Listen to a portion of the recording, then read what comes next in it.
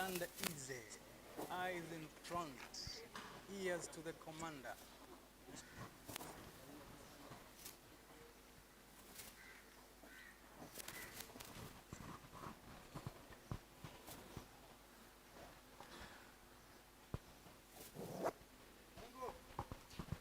I'm informed our guest of honor is already here.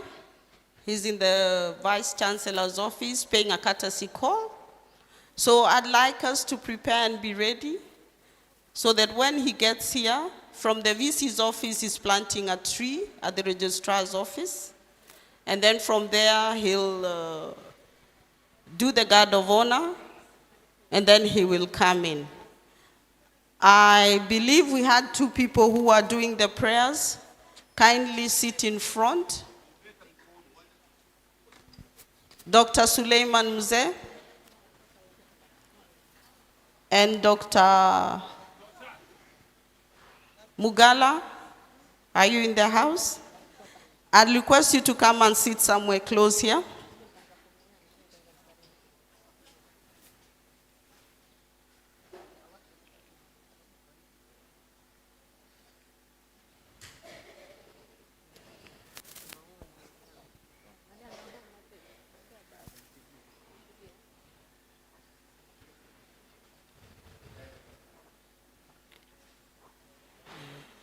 Lubna and Tim, I wish you'd sit somewhere in front.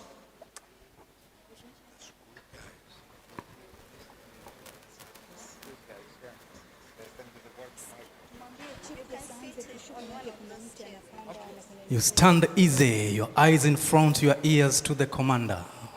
Thank you.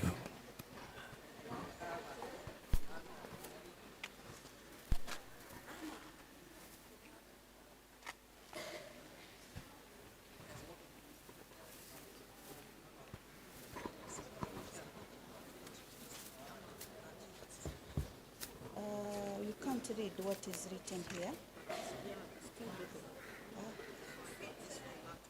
Okay, then do this. Vile akija akikaa utakuwa wamsifu, si ndio? Yes. Okay. You are the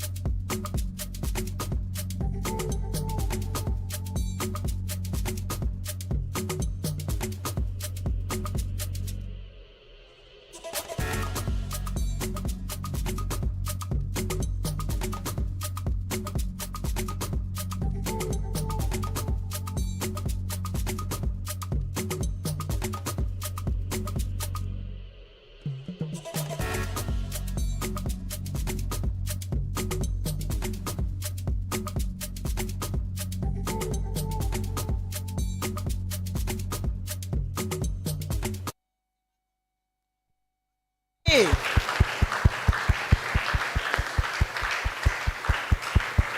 You look like you didn't have breakfast. Guys, Makofi. Anthems. Thank you very much.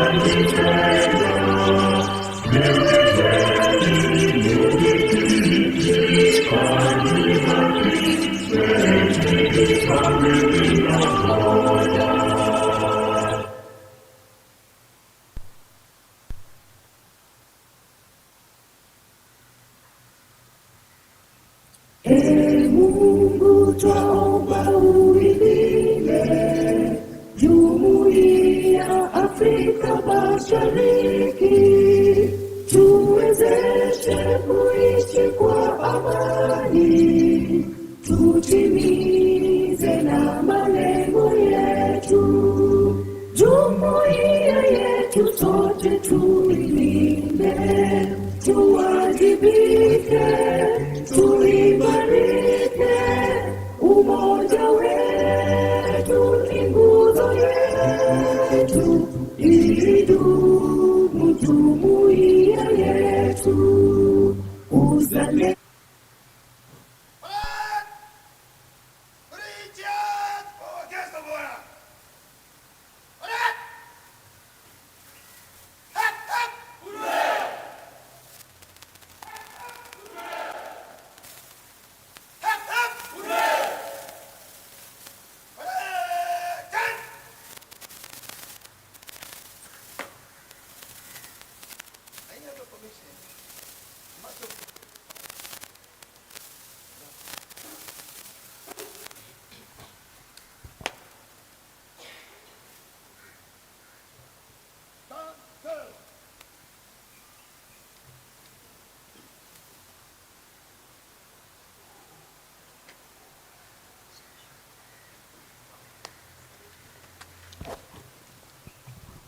Thank you, thank you.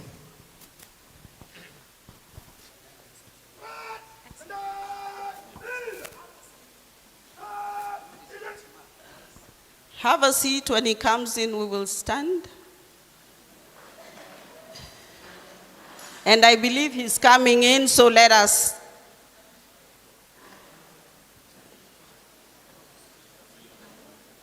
He's going to the exhibition first, so maybe I can give you a brief history about him as he goes round. His Excellency Hassan Ali Joho is a Kenyan politician, currently serving as a cabinet minister or a cabinet secretary for mining, blue economy, and maritime affairs. He was born in a close-knit family. He comes from Mombasa, Kisauni, and he was our first governor, Governor 001, Hassan Joho. He holds 2 degrees, bachelor's degree in business administration from Kampala. He also holds various diploma in business, shipping, logistics, and ICT. He also completed an executive program at Harvard Kennedy School of Government, including public leadership credential.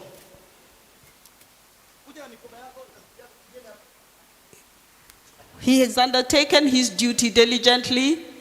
Kindly let them sit at the back. Let them sit at the back.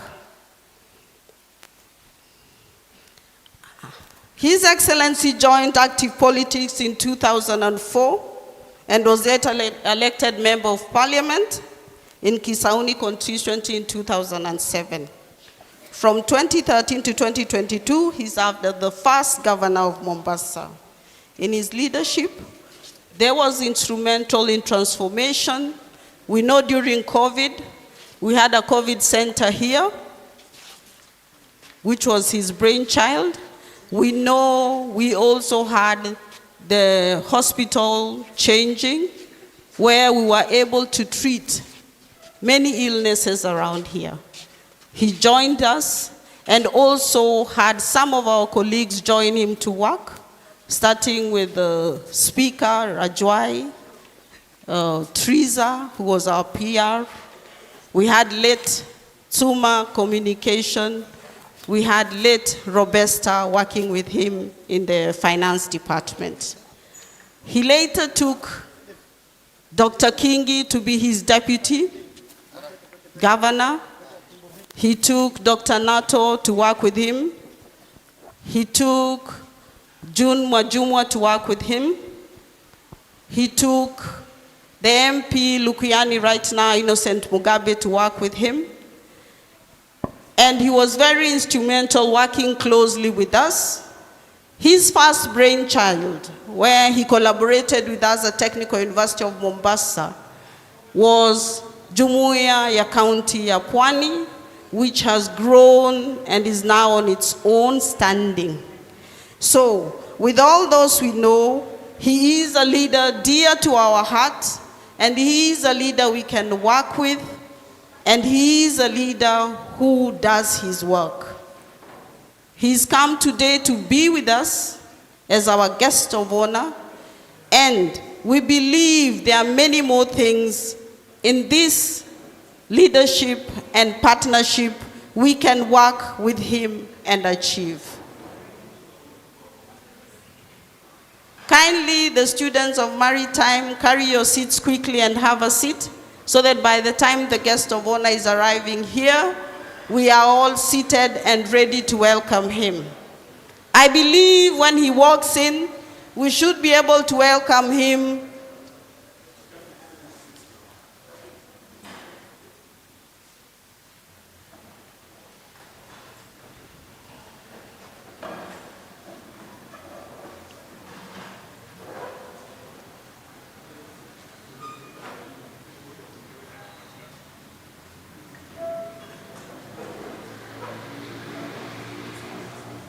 Taibu.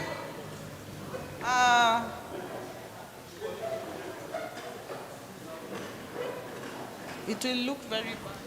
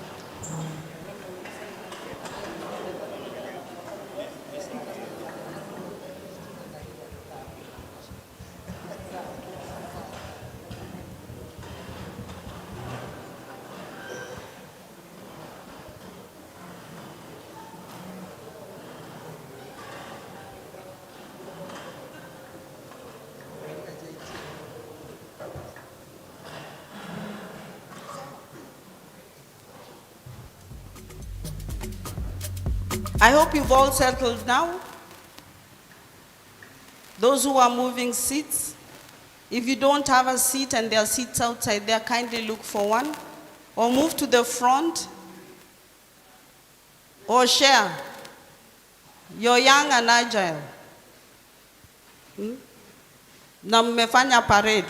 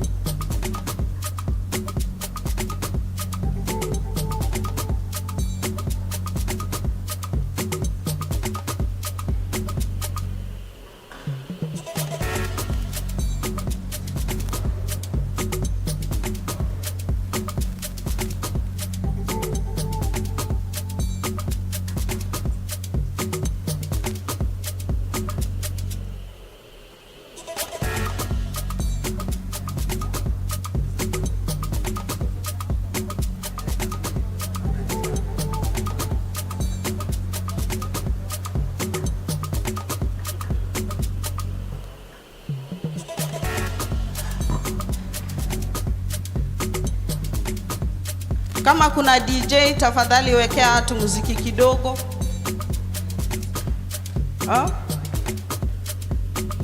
Wekea watu muziki kidogo. Mimi nataka mukale sura safi. Ama mwenye ana pikipiki na anajua kulima.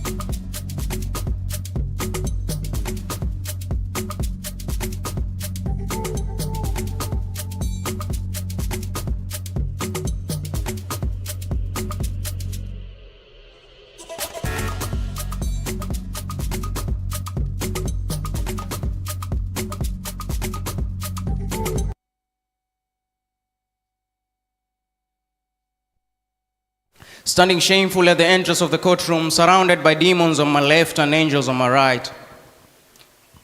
The devil sat down smirking as tears rolled down the judge's eyes, for now was the hour of my demise. But wait, in came a light shining brighter than the star. The devil who was smirking suddenly jumped with fright. All the devil was about to say was, now I am shattered. The man who had walked in, clad in a white thobe, I had lost all hope. Nothing was left for me, just waiting for the judge's ruling. But yes, Mizani, an app created by a student, was there to help me solve my legal problems. And this is what we present to you as Hamis High School. Thank you. Hey, that is very nice. Clap for him nicely. Thank you, Hamisi High School. You've made me happy. That is very, very good. Impromptu. Who understood what he was saying? Gentlemen and ladies, who understood what he was saying? I'm seeing my dean walk around and she's very good in poetry. Dean, Humanities. Karibu sana, I thought you were coming to grace us with another poem. Now who can challenge him?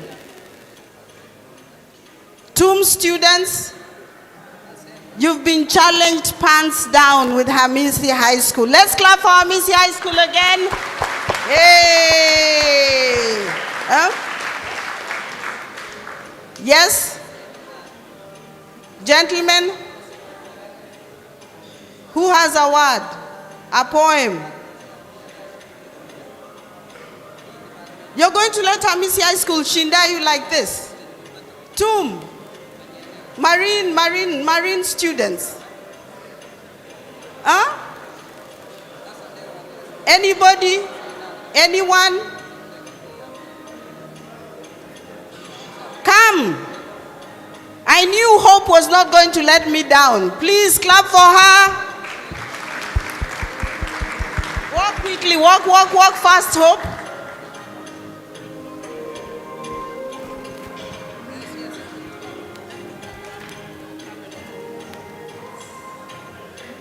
Hi, I'm Joyce. I'm a photographer. I'm also a poet who writes but doesn't speak. So this poem I wrote when I was about to open the portal and look for my results. Something usually happens when you're looking at your results as a student. Sweaty palms, shaky hands. I can't really explain it. The uneasiness in my belly. Is this what it takes? Fear, anxiety. Oftenly, I know what to do. Just a click and it will go away. But today is not one of those days when I can't have my way, when control and persuasion are no longer mine. Tap, swipe, and tap to have the fruits of my 4 months of studies, my toil in front of my eyes, some pleasing, others cutting deep, slicing every layer. I feel something wet. Sniff, I can't control my runny nose. It's agony. Many a times I hear people ask why then. Today the answer doesn't seem to be so far. Fate, unfairness, I can't really explain it. Maybe the toil wasn't that hard. Maybe and only maybe.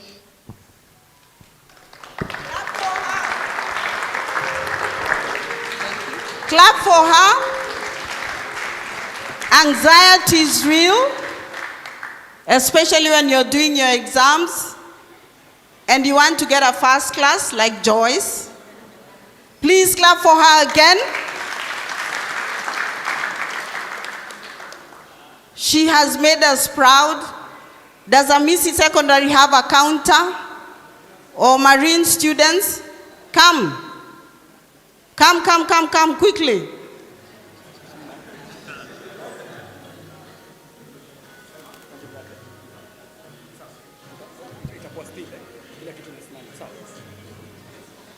Come quickly before he comes.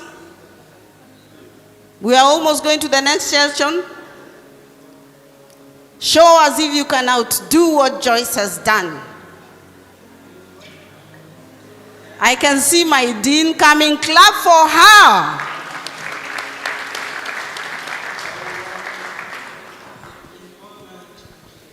Niko na shairi.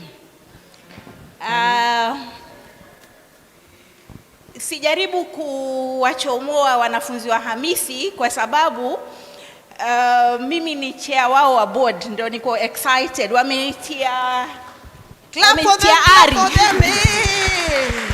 Hili ni shairi la kukaribisha wageni. Niwakaribishe vipi na wauliza wenzangu?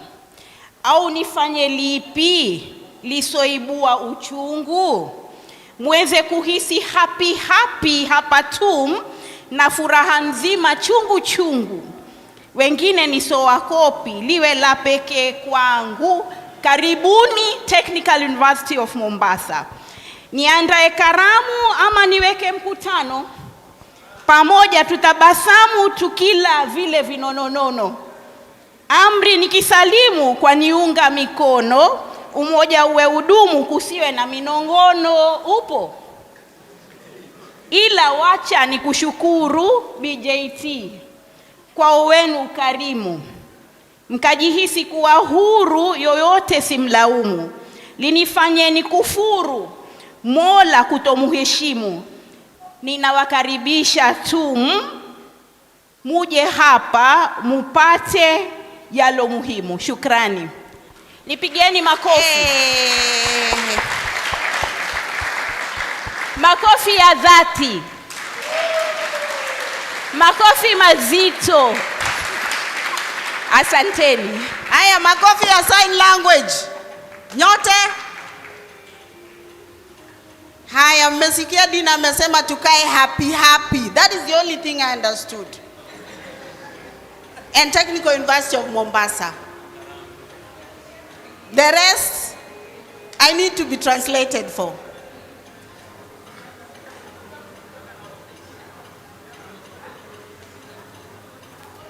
So mukae happy.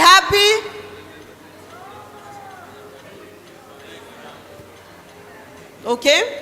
When you hear the Marine Guard make some noise, I am told we all have to stand. Attention.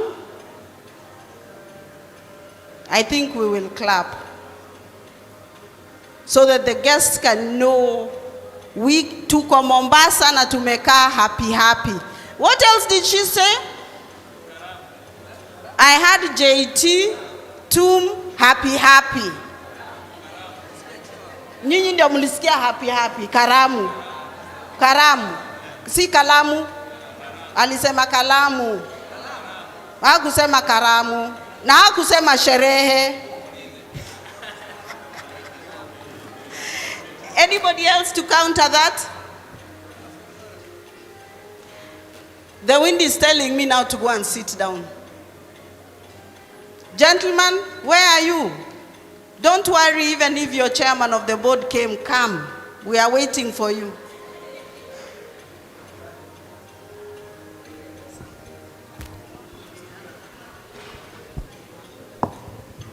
Good morning.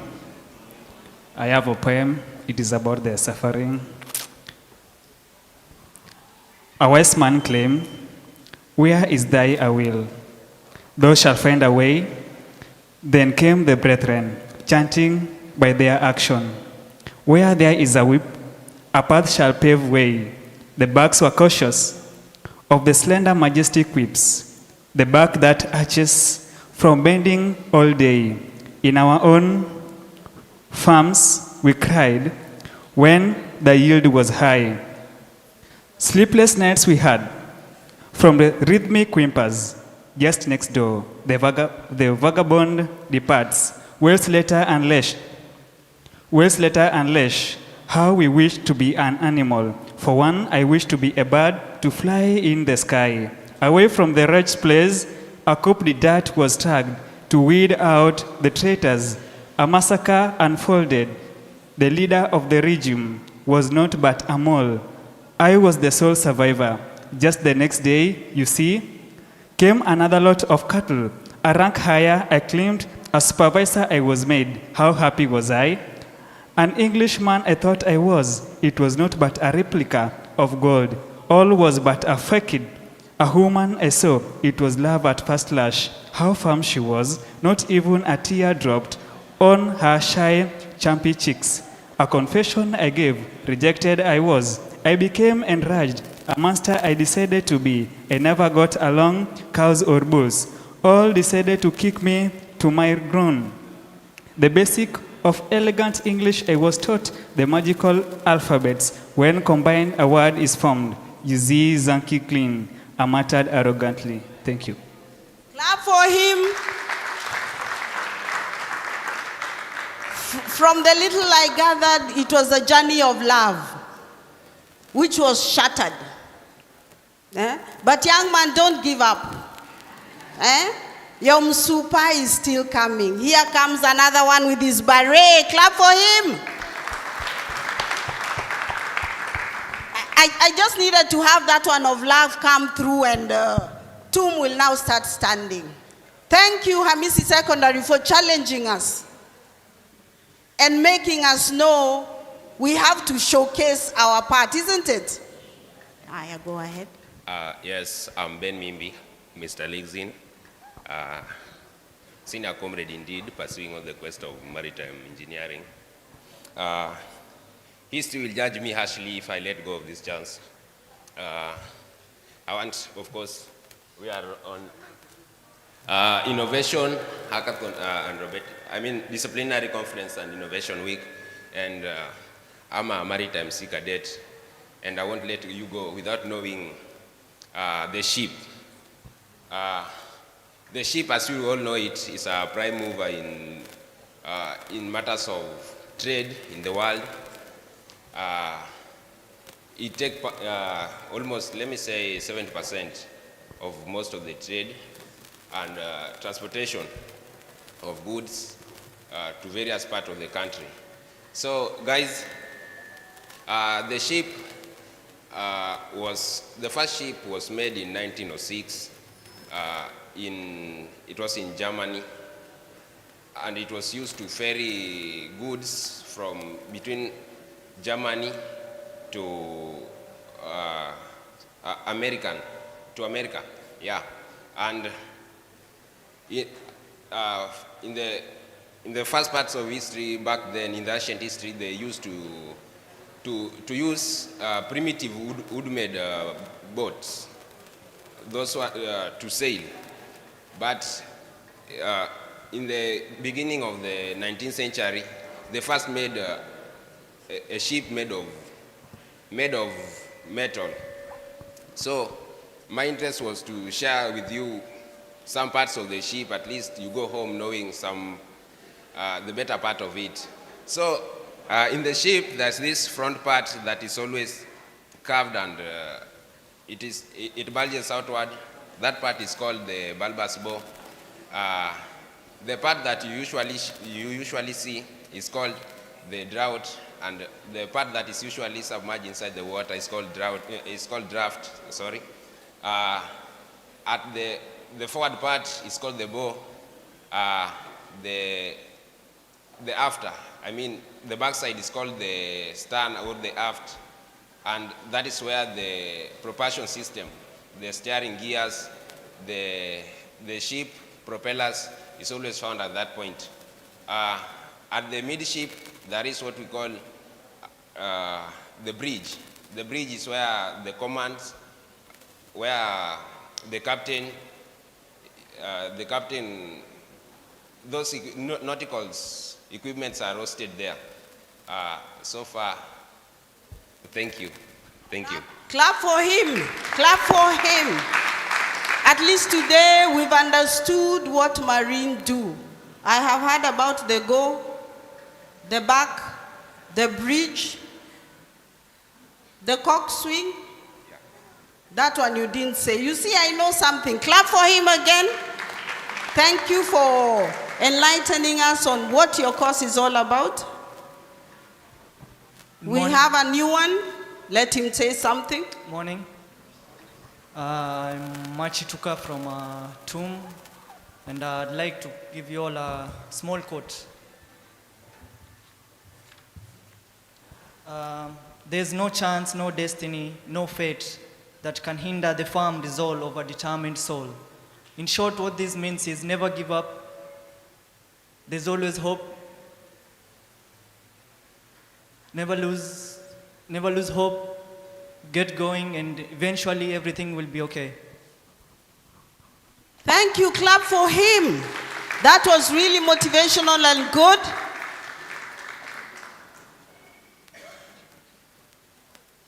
He has given us food for thought. Now can we stand up? Our guest is almost here.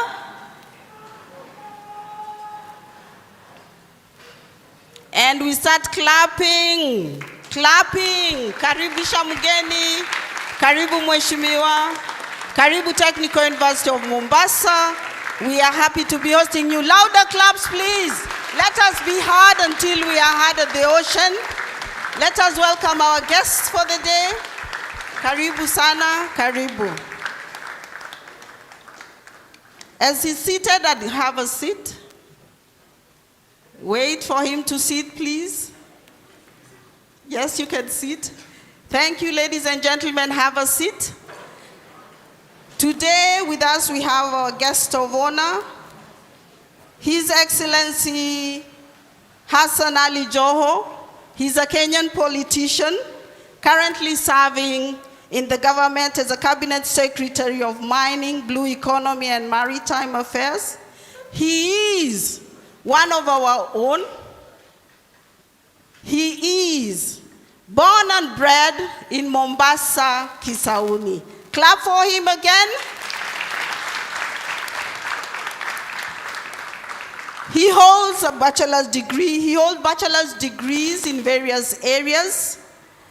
But we remember him as the governor who changed Mombasa. Governor 001. Let us clap for him. He supported us when we were doing international cleaning up by bringing to us the lorries, the spades, and we cleaned Chuda. He moved away the stinking garbage from Kiziwi, and he helped us make Mombasa clean. He is the governor who will go into the history of Kenya as having put Mombasa on the map. Now that he's gone to the blue economy, we know we are going to have many good things coming to us. During Corona, we had a Corona center here where he put almost 600 beds in place and locked Mombasa and kept it safe. Kindly clap again.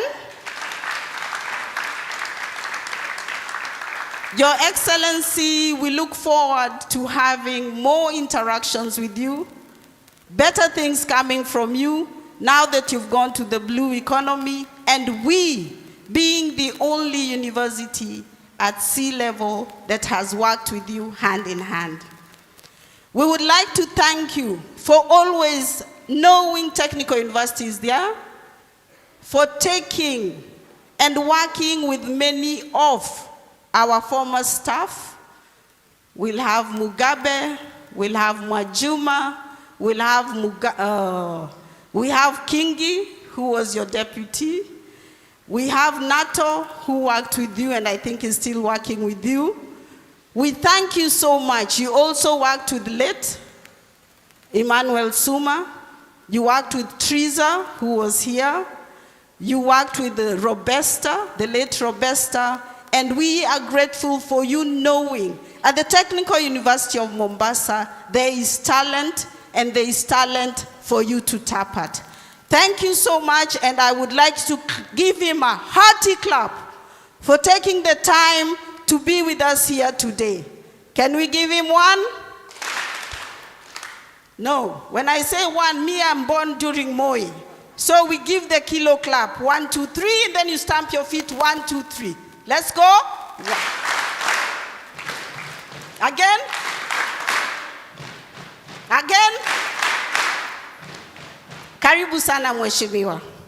Now I would like to give the mic to the person who's going to do the prayers. We have two, one praying in Christian and one praying in Islam. So I'd like to start with Dr. Muvuria, who is a colleague. Karibu Daktari.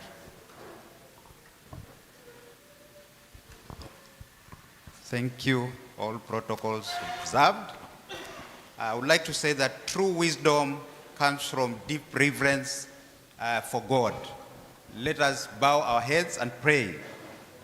Almighty and everlasting God, we come before you today with hearts full of gratitude and joy as we gather for the official opening of the 6th Technical University of Mombasa Multidisciplinary Conference and Innovation Week. Lord, we recognize that it is by your grace, wisdom, and divine provision that we have reached this remarkable day. Thank you, Father, for the successful planning and organization of this prestigious event in an annual highlight in the calendar of TUM. Thank you for the strength, unity, and collaboration that brought together every planner, coordinator, speaker, student, and partner to make this week a reality. We do not take it for granted, Lord, that you have carried us through every detail and deadline. This morning, Lord, we commit this entire conference into your mighty hands. We thank you for the presence of our guest of honor, His Excellency Hassan Ali Joho, Cabinet Secretary for the Ministry of Mining, Blue Economy, and Maritime Affairs. We ask you, we ask that you bless him abundantly and continue to guide him in his leadership. As he officially opens this event, may your wisdom, favor, and peace rest upon him. Father, we ask for your divine guidance throughout the week. Be present in every speech, every keynote presentation, every research paper, every poster, and every innovation showcased. May this be more than just an academic gathering. Let it be a moment of inspiration, transformation, and breakthrough. Let ideas be ignited, partnerships be born, and new paths for Kenyans and Africans developed be chartered. We pray that every participant, from scholars to students, from innovators to leaders, may feel your presence and purpose in their contribution. Let this conference be a beacon of knowledge, creativity, and collaboration, not just for our university, but for our nation and beyond. And Lord, we look ahead with hope and expectation. May the seeds sown this week grow into even greater success in the years to come. We pray that next year's conference will be even bigger, more impactful, more inclusive, and with a stronger international footprint. May it draw even more nations, institutions, and innovations to TUM as a hub of excellence and forward thinking. We dedicate this conference to you, Lord. Take the lead. Let your will be done. In Jesus' mighty name we pray. Amen. Amen, amen, amen. Thank you very much. We'd like to call Dr. Suleiman Mzee to come and give us a prayer in Islam. Karibu Daktari.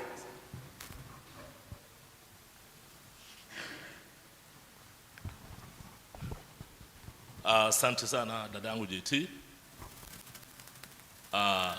Kwanza kabisa tunamshukuru Mwenyezi Mungu kutuwezesha kufika kwenye kikao kama hichi. Hii ni kwa nguvu zake na mapenzi yake kwetu, tukikumbuka kwamba kuna wenzetu wengi ambao hawakuweza kuamka hivi leo au kufanya shughuli kama hizi. Kwa hivyo kwanza tualete kalimati shukuru kumshukuru Mwenyezi Mungu. Pili, tunaomba ndugu zanguni, tunaomba. Tunaombea council ya chuo chetu hichi. Tunamwombea VC wetu, tunaombea idara yote kwa jumla, VC na idara yake. Mwenyezi Mungu azidi kuwezesha kufanya mambo kama haya. Tunamwombea registrar wetu PRI Professor Rahma, yeye na watu wake wote na komiti yake yote. Mwenyezi Mungu amewawezesha wakaandalia washa kama hii. Mwenyezi Mungu azidi kuwapa nguvu na afya na hekima ili waendeleze kazi kama hizi. Tunaombea wale wote ambao wanashiriki katika washa hii, all the students, all the scientists, all the participants. Mungu awape busara, awape hekima na upeo mzuri wa kuweza kujieleza na kufahamika kwenye workshop kama hii. Tunaombea serikali yetu tukiwakilishwa na ndugu yetu Waziri Hassan Joho. Mwenyezi Mungu azidi kumpa busara, ampe hekima, ampe na nguvu ya kutawala na kuweza hivi sasa kushughulikia sio Mombasa peke yake, lakini nchi yote kwa jumla. Tunaomba Mola wetu yale ambayo tutaoneshwa hivi leo, yale ambayo tutafundishwa wiki yote hii, yawe ni ya faida kwetu hapa Mombasa, yawe ni ya faida kwa nchi yetu kwa jumla, yawe ni ya faida kwa dunia mzima. Mwenyezi Mungu wape busara hawa vijana wetu, na tuomba haya yote yafaulu kwa utulivu ambao uko kwenye nchi yetu hii. Tunazidi kuomba amani ili tuweze kufaulu katika nyanja zote, iwe za elimu, za afya, za uchumi na kadhalika. Mola wetu tunakushukuru, tunazidi kuomba, tunatukuza jina lako. Amin. Amen, amen, amen. Thank you very much. Before I hand over the mic to Professor Rama so that she can welcome the other guests, I would like to introduce our interpreter, sign language today, Jennifer. She's seated on our left, or she's seated on our right if you're facing me. And I would also like to tell you, this is being filmed online, so it's being streamed. If you can go to YouTube and check Technical University of Mombasa, 6th Multidisciplinary Conference and Innovation Week, you will get it there. You can share with those people who are not in the hall today so that they can know today we were graced with His Excellency Hassan Ali Joho. Okay? After this, I would like to hand over the mic to Professor Rama so that she can come and introduce the rest of the guests or take the program to the next level. Before I get there, I would like to say His Excellency worked with Mrs. Mariam, who is the technical advisor, Dr. Nato, who is his assistant cabinet secretary, and Daki Guya, who is a legal advisor. Karibuni sana, and you're welcome to Mombasa. Okay. I would also like to say, and this is a message to His Excellency, Karibu sana, this is dear to me. My son, who worships you, who hero worships you, says a big hi. And I told him I'm going to be the MC, and he wanted to come, and I told him no. But he told me to tell you hello. He has met you and worked with you under St. John's. Thank you very much. Professor Rama, karibu. Please welcome her with claps. Welcome her with claps. Okay, thank you very much, JT, for taking us through this program early this morning. I say Alhamdulillah, with all the thanks goes to the most gracious, most merciful, for giving us health for today, for this presence. We all really, as Technical University of Mombasa and the Office of Registrar, Partnership, Research and Innovation, we really appreciate your presence. So I'll just go direct to our core of the university, our University Management Board. I invite the DVC, Professor Raso, to say something. Then we'll invite the... Thank you. Your Excellency, Waziri Joho Hassan, Minister for Oh, sorry. You want me to stand there? Okay. To the chief guest, the CS, Minister for Mining, Blue Economy, and Maritime Affairs, Hassan Joho, the Vice Chancellor, Tum, the members of management, the researchers who have come to grace our occasion, the exhibitors, visitors from all over the world who have come. I can see Professor Sipolis, Karibu Sana, members of the university fraternity. Good morning. Good morning again. Yeah, today is a great occasion, the 6th Multidisciplinary Conference and Innovation Week. It shows that TUM is making steps, making great strides. We are with the top league. We are in the top league of universities. We don't want to spend much time because I'm sure the researchers are really eager to go on and listen to their presentations. People want to listen to the great scientific breakthroughs which are going to be discussed through the course of the week. So without taking too much time, let me invite my colleague, Professor Peter Geshangi, DVC in charge of academic research and extension, to say something, and invite the VC.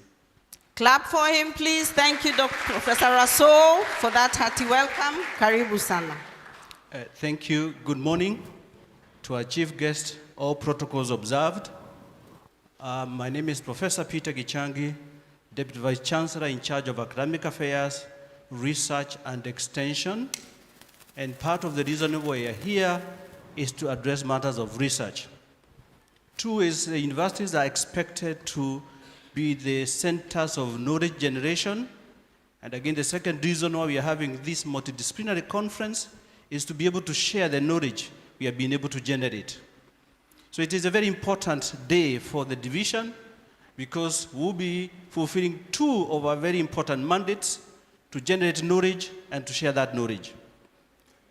Given that we are pioneers and leaders in terms of maritime and seafaring affairs, is again a very important day for us to have and to be blessed with the presence of the Minister of Mines, Blue Economy, and Maritime Affairs. It's no coincidence, it's very deliberate that he is here with us to celebrate this very important event for the university. For the researchers, again, it's an opportunity to be able to network, to grow, to find bonds, to find common areas of research, common areas you can work together with colleagues from internal, colleagues from external, and colleagues outside the country. So again, very important forum for all of us to be able to fulfill this other mandate.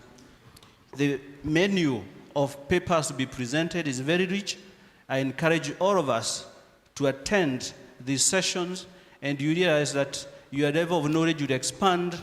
It already has, mine has expanded by only going through the innovation this morning. So again, to warmly invite you to visit our innovation stands. There's a lot of knowledge there and a lot of things we can be able to gain from. It's now my duty and responsibility to invite our Vice Chancellor, Professor Raida Abubakar, to come and give her speech and welcome us to this meeting. Madam VC. Hearty clap, hearty clap, hearty clap. Welcome the VC. This is her home.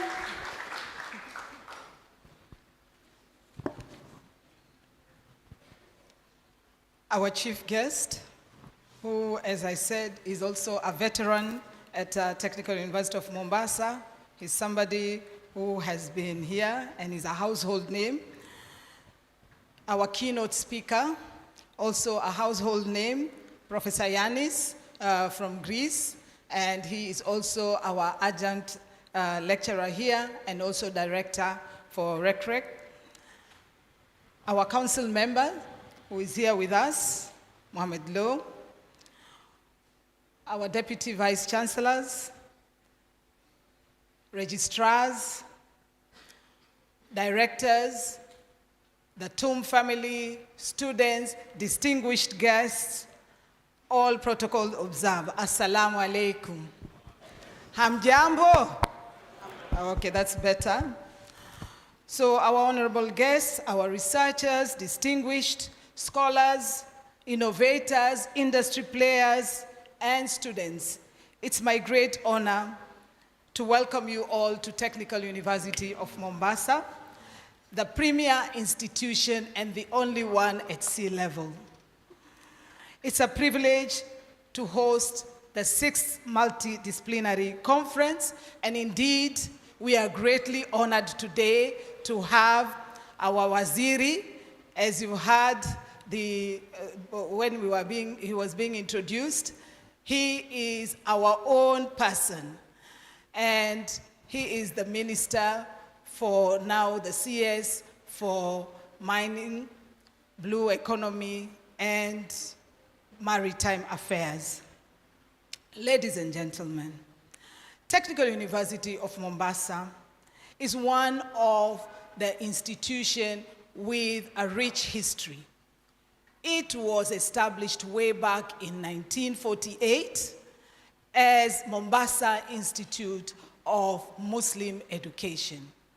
And at that time, during the segregation laws, it was the only tertiary institution which the community came up with so that we could offer education to the Muslim community, both in Mombasa, in Kenya, and the whole of the East African region.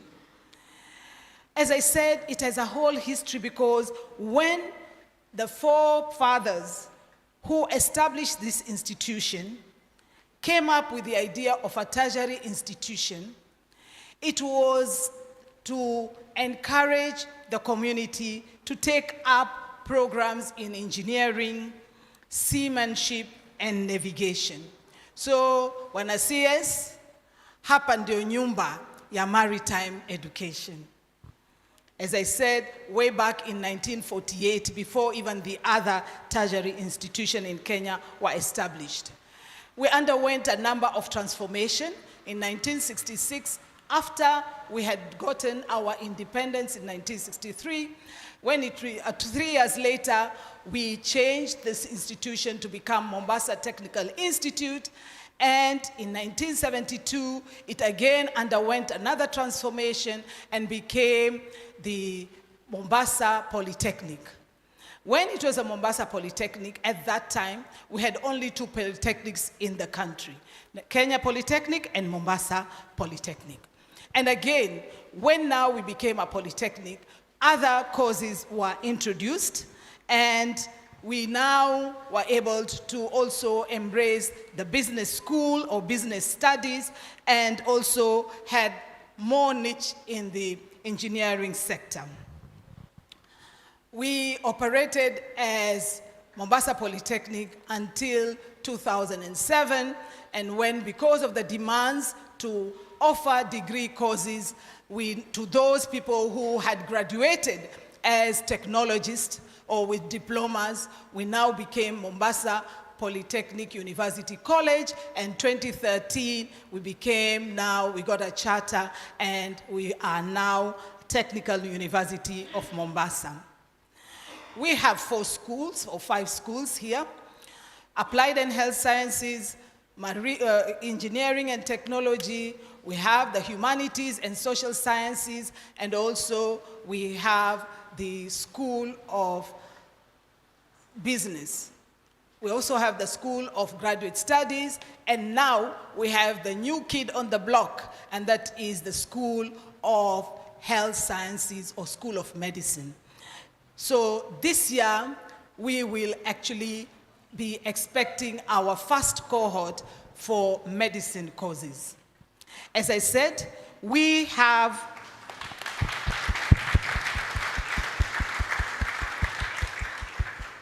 the very fact that we are at the coast, we are strategically placed and positioned to offer outstanding maritime education by harnessing the proximity to the ocean. for practical, hands-on experience. As you saw when you are out there, our innovators, our students, they have a number of innovations and they're taking advantage of our ocean, both to create energy and also other solutions that our community are able to benefit from. Indeed, our maritime programs at TUM encompass a well-rounded curriculum that covers a wide range of topics within the maritime studies. It is here at Technical University of Mombasa whereby, apart from having the marine engineering courses, the nautical science courses, among others, we also have the STCW courses. We are accredited by a number of STCW courses, so by the time a student leaves our institution, amepikika, amepikwa na amepikika kisawa sawa sawa. So he's ready to be a cadet in any ship or any maritime industry. Through our strong partnership with key stakeholders, notably the Association of Maritime Practitioners of Kenya, TUM has successfully attracted highly qualified mariners to its academic staff. The Institute of Maritime and Seafarers Studies is made up of experienced professionals and academics who bring extensive maritime industry expertise to their teaching. So we at Technical University of Mombasa are taking advantage of the industry, whereby we bring in industry players to also to fortify our academic experience, so that by the time the students leave, they are also able to get the experience from the people in the industry and the emerging technologies in the industry. Ladies and gentlemen, as we reflect our rich history, we must also look into the future. This year's conference theme is Transformative Innovation for Sustainable Development and Mitigation of Global Challenges.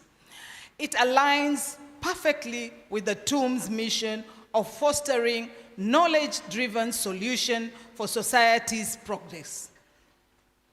The world is facing a myriad of challenges, from food insecurity, climate change, digital transformation, and economic volatility, together with the other main issues of illiteracy within the community.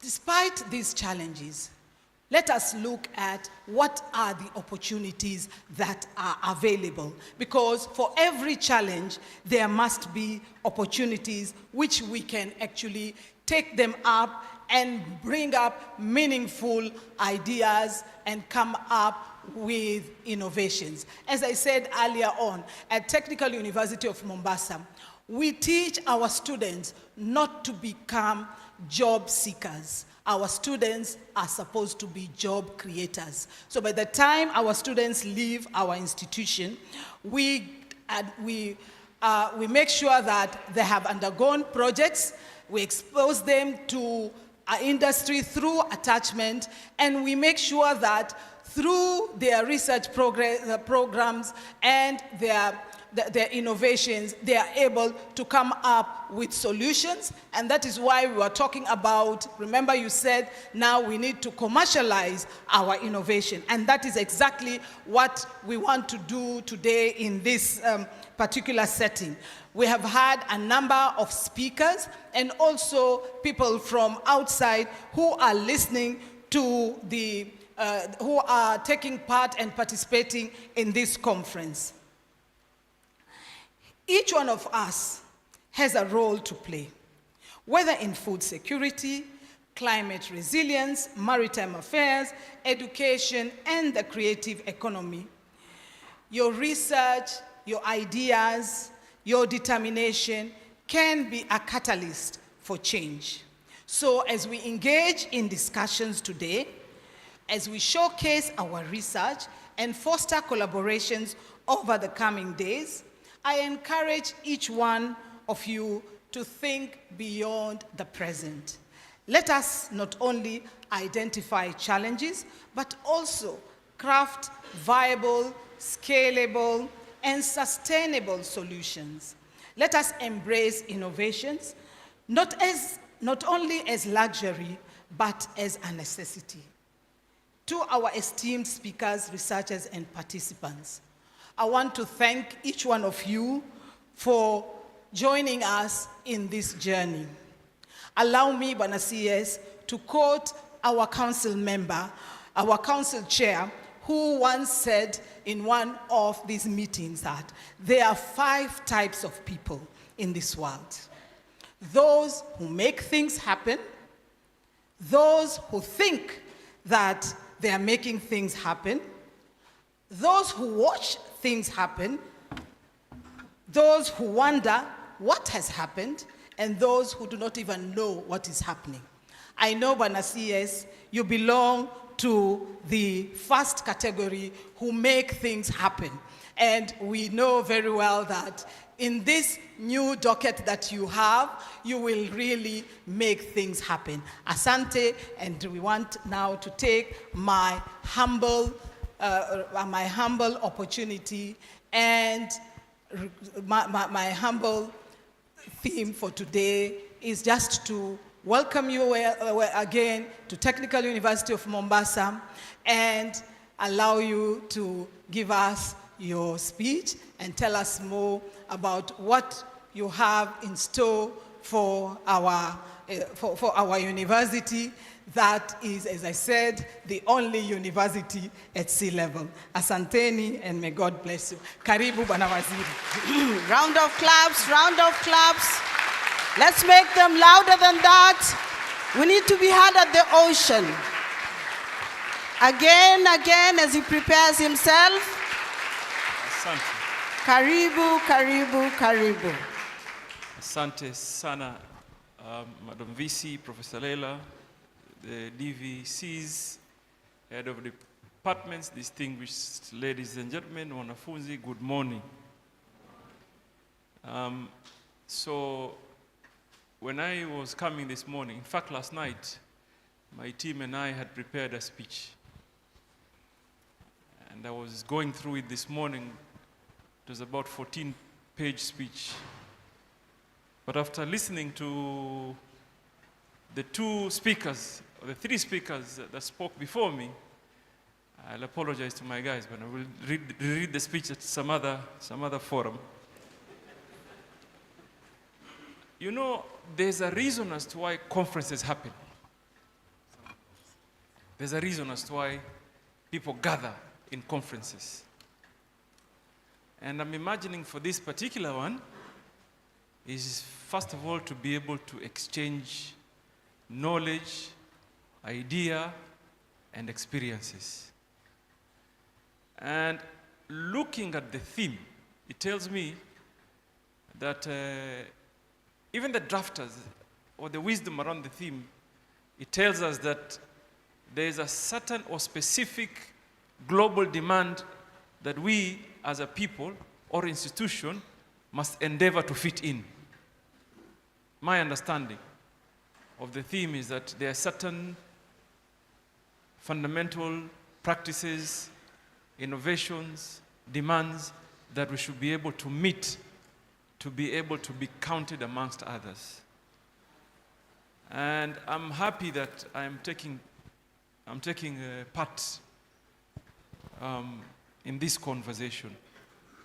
Transformative innovations for sustainable development and mitigation on global challenges.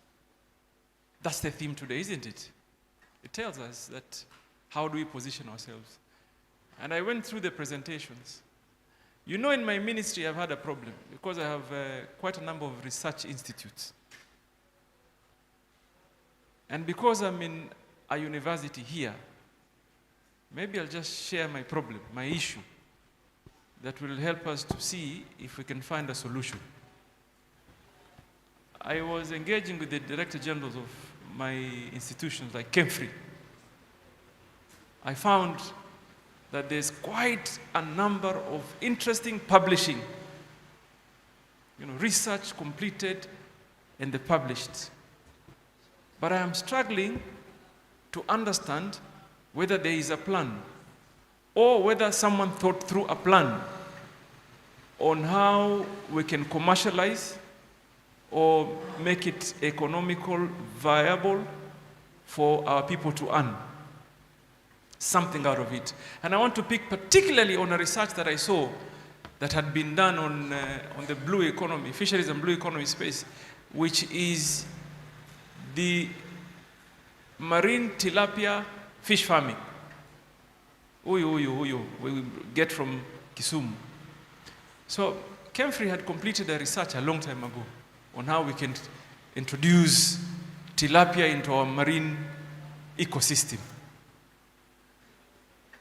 I would imagine from a business perspective, something so wonderful, something so good that can easily create quite a number of jobs and opportunities and contribute to our food security has lied in some shelf somewhere. It's there. And if you speak to the researchers, and I want to apologize to the academia here, sometimes I have a feeling that most of them will say, it has been published here, there, that institute, by so and so, and that's their achievement. Not all of you, I mean, obviously, Professor Lela, you have transformed this institute with your colleagues. Not all of you, but most are focused on publishing. How do we then turn that around? I believe when we meet in conferences such as this one, we now can have that meaningful conversation, meaningful engagement, because this country must create jobs. This country must create wealth. This country must be self-dependent. All these conversations, for example, the ministry I'm running today has the opportunity to contribute immensely to our GDP. Mining today contributes under 1%. I mean, for God's sake. Sometimes it's undiplomatic to mention other countries, but there are countries that can't beat Kenya. How? Have you looked at yourselves? And ourselves, tujiangalie. Then you see some countries that beat us in the seafarer space, in mining, largely in connectivity, on mobility, on blue economy. They are there.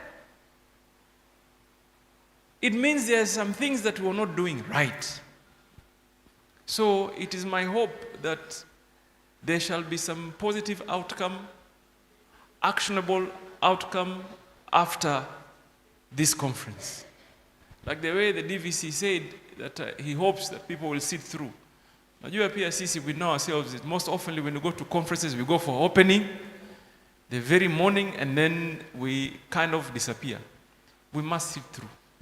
We must engage. We must document. We must develop an actionable plan going forward so that after we leave this room, we have some specific action plan to be implemented. Are we together? Tuenda sambamba? Because there must be some outcome. There are brains here. Those young people that showed us innovation. I told Professor Lela here, I'm going to sample some of those. Wasikuwe na kizungu mingi hapa. Oh, this one, greenhouse. We will give them land. I'll find land and give them, and a small capital, so that they put to use what they have done here.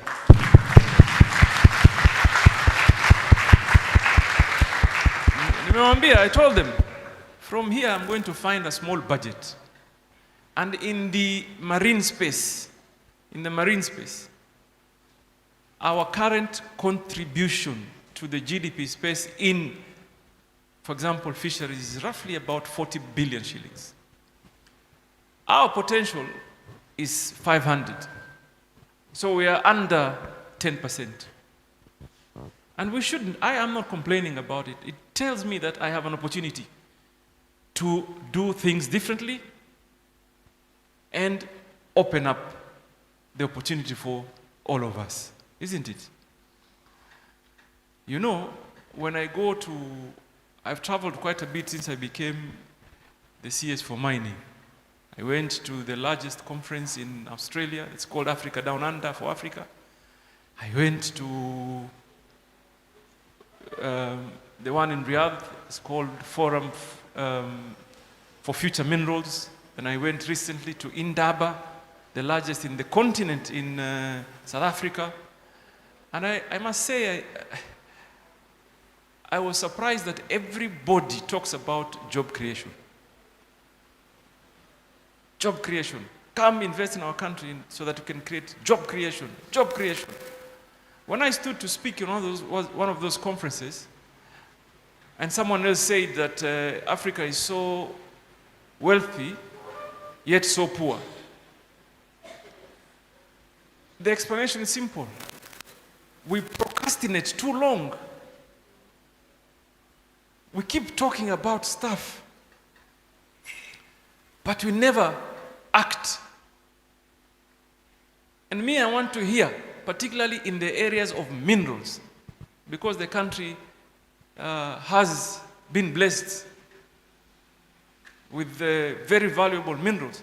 The conversation I would like to hear is how can we create wealth amongst Kenyans rather than just create jobs. These people deserve to be rich. We deserve to be wealthy. So when you are inviting, or we are inviting investment to the country, it has to be balanced. So I just want to say that I'm happy that I'm here. And I was having a debate. Professor Lela, I went to Tanzania, and my counterpart in Tanzania was making a joke with me on minerals. I told him, Kenya, we have completed our aerial geophysical survey. We know our occurrences. We've begun our ground truthing. So we have this mineral, that mineral, this other mineral. Jamaa akasema tafadhali bana, mtoto wapi madini yao nyinyi? Nionyesheni kama mko na Tanzanite. Nikamwambia sisi tuko na Savorite, much more valuable than what probably neighboring countries have to offer. But what they are doing that is right and we're not doing is the value chain. Value addition. So when you export from here, you've created value. And therefore I hope that institutions such as TUM can work together with us in that area of building resources to value add. In another forum I went, they were defining some things that are called critical minerals for global space. And we as Africans had never contributed. We never stood and said, this one is critical for us. But someone somewhere defined critical minerals. And I asked, critical for who? Is it for you or for us? Because I would imagine as much as copper, nickel, coltan, cobalt, titanium, graphite may be critical because it contributes to the future generation, and particularly in the energy field. But we have phosphate here that is critical for us to help our farmers. We can create high world-class fertilizer from it. And we stop importing, fertilizer. So as a country, and even a continent by the way, we need to redefine what works for us and what is critical for us as we contribute to the global conversation on this transformative agenda, particularly in the sector of energy and what have you. So nilipigwa juzi na because some people were saying I stopped export of raw ore. For example, did you know Kenya has good deposits of copper? Good deposits of copper. But people do what? Export it as in form of raw ore, mchanga. Gold, we'd rather export tailings. Can you imagine? We export tailings. Mtu achukue ile achimbe, akute mchanga, then they load on truck, they put it in some container to be processed in another country. To be processed away from where it is produced. I mean, it is extracted. So, Mimi as the CS for mining, and I just want to use this opportunity because I see the media. It matters not how much pressure you put on us. We will no longer as a country allow to export our geological valuables in raw form. Sahau hiyo, sahau. Sahau kabisa. Forget about it. You want to do copper in Kenya, invest in value addition and value chain so that we produce cable. In fact, I gave them room. I said, don't even go to cathode. Begin by concentrate here. And even in terms of value, if you sell copper today, you sell it at $700, copper ore, mchanga.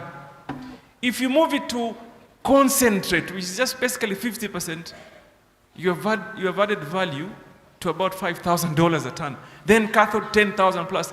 I mean, common sense. I wonder why even someone would attempt to tell me, oh, kazi yetu, kazi yetu. Like the way I've had a thief, for example, in Tana River here.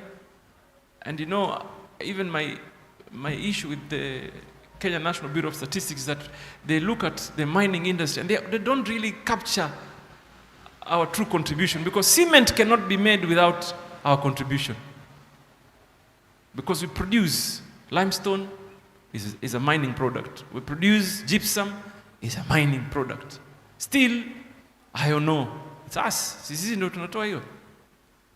So, in this country, there's a lot of room. But there, did you know we have a massive deposit of graphite in the western side of our country? Big deposits. But the problem is, we've been exporting it raw. So, I'm saying all this because I want the institutions, universities, to play a role.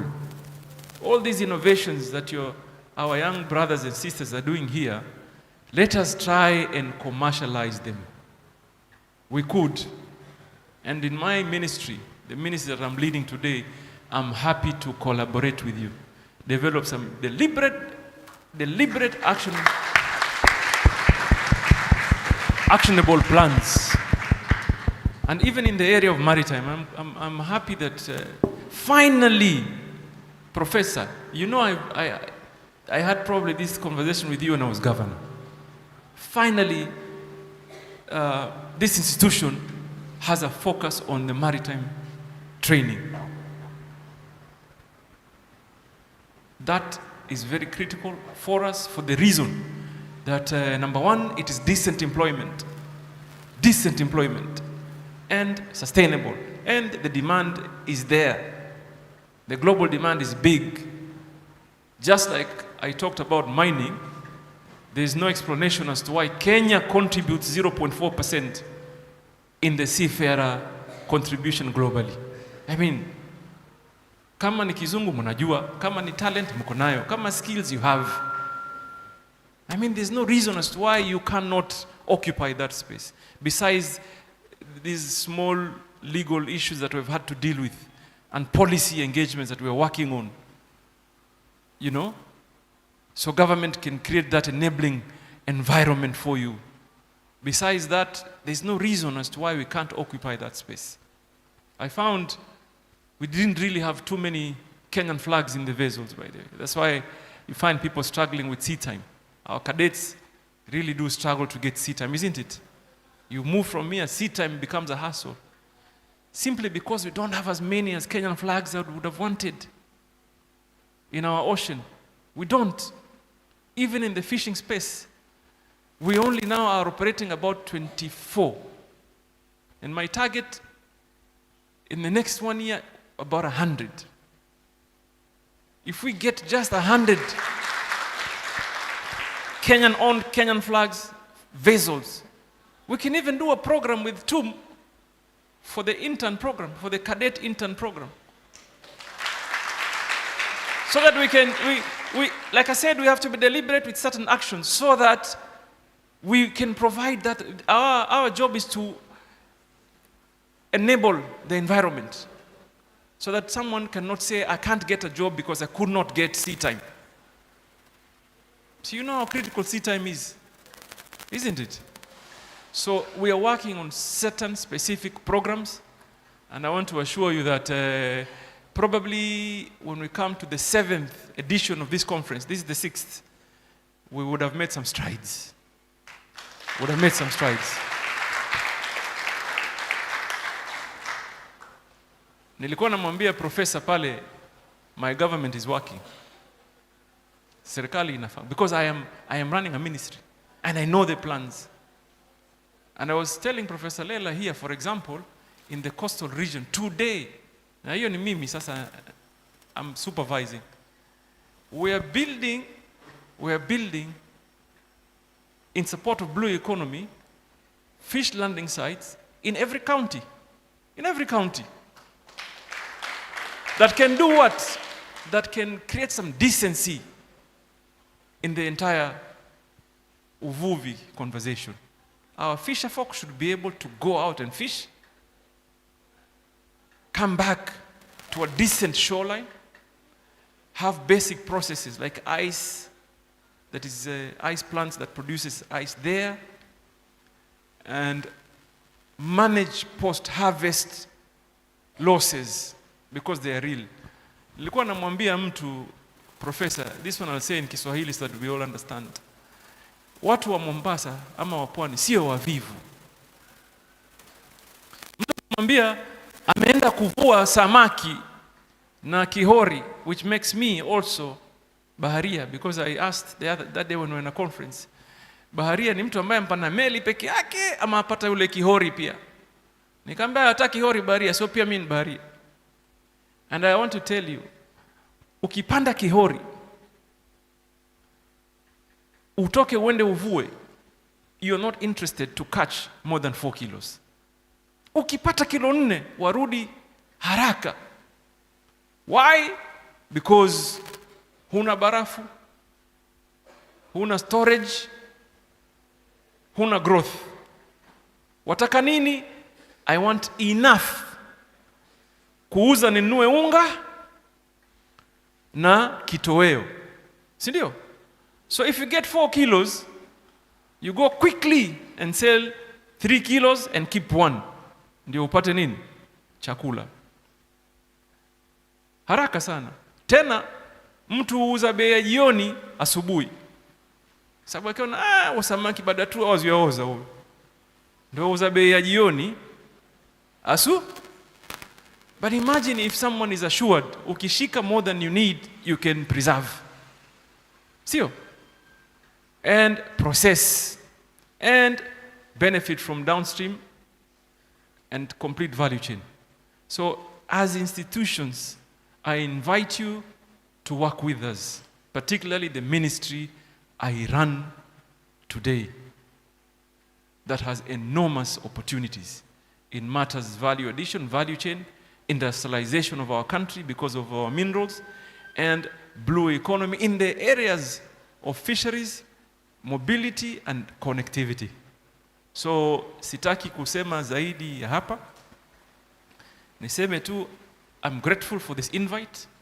And once again, Nato and your team, poleni, you wrote a wonderful speech, but mutaisoma tu pale pengine.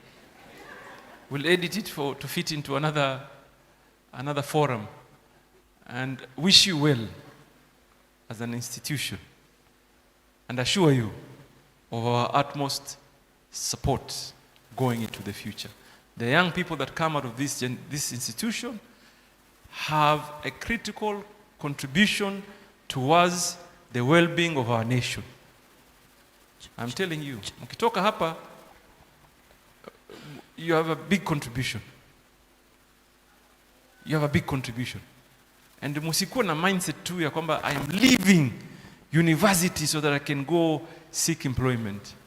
Seek employment, fair, go ahead, but also try to do something. You see these innovations that you're doing here, try to use those and the knowledge and the network that you've attained here to put it to use. Mimi napenda kutoa mfano kwa sababu unajua siku hizi nchi yetu iko na mambo mengi. Unajua today is Thursday, the 3rd of April 2025.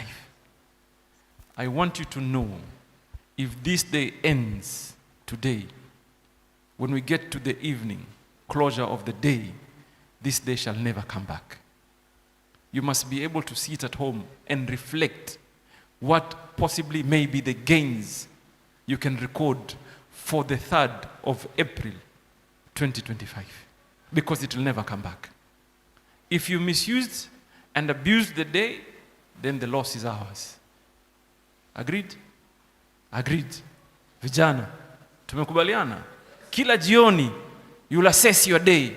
Did I use it well, or I used it abusing others, fighting with another, wasting time on socializing programs that are not useful to your life?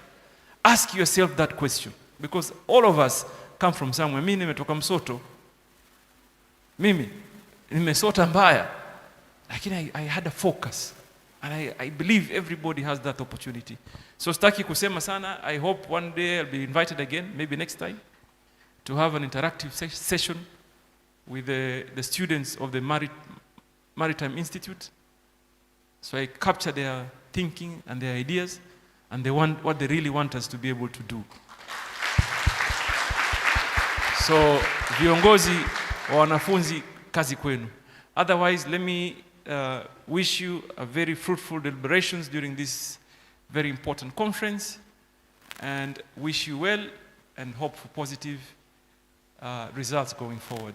It is my humble duty now to declare this conference officially opened. Asanteni sana.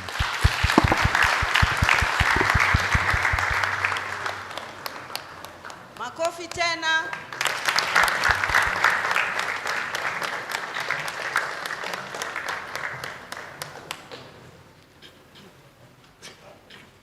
As the visitors are seated, I would like for us to go to the program. Kindly, Professor. Okay. Before Professor Nani,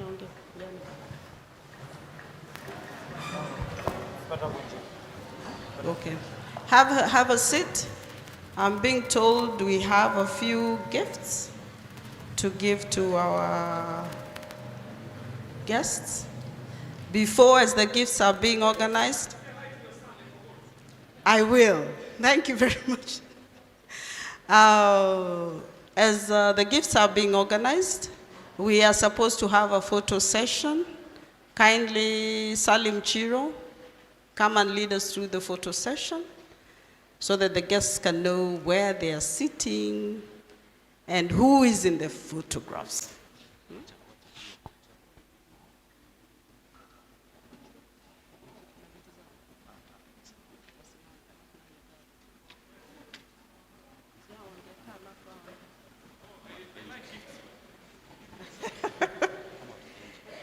Siongeka hapa. Alafu nani wasimama? Okay. There the gifts are being given. Our guest of honor is being given his gift. Another hearty clap, gentlemen and ladies.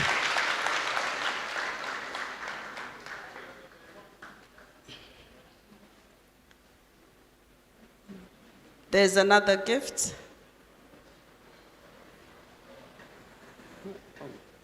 Mheshimiwa, you can sit.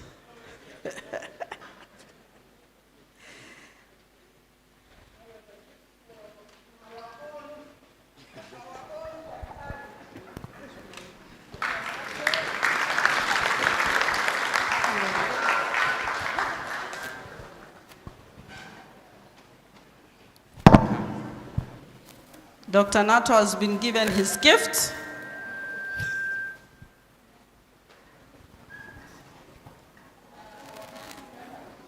Next, Professor Leila is giving a gift to our council member.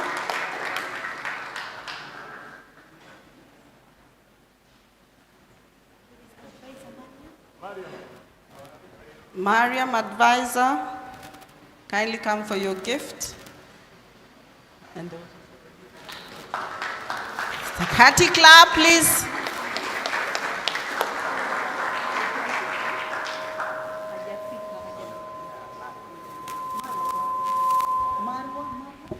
Can we have Marwa? Kindly come and get a gift. We are very sociable people. We love visitors. We love visitors. We love making them feel at home. Hearty clap. And we'd like you to remember us and come back again. There are student leaders who would like to have a photograph with the CS. TUM student leaders, where are you? Kindly come. No? Let them come. Kindly, Professor Leila and your team, Mheshimiwa, have a seat. The student leaders can stand behind you. Let the students leaders stand behind you. No, let them stand behind you. You won't fit up there all over. Okay. Kwani they want to? Mnataka kumpiga picha bila visiweni. Professor Leila, Professor Raso, Professor Gishangi.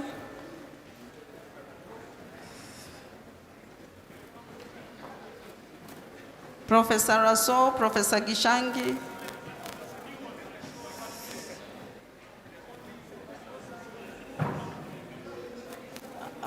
Can you organize yourself, leaders? That's why I thought it would be best if the guests sat and the leaders stood behind. It's okay. Are we all fitting in? Have they all fitted in?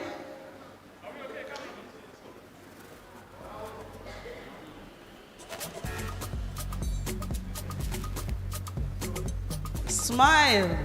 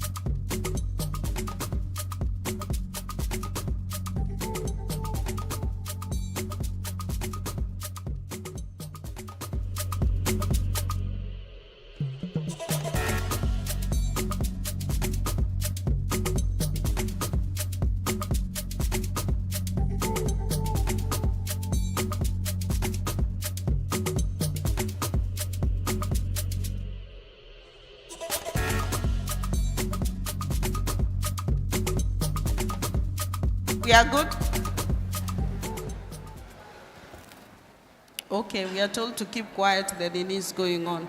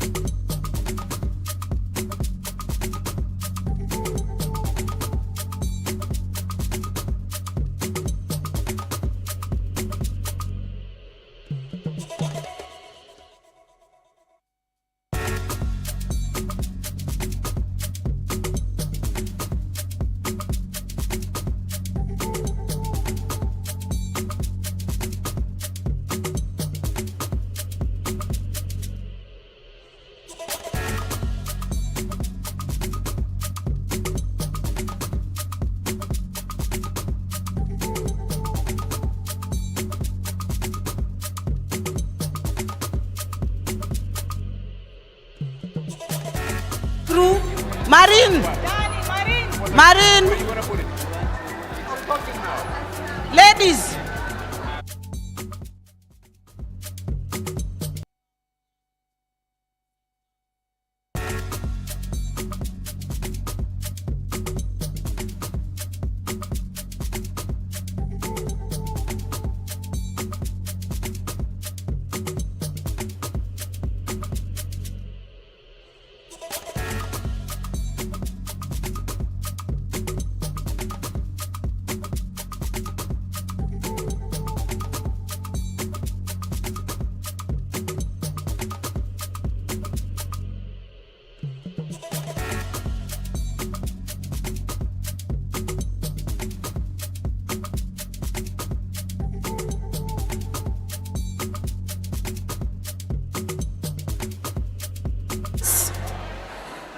Yanis is our keynote speaker for the day.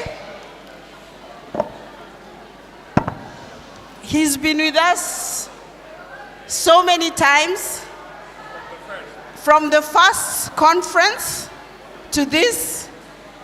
He's part of us. We collaborate on many things together, and he's our keynote speaker for today. Karibu, Professor Yanis.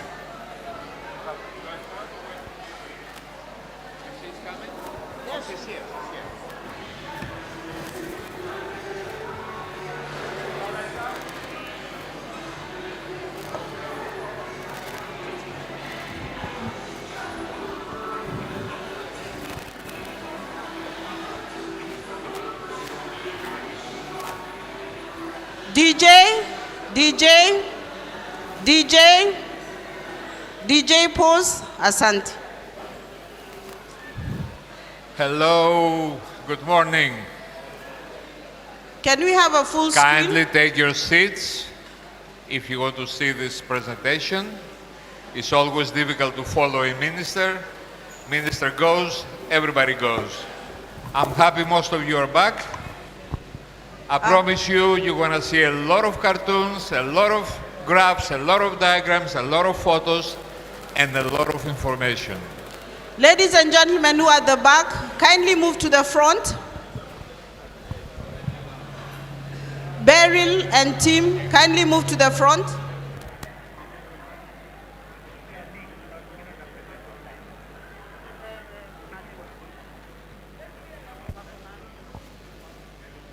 Kindly move quickly.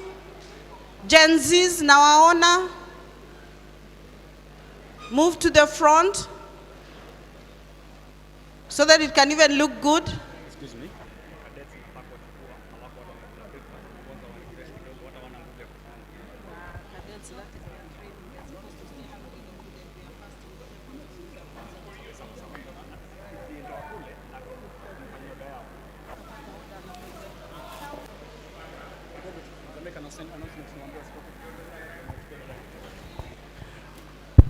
Okay, cadets, at the moment imeisha, msitoke na shughulikia your refreshments, msikae njaa, si ndio?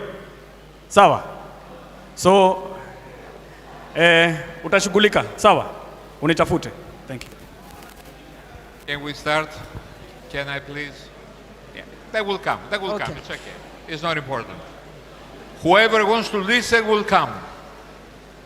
It's a free country. Hello, welcome. Happy to be here. Let me greet Honorable Vice Chancellor Laila Boubacar. Let me also say that this is not my first time at TUM, and this is not my first conference in TUM. I was here on the very first conference. I was here on the second, on the third. I think I gave a miss on the fourth and the fifth, and now I'm back here on the sixth. So I'm very boring in the things that I present. It's clean energy and climate science. These things that should really worry us all, because it's something that will affect our future. And when we talk about our future, not my future, I don't have much of a future, you guys have a future ahead of you, so you pay attention. So I will explain this cartoon later on at the end of the presentation. I think I have this here. Does this work? Yes, it does. Well, this is me. I'm currently director of RecRec here in Mombasa. I'm also a visiting professor and an adjunct professor. I'm also a senior research fellow at Strathmore University and a visiting professor at Meru University. Generally, I'm happy in Kenya, so I want to stick around.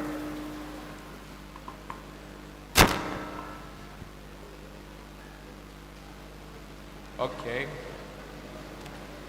So I want to start with this statement, and you're going to see it a few times. Climate change is not coming. Climate change is here. It's already here, it's playing havoc, and it's not going to go in a few years. Climate change is going to be around for decades, and it's going to get worse, okay? I'm sorry, I don't have a good message for you guys, but knowledge is power. Through knowledge, you can act, okay? And here is a lot of data, a lot of knowledge.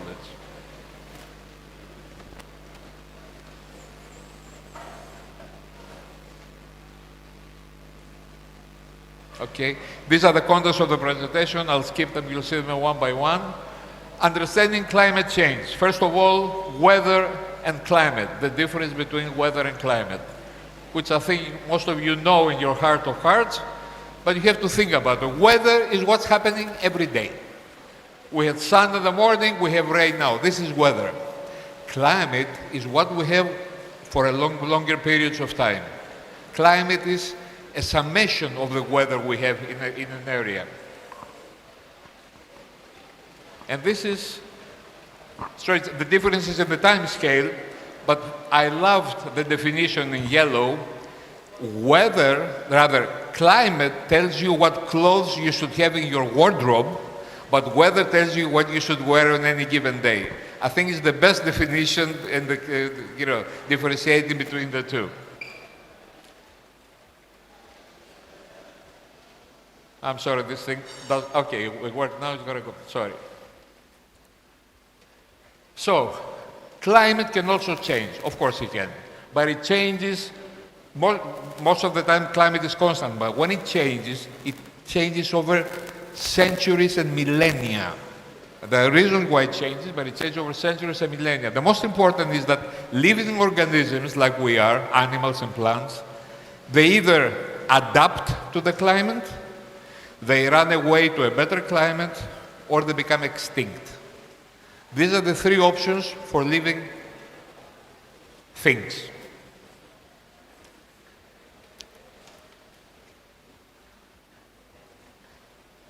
Okay. The climate has changed in the past, we know that. It's not the first time that we've heard of that.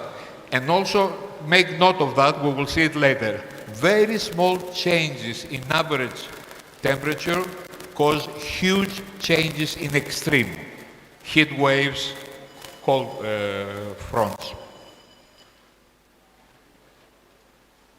And please also pay attention to this. We are witnessing live climate change, where you are the first generation to do that. In the past, climate change over millennia, people did not understand that climate was changing. You are the first generation that should live through climate change. Sitting in front of your television screens, you're watching it. So let's see the science behind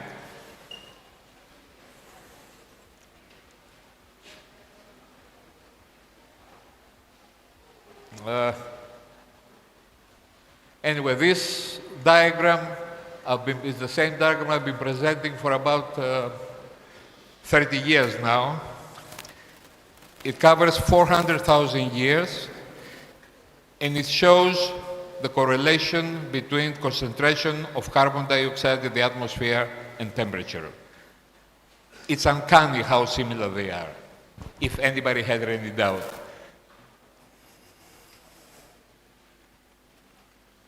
So, I'm sorry for the delay, but okay. Climate change. Who tells us that there is climate change? These days, almost 100% of all scientists, when I started talking about climate change, it was 97, 98, 96, now it's about 100%. Of course, there is one guy who says there is no climate change. You know who he is. He's Donald, and of course, he's not a scientist. But according to him, there is no climate change. He hates everything green. He's the drill baby drill guy, and that's a major problem we will see later. But all scientists concur that climate change is here. And why do they say so? There are three major findings.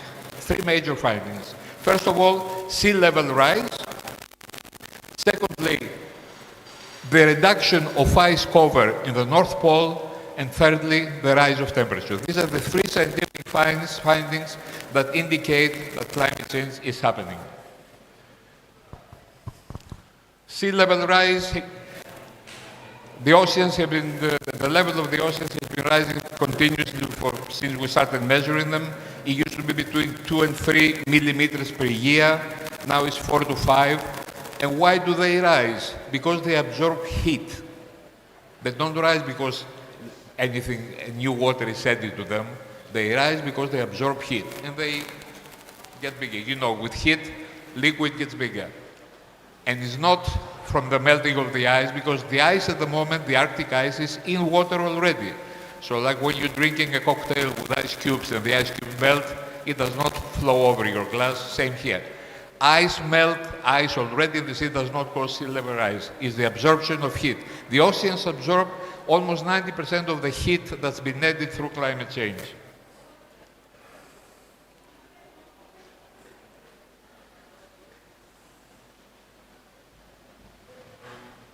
The Arctic, because of the distance. Okay, let me climb up.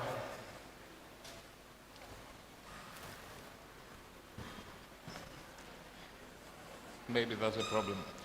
So, the diagram shows the extent of ice on the Arctic over the years, and it's becoming all the more less the cover. They're actually dreaming of the day that there'll be no ice, so ships can go through the Arctic Circle, cutting down on the distance. The Arctic hasn't been this warm for 3 million years. Can you imagine? And then the third item, the third sign, is the temperature rise. I don't know how many of you had heard of the 1.5 degree limit. That was something that scientists had set as a limit not to be crossed. It was not a target to be reached. It was a limit not to be crossed. Already in 2023, that limit was crossed. And not only that, later in October, it went up to 1.7. And in November, it went to 2 degrees. 2 degrees on average temperature rise is huge in extremes. That's why in my country, this summer, the last summers, we have heat waves that last for 2 months or even 3 months. You go out on the street and it's 46, 48 degrees. The human body is not meant to cope with such temperatures. The extremes get bigger differences when they even with small average differences. So, the 10 hottest years, they are all this century. And actually, they are the last 10. The temperature keeps rising. We don't have to peak for a year. 23 was the hottest, until last year, 24 took the throne. And this is the temperature rise. July 22nd was the hottest day of 2024. Watch this as well. 14 consecutive months, the temperature is rising. This is all bad news. This is not good news. The temperature has been rising continuously.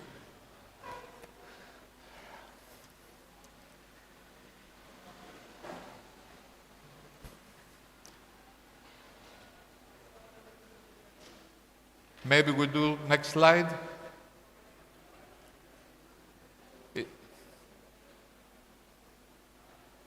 Something, yeah. Go back a little.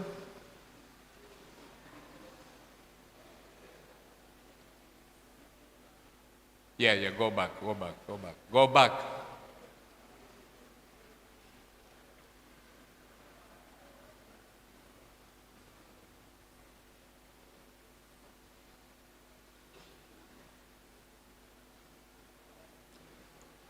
Okay, I think we have an issue. It seems to be... The slides do not come. Can you do next? Where should I point this for better result? Where? It's not. It's completely lost now. I did not press anything. It's okay. Can we do next slide? Can I just call for next slide? Can somebody do it for me? Yeah? Okay. Next slide.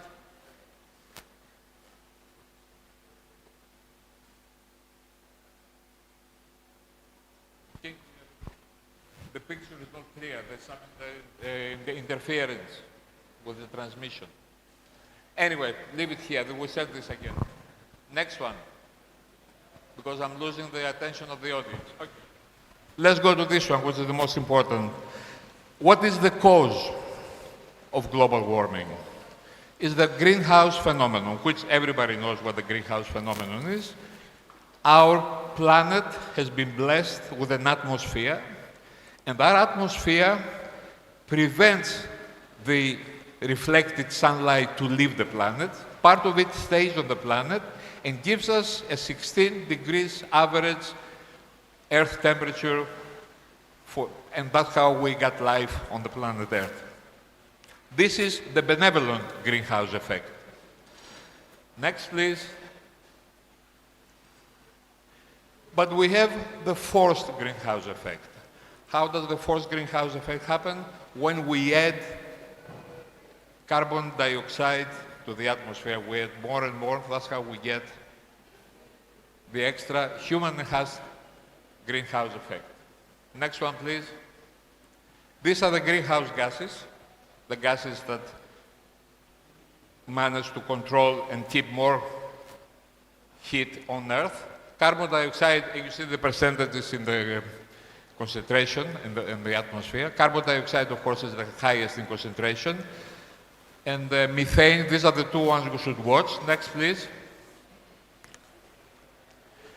Now, carbon dioxide has been rising steadily since the Industrial Revolution.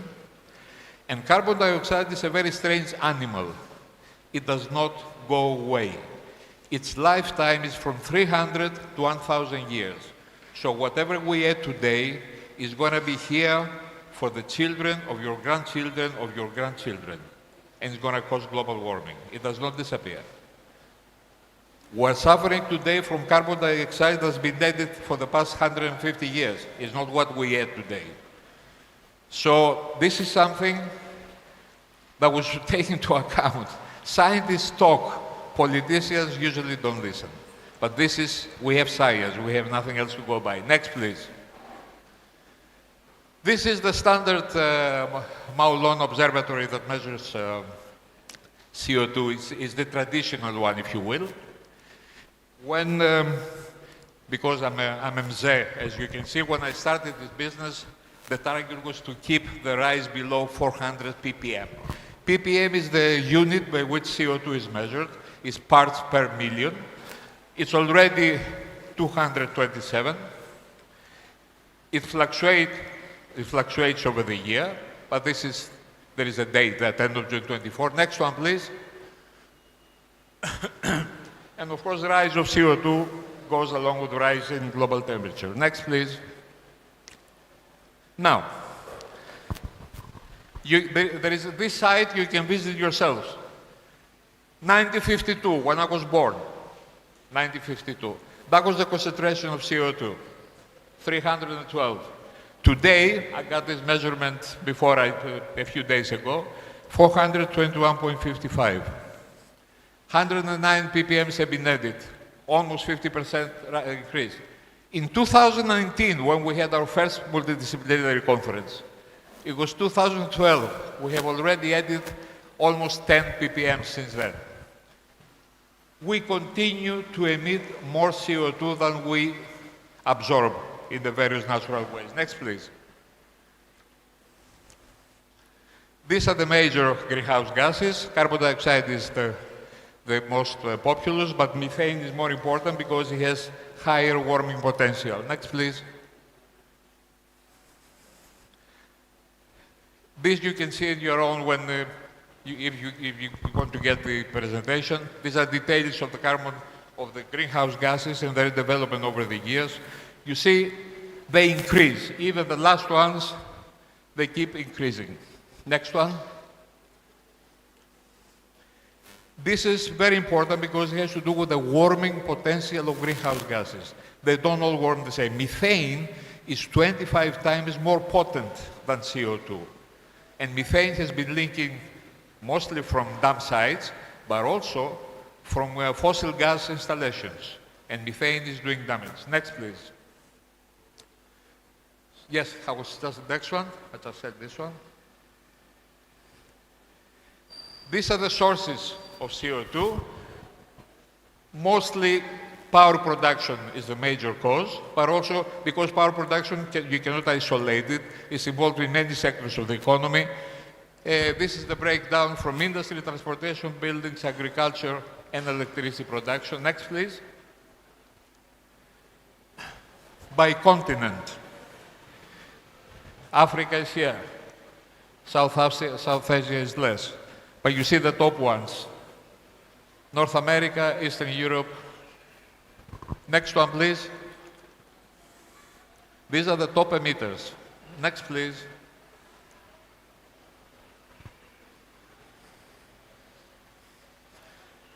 I took screenshots of the latest catalog. These are the top 12 emitters, okay? Per capita. China, United, no, it's not per capita, it's total. China, United States, India, Russia, you see them. Next, please. The first 12. The next 12. Stop here. I have to have my country. We're number 55 with 0.15% contribution. Next one. And Kenya is here with 0.06% contribution to the total emissions. Next, please. Let me say this, if you get the presentation, everything here is linked. You can see the data for yourself. Everything that's here is linked. There are links, either you can see it was blue, or they're written clearly. So you can follow up, and there are studies there which you might want to follow. So, next one, please.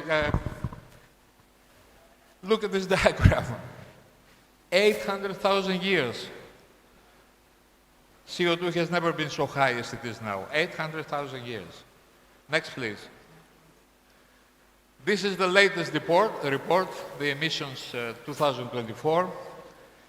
They just keep rising. You see that people do a lot of talking. It's called greenwashing, saying that yes, we have to look after the planet, we have to protect the planet, the future, the young generations, this and that. But in practice, nothing happens. Next, please. Next, please. So let's see what the state of the climate is. Next, please. A very good indicator of the state of the climate is what is known as the emissions gap report. Now, what is that? It's the gap between the emissions we should have and the emissions we do have. I'm showing the front covers of the report from 2021. The heat is on.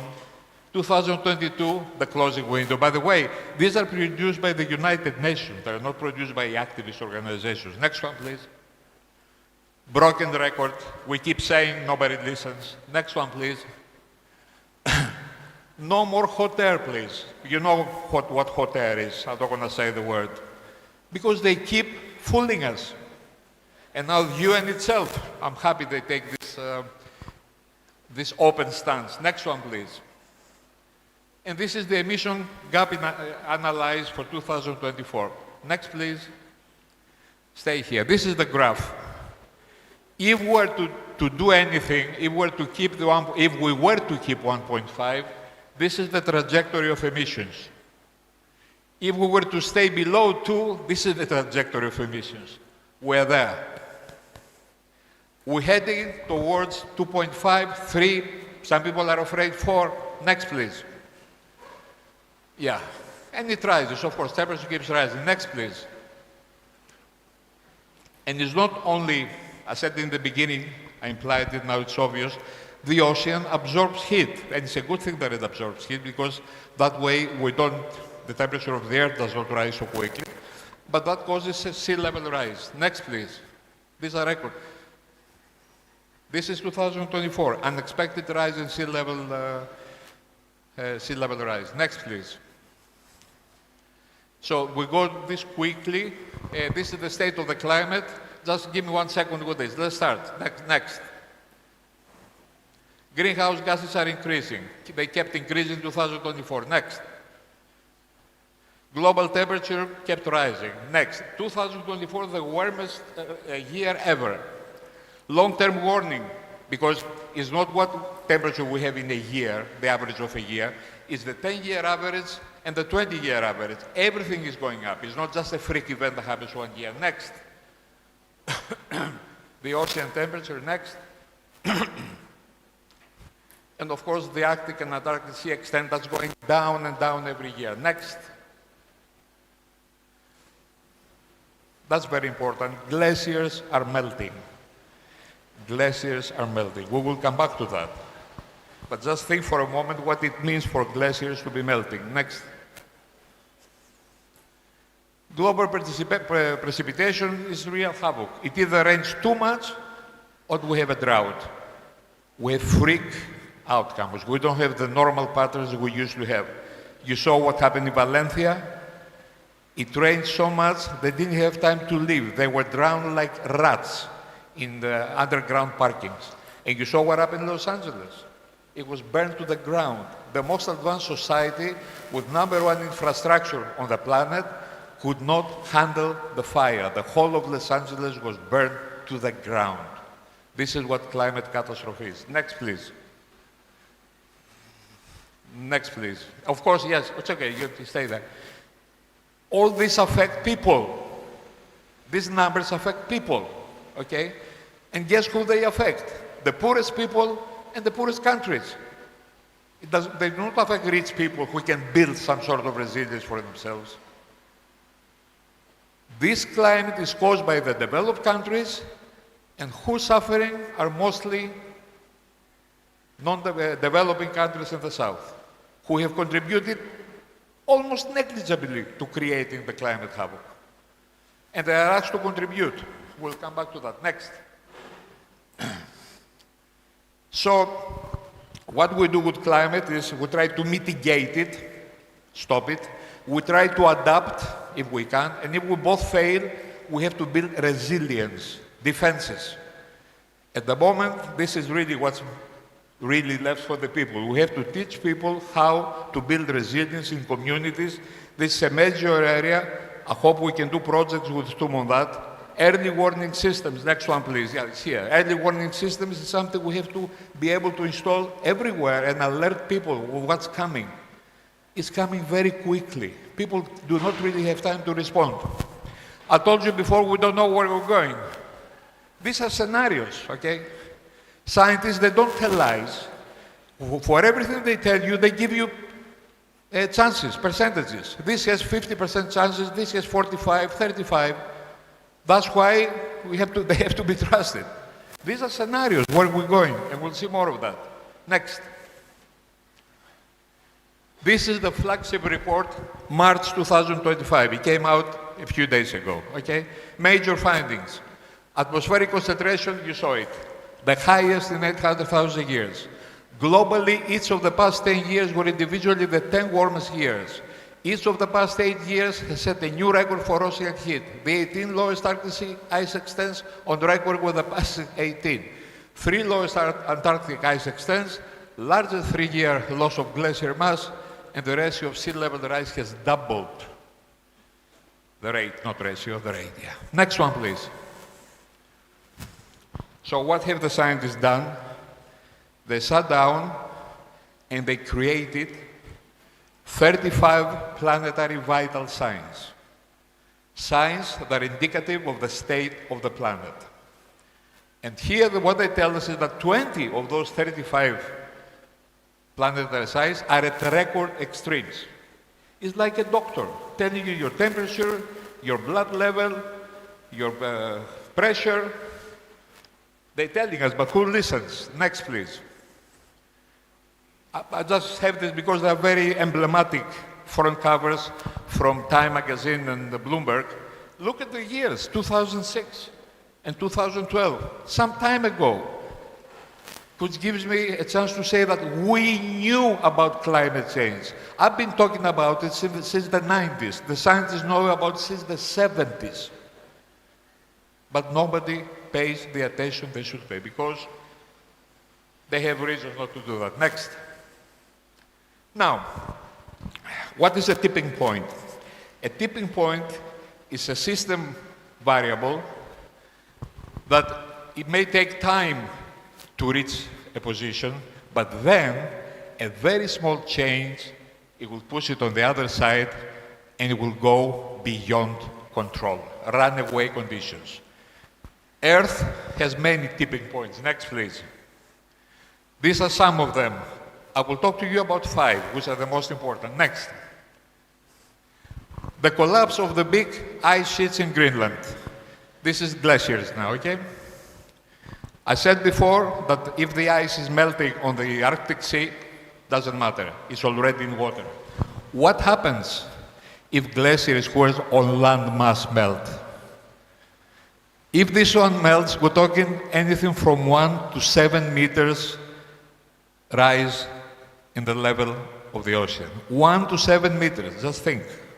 I don't know, Mombasa being on the sea level, the dear Vice Chancellor may have a problem. 1 to 7 meters. Next, please. Thawing of permafrost. Permafrost is the semi-permanent frozen earth in Siberia, Alaska, places like that. Why is it important to us? Because it contains bubbles of methane.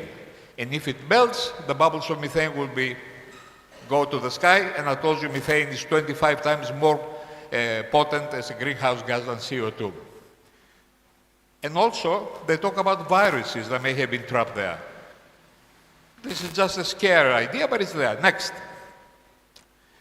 Coral reefs, in the maritime environment, coral reefs are an amazing place for biodiversity, sea biodiversity, and they are being bleached. They've been bleaching for many years. It's not the first time. They've been bleached. And there is a danger they will die. If they die, one part of our biodiversity system, which is part of our food chain, will die. We cannot be different. Everything that happens on the planet affects all of us. Okay, next. Okay, that's the collapse of the North Atlantic Current. That was actually used for a film, a Hollywood film, The Day After Tomorrow. You can check it up. Now, what does it say? Let me say that the temperature Europe and North America have, which is a reasonable height, it's cold in winter, but it's warm in the summer. It's only achieved because there is a current from the Gulf of Mexico, and it is the Gulf of Mexico, not the Gulf of America, the Gulf of Mexico. That current brings warm water all the way up to the north. It cools down, and it returns from the bottom of the ocean back to be, there is a loop. That warm current keeps the temperature of America, North America and Europe, what it is now, livable conditions. That is going to stop. And when it stops, it's going to create havoc.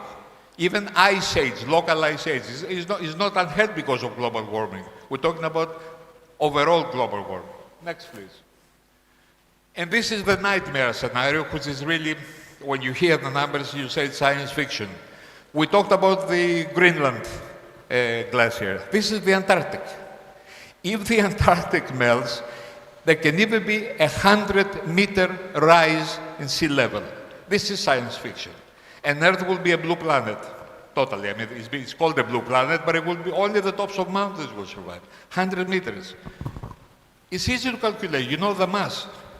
You know the mass of the glaciers. Next. Guardian did a very interesting study. It did a Gallup, a poll, between the most renowned scientists, climate scientists, asking them their personal opinion, where do they think that the temperature will stop. And you see that 77 of them believe it will exceed 2.5 degrees. The scientists themselves, seeing what's happening and seeing the lack of action, they say 2.5 is the least we will get. Some even go higher. This cannot be ignored because Trump says there is no climate change. This cannot be ignored. Next, please. And there is no planet B. We have to say this again and again. You see the temperatures on other planets, see where Earth is. These are temperatures on other planets. And this is our future. Depending on what we do, this is where the ball is going to lay. It's like playing roulette. What we're going to get. Next, please. CO2, the emissions of CO2 are caused by the use of fossil fuels. Fossil coal, fossil oil, and fossil gas.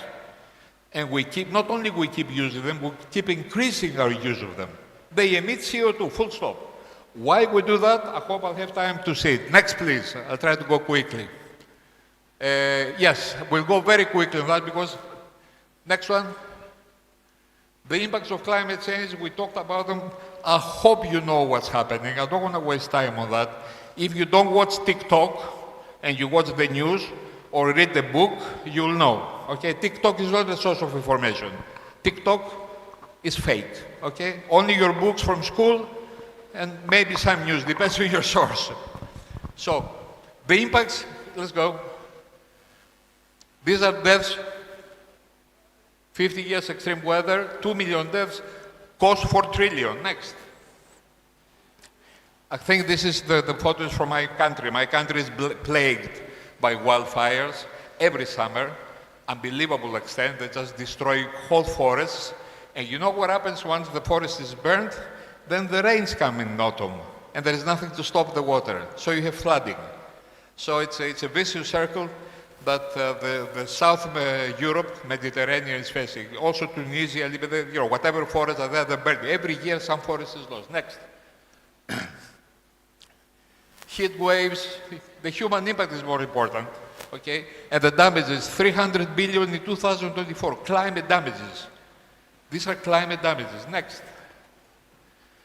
Regional impacts in Asia Pacific. I don't have to read them. Next. This is Africa next, I think. The droughts is the main problem with Africa. And also sea level rise will be a problem with Africa. Next. The Americas. Okay, California. We know California every summer they're burning. Next. In Europe is heat waves, heat waves, heat waves. Next, please. I think that photo was from Greece as well. The polar regions are losing ice mass. Next. As things stand, it comes again and again.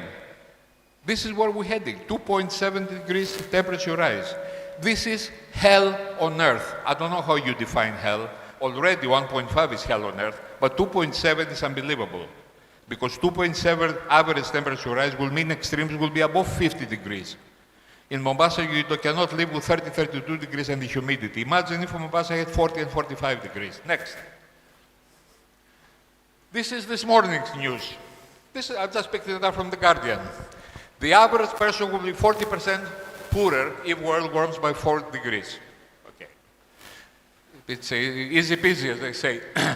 The other one is for laughs. The US banks, because now they have Trump, they predict climate goals will fail. Of course, we know that. But the people in air conditioning will do fine. Some people will make money. Of course, if you have 50 degrees, you need air conditioning. And what do you need to power air conditioning? More fossil fuels. More fossil fuels, more CO2, more global warming. It's a vicious circle. We have to stop it. Next. Yeah. Climate change is not going to go away. Climate change is going to get worse, and it's going to be here for decades. The only question is how many decades will it be? And that will depend on the action we'll take. At the moment, we'll take the exact opposite action. There's no doubt that it's going to get worse, and it's going to be here for decades. It's not something that will go away. It's not like COVID. It's not like COVID. Next. What happens to the climate has a permanent nature and an inertia. It took us decades to reach this global warming level. It's going to take decades to bring back only if we act. Next. Okay, now that. This is official. This is the triple planetary crisis. It's not only climate change, It's also biodiversity loss. We're doing so badly. We're the worst species of the planet. We're killing all the other species, the way we expand our activities. And of course, pollution, atmospheric pollution, land pollution, river pollution, ocean pollution, okay? We are damaging our own home, and we ignore it. We ignore it. Next. Yeah, I said that. Next. So, think about it. Nothing we use for such a short time, like fossil fuels, should pollute the environment for centuries. This is what's happening now. I mean, we're supposed to be called Homo sapiens. We're not Homo sapiens. We're Homo stupidus, if that word functions in Latin. Next, please. So these are deaths from pollution. Every year, 8 million people have premature deaths because of atmospheric pollution. Places like India, Delhi, you cannot live with the smog. Okay? Nairobi sometimes is not that good either. Everywhere there is smog. 8 million people have premature deaths because of air pollution. Next. And because at the bottom, and also a lot of people from cooking with the way they cook in Kenya, in small huts with dirty charcoal and everything.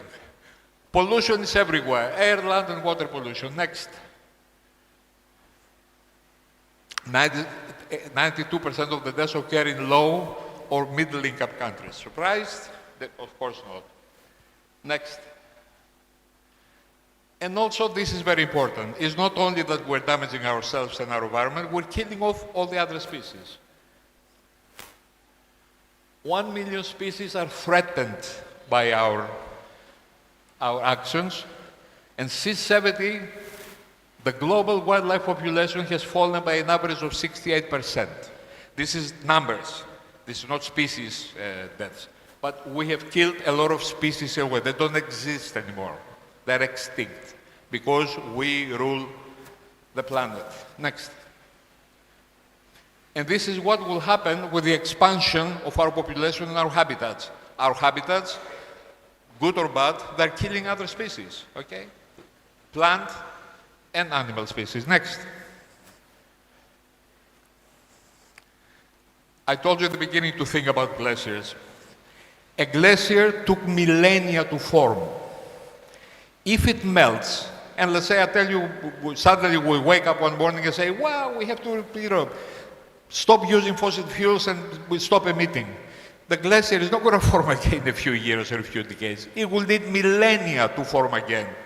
We have done permanent damage already. This cannot go back. This cannot, the glaciers we've lost, they'll be lost forever, okay? Next. And there is nothing like a natural disaster. There are no natural disasters. There are man-made disasters, okay? It's not Mother Earth or Mother Nature.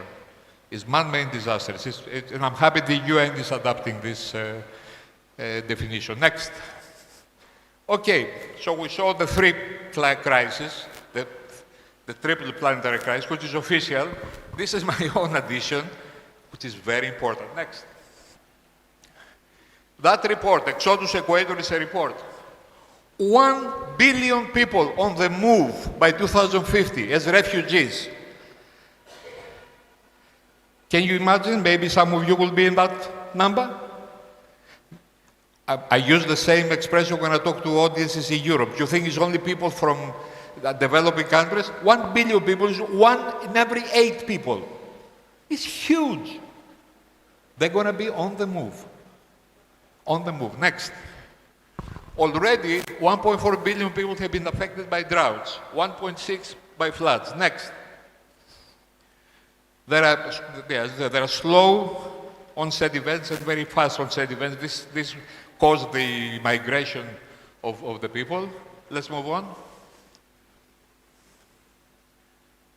And 41% of all refugees are children, and also 700 million people will be displaced from Africa.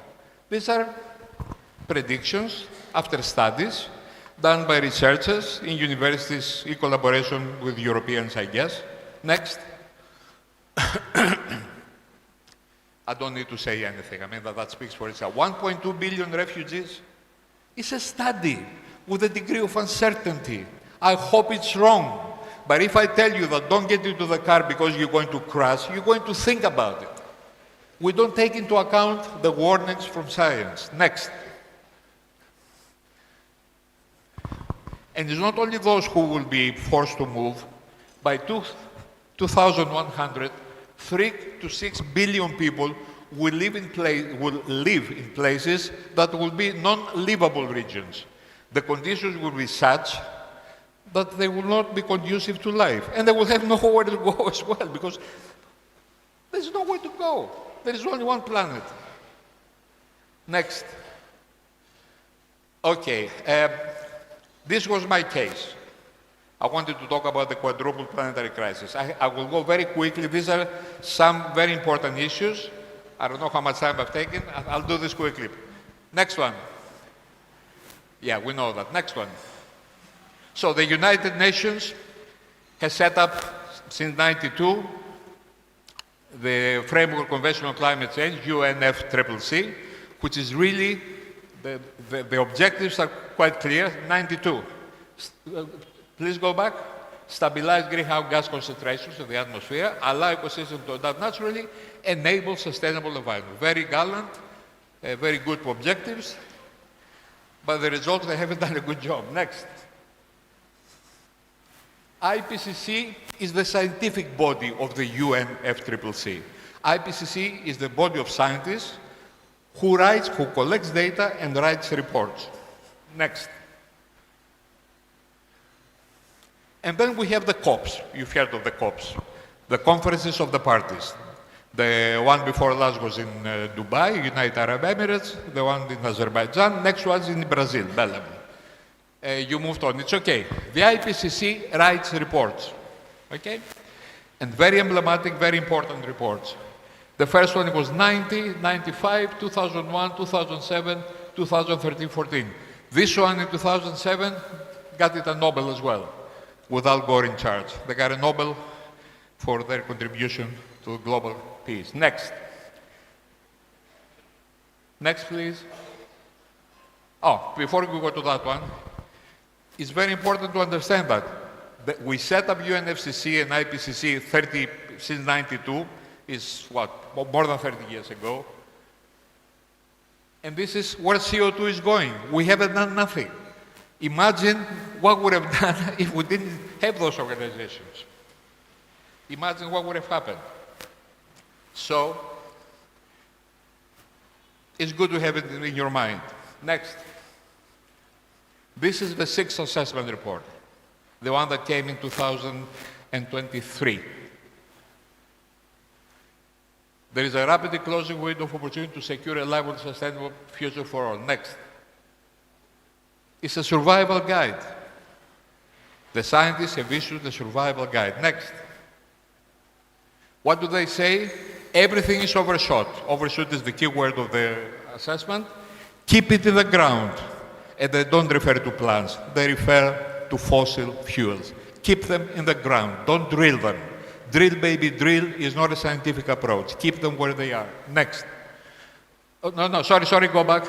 That the power is in our hands if we choose to act. Our actions will resonate for thousands of years, that's a given. And now it's also more about politics than science. Science cannot do much more. Science can say what has to be done. It's up to politicians to not listen to the markets, because the markets dictate what politicians do. Next. This is the report. We have to do everything, everywhere, all at once. And that was the title of a Hollywood film. Next. Highway to Hell. That was the same report. 3.2 degrees projected for 2100. Next. And there is solution. It's called renewable energy. It's there. Next. There is a carbon budget. What does that say?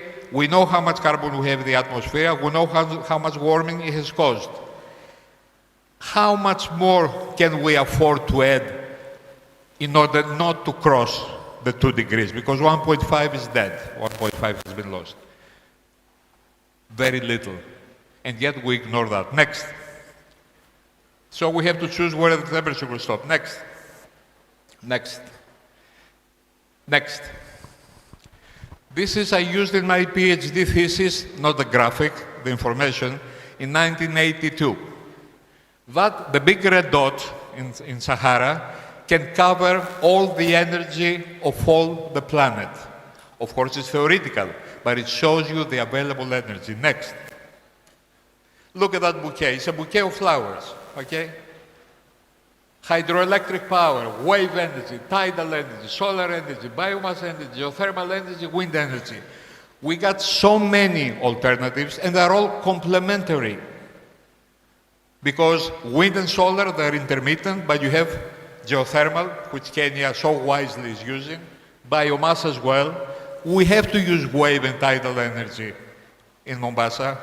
I hope, Vice Chancellor, before I leave, we will start the project. This is my dream. Next. And this is the pyramid of energy. You analyze what you need. You apply energy conservation. You don't have all the fans on if you don't need them. You apply energy efficiency in all your processes and all your appliances.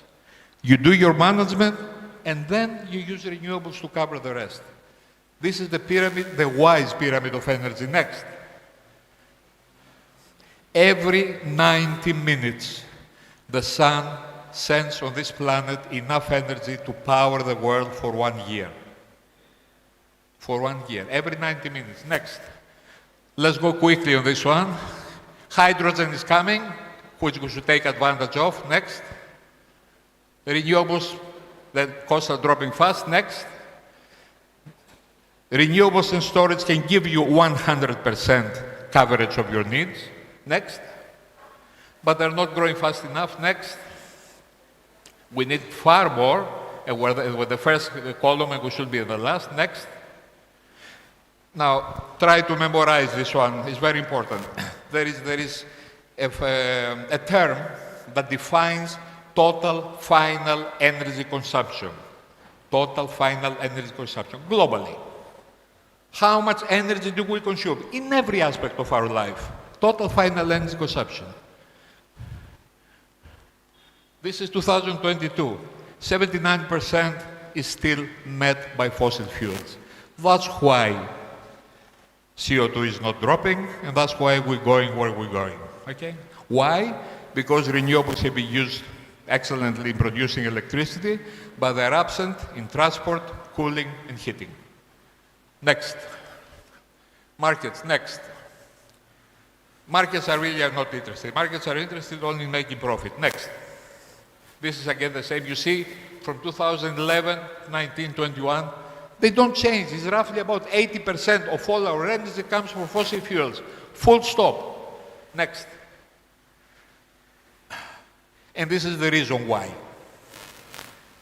Fossil fuels, apart from the prices, the high prices they sell as their product, they receive subsidies in the tune of $7 trillion per year.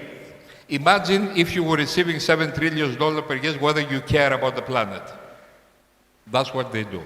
And also you say, well, where did you get that information from? It's for activists, from anarchists, from who? IMF, International Monetary Fund, the Vatican, the bastion of capitalism. They give out those numbers. They get every year 7 trillion in subsidies on top and above of profits. Next. Next. I have to hurry, they're going to chase me out. Next. They're the same. That's why we're still planning new projects, new fossil fuel projects. Next. And these are the numbers. Next. And the hidden cost of fossil fuels like pollution is not being taken into account. Next. We talked about greenwashing. Next. They even have those fake accounts in X, those beautiful blonde ladies who promoted the 28th COP, saying how good the guys were. Next. Even they try to intervene in Wikipedia to alter the image of United Arab Emirates. Next. Next. This is the Living Planet report. 73% decline in wildlife populations. I won't say any more. Next. If we all lived like United Arab Emirates, we will need 5.8 Earths. Like the USA, 4.9 Earths. This is WWF. It produces almost every year.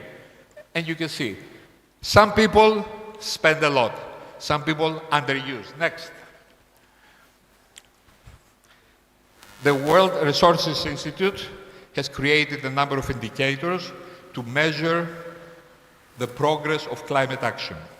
There are 42 indicators. Only one is on track. 6 are off track. 24 are well off track. 6 are in the opposite direction, and 5 there is insufficient data. Next one. That really tells the story. They improved it in 2024, but the picture is the same. We're just playing with it. It's just greenwashing. Next. And we need to do so much more. These are times faster. We need to do our industrial green transition. Next. Next, please. And if we invest on climate action, we get more out of it than if we do not invest. Next. Next. This is where we're heading. We said that. I hope you memorized it. Next. Anybody has any idea what the X factor is? Anybody care to say a word? No? No? I think you're slipping. Next. That's the X factor. At the point in time when we needed to really take climate action, really take it seriously, and really move forward, that guy took office. Him and his buddy. He declared it even before the election. He didn't fool anybody. He said quite clearly, green transition is a scam, wind turbines should be stopped, and drill, baby drill. Why? Because the people who backed his election campaign are fossil fuel companies. Thank you very much. Go quickly because there are many articles showing what this guy has done already. He stopped aid. He stopped health aid for Ebola, for many diseases. He stopped US aid. And let me tell you that it is not US aid, it's US debt. How come it's aid? They owe that money. It's called reparations. All the developed countries have become rich by sucking Africa dry. What is aid? It's debt. But they stopped it because they have the power to do it. Next. Okay, no, stay here. I don't know if you know Noam Chomsky, but I love that one. I don't know what words in English language can describe people who would sacrifice the existence of humankind for a few more dollars in their pockets. Evil is not enough. Next. So what do we do next? No, let's go. We've seen those. I want to go to the very end. They don't stop. Next. Yes, next. Next. No, stay here. This is not a joke. It's a theory that if you put frogs in a pot with water and you turn on the heat gently, the frogs will not jump out. They will stay there until they boil to death. This is us. We're boiling slowly. It's a beautiful example. This is us. We're boiling slowly and we're not reacting. We're not reacting. Next. So we don't hide our heads in the sand. Next. We have to, next. That guy said it. That's why I love this guy. He keeps saying it for some time. The problem is fossil fuels. Okay, that's Antonio Gutierrez, the General Secretary of the UN. Next. Please, young ones, don't expect somebody else to save the planet and you. We all have to act. It's not for somebody else. Next. And we have to demand payment of climate bills from those responsible. Next. Loss and damage reparations. I belong to Loss and Damage Group. We did a great effort in 2029. We raised the bar to 1.3 trillion. Of course, they laughed at us, but still, the figure is there. And that money should come to pay for reparations, but also to pay for climate action in sub-Saharan Africa, because you can't expect sub-Saharan African countries already in debt to find money for climate action. Somebody has to pay. Next. Oh, it's okay. I think this is the last one. I think I proved that it's here. Next one. Yeah, I said that too. Next one. You are the first generation to feel it all. You are the last that maybe has a chance to stop it. I thank you very much. Sorry I've taken so long.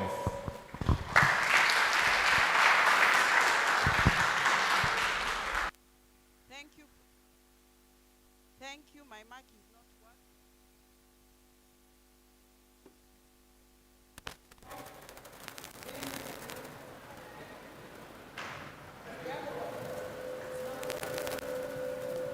Thank you very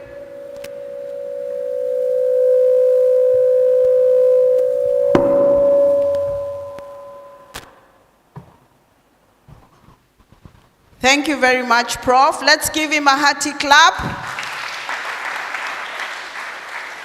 I'm happy to see the room was full. And it's true, climate change is here. It's not tomorrow, it's here. And as he said, it's you who should be making the change. Let's give him a hearty clap again. Thank you, Prof, for the presentation. Any questions before we go to the next? Yes, we have Professor Leila.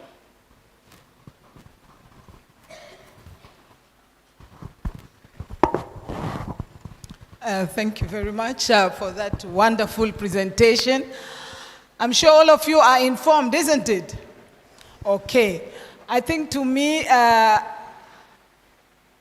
you talked about you're asking what is the X factor, so that we can, but I believe it is, I don't know whether you're still talking about the issue of the musician or the singer, or you're talking about our new American president.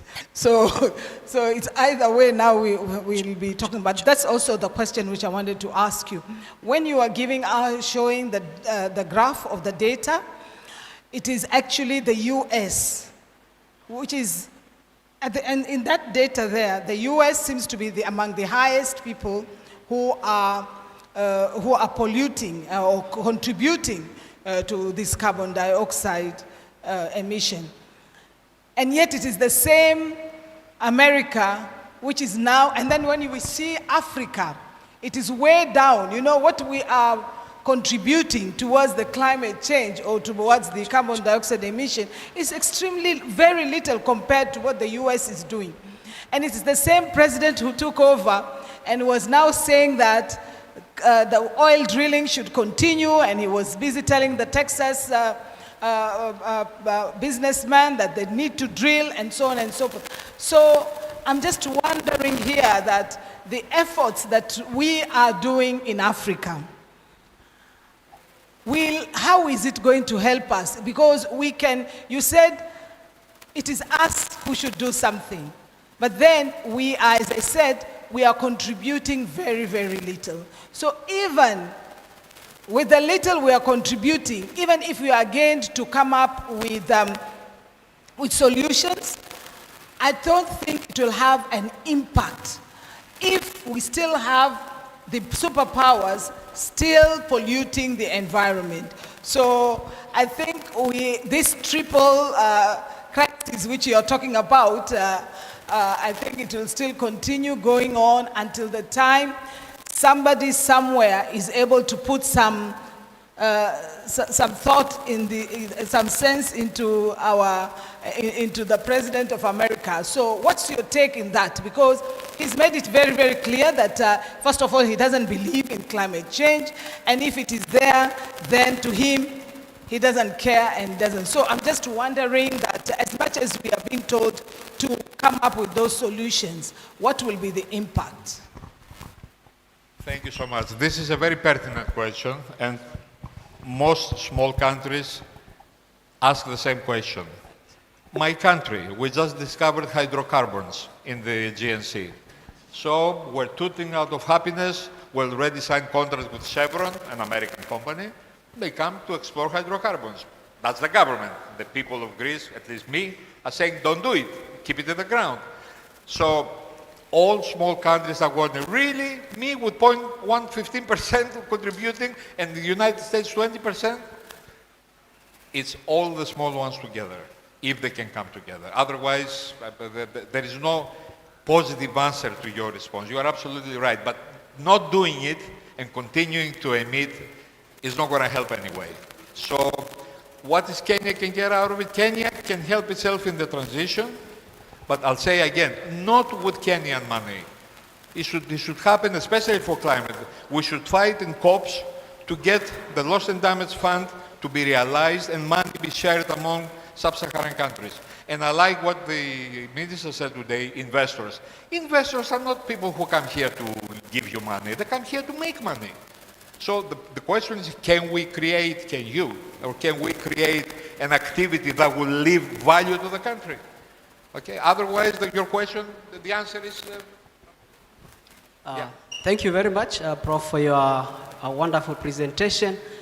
I just like to indicate here, you have spoken, the scientists have spoken, facts are there, policymakers have made the policy.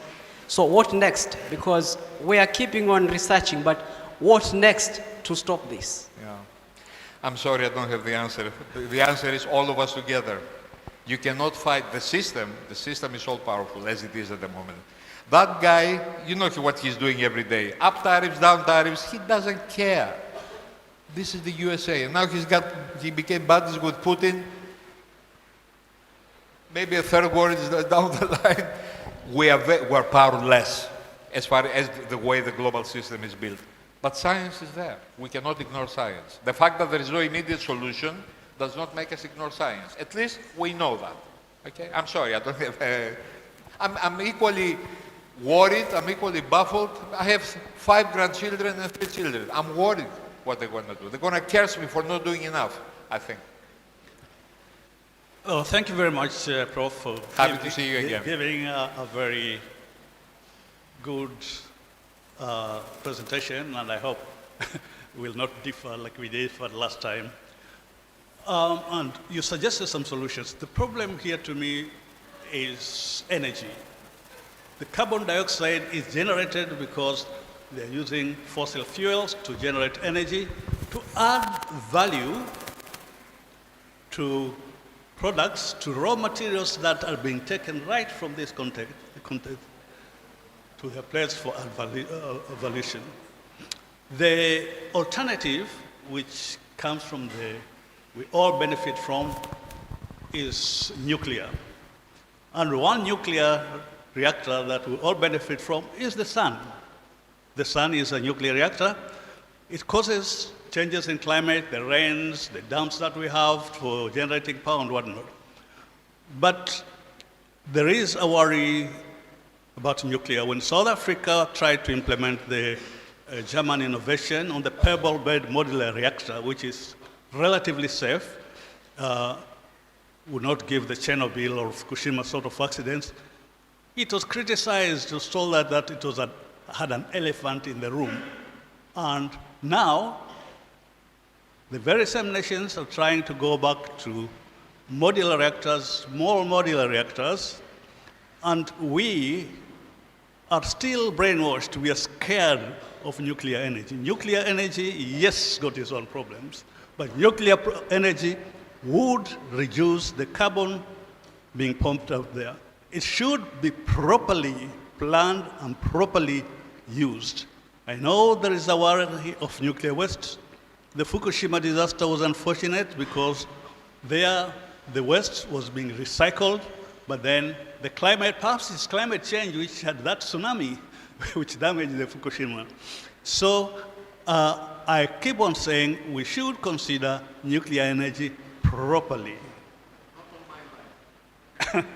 But in your own country, let me answer you, because again, you got nuclear reactors in your own country. You are building 2 when we conflicted last time, and those 2 are now complete, okay. But you are saying not here. So you don't need my answer, or you need my answer. Nuclear is the worst choice for a number of reasons. First of all, because it's going to be given to you as a black box. You don't know what you have. It's going to be run by companies outside of Kenya, and you're going to be servants to them. You don't know what you... When you have so much renewable to go for nuclear, it's really, I don't want to use a word, renewables can cover many times all your energy needs. Nuclear is a product of a company who makes money, and another peddling it, that's the word, peddling it in Kenya. And many other sub-Saharan African countries because they make money. And Kenya does not have the money to pay for nuclear. And don't overlook waste. When something is radioactive for 10,000 years, there is no human contraption that can protect you from that. Okay? Thank you. Thank you very much. Give him a hearty clap for answering the questions. Right now, I'd like us, thank you, Prof. Right now, I'd like us to break into sessions. Okay. Okay. Before we break out into sessions, the VC would like to give you something small. I told you we are big-hearted people. We love visitors. We love giving gifts.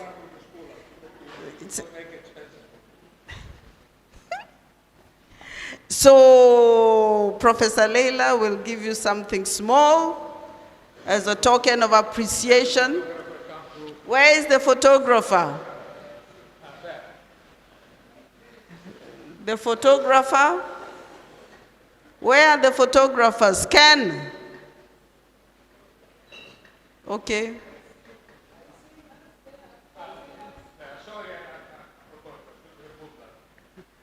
Na mupiga makofi kabisa hiyo zawadi ikipeanwa.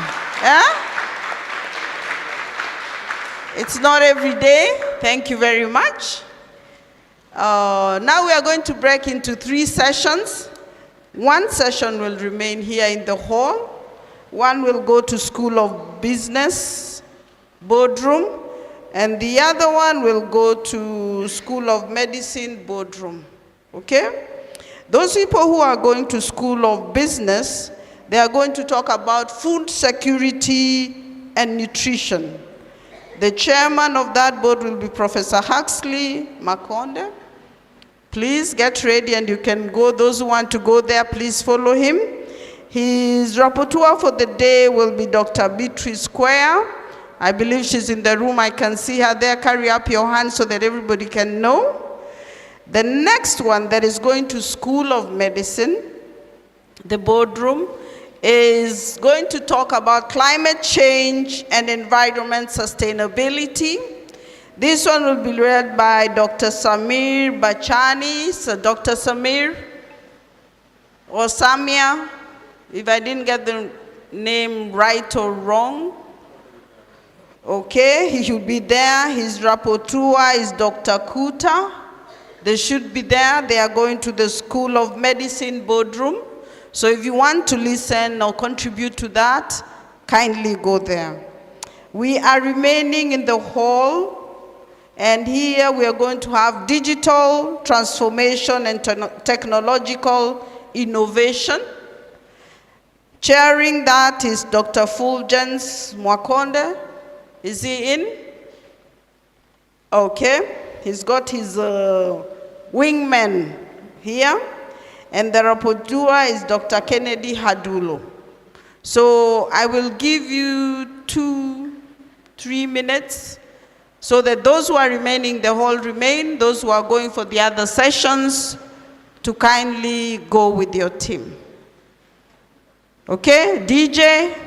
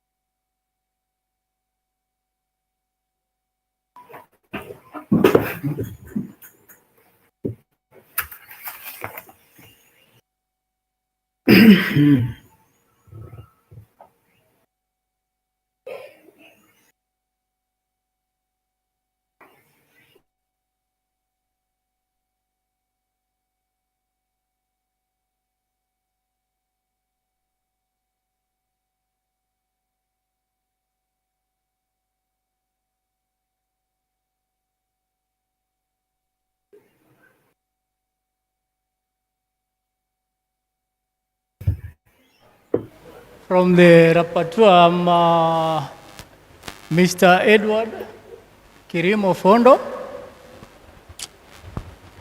I'm a lecturer from ICI department, and I'm also a master's student.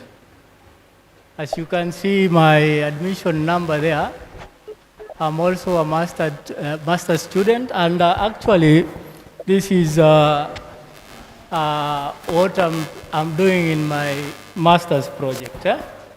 As you can see the title there, a multi-phase concave generative advisory network model for detecting and enhancing cybersecurity threats.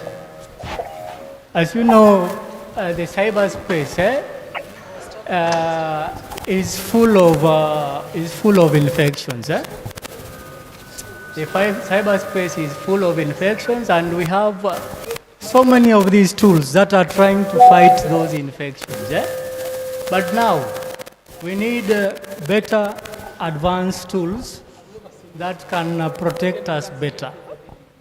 We're not saying that we don't have the tools existing. We already have existing tools, but they have their own limitations and they have their own shortcomings. Why I'm choosing GANs? Because GAN is a very new deep learning algorithm, and when it is used it is applied to safeguard the cyberspace, they are known to produce very high accuracy. That's why I chose to dwell on GANs, because of their high accuracies. And what I'm doing here is not a new thing. It's not a new thing to use GANs in cybersecurity. But what is unique is the concave principle. Now that is the novelty in this research, the concave principle. I'm integrating the concave principle into GANs. Later, I will explain what concavity is.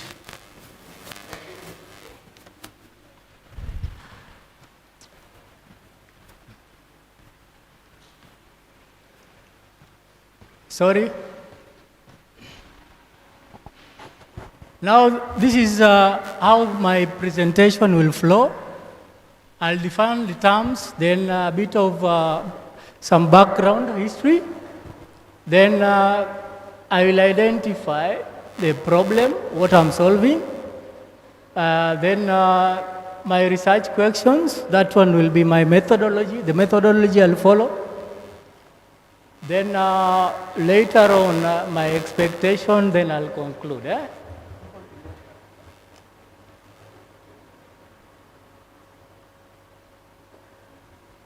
Now the key terms used in this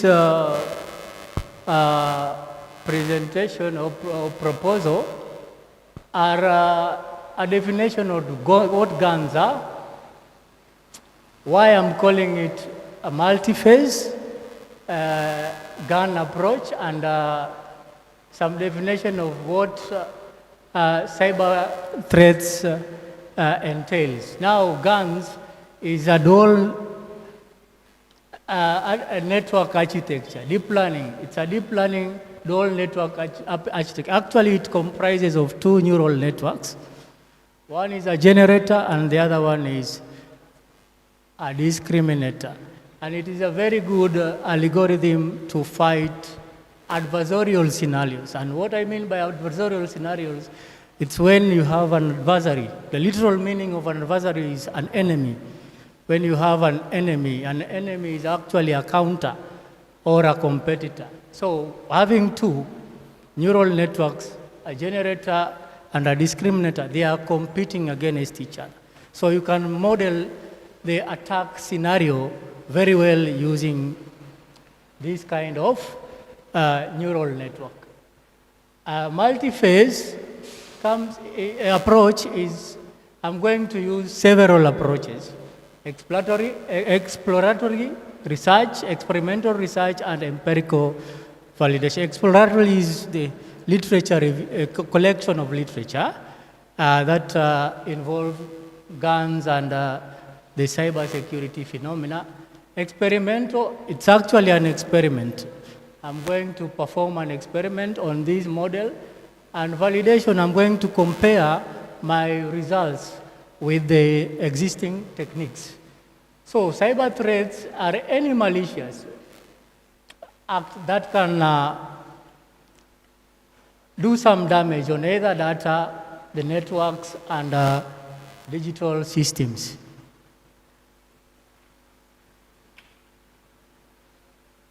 Now, a background study, we find that cybersecurity has really penetrated our global society. You can see the statistics there. It is estimated that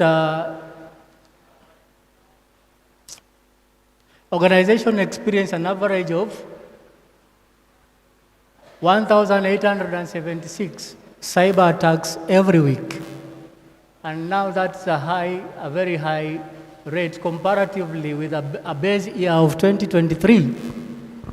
You can see that it's a 75% increase of attacks that were there in 2023.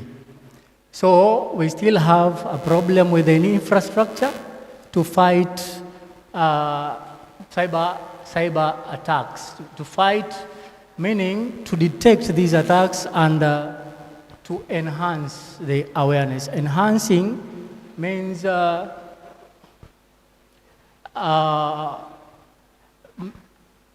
optimizing the awareness of the detected threats. So we'll see how my model, concave model, enhances detection. Okay, so why I'm dwelling on guns also, they are real time. They don't wait for attacks to happen like the other traditional techniques. The other traditional techniques, or the normal antiviruses you are aware about, they wait for attacks to happen elsewhere so that they can prepare the medicine, the antidote. But gun is actually a predictive, self-automating and self-updating technique. Okay, it doesn't wait for the attack. It predicts it, it sniffs it, neutralizes it, and self-updates itself. There is no need to wait for virus signatures to download them from the internet. No, this is an intelligent tool. That's where the difference is. The gun is real time, and guns, the normal traditional gun also face problems of imbalance. Now I'll show you how the concavity principle solves these problems of imbalance. Many of these deep learning techniques face problems of imbalance. Let me try to be a bit fast.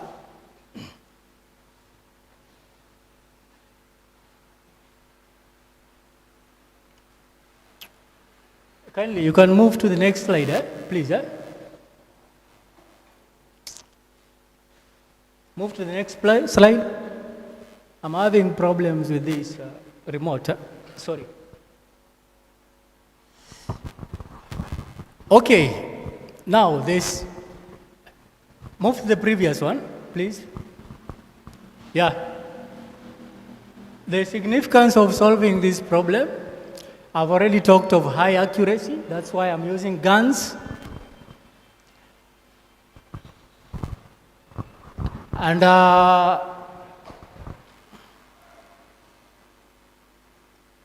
it enhances responses of evolving cyber attacks. hackers don't sleep. Every new day, there are new attacks in the cyberspace. So, GAN being self-updating or self-automating, it self-updates and counters any new attack. And the real-time nature of GANs, so there are no delays. It counters an attack there and then. Please move to the next slide. Now, the negative impact of cybersecurity threats is that it can cause a lot of financial setbacks. Financial data can be stolen. You can end up paying a lot of money when these attacks happen, because you might lose confidential information, especially when you lose your customers or your clients' information, like credit card information. They might end up suing you against your negligence. So your company ends up paying a lot of money, legal charges. Also, you can end up losing sensitive data. An institution like TUM, you can end up losing student records, you can end up losing financial records, you can end up losing HR records. You can also end up losing sensitive research records that are stored in the many portals or the servers that are in the university ecosystem. And it can also cause disruption of service. That's what we call denial of service. When attacks happen, they can bring down the whole network so that operations are brought on a standstill. Kindly move to the next slide. Now, I tried to analyze existing solutions that are already in place. We have solutions. We have artificial intelligence and machine learning algorithms that are already in play in this cybersecurity field. We have graphical security models that are also being used, but they have their own limitations. You can see AI and machine learning algorithms, they demand a large training data set. And graphical security models, they have problems with the scalability since they monitor the nodes, the remote nodes. But we'll see how GANs outcompete them, because my concave GAN also will demand the large data set, but with large data set also come problems of imbalances. So we'll see how my concave matrix will stabilize these problems experienced by existing solutions. I'll move to the next slide.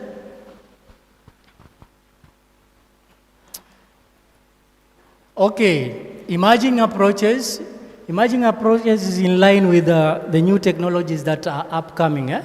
We have blockchain. It's also being employed in cybersecurity. We have zero trust architecture. Zero trust meaning you safeguard the internal infrastructure and the external infrastructure, so that you take care of every area that is prone to attack, both inside and outside. And we have hybrid approaches. Hybrid is when you combine two approaches together. You can have, let's say, for example, blockchain combined together with AI. Now that's becomes a hybrid technique. Move to the next slide, please. We also have existing state-of-the-art novel. Now, concavity is not a new principle. It has been used. You can see the deep quasi-concave networks. We have the concave optimized deep reinforcing learning, and we have concave future mapping auto-encoders. The concave principle has been used, but it has been used differently. At one place, it has been used to stabilize policy gradients, and another place it has been used to superimpose. To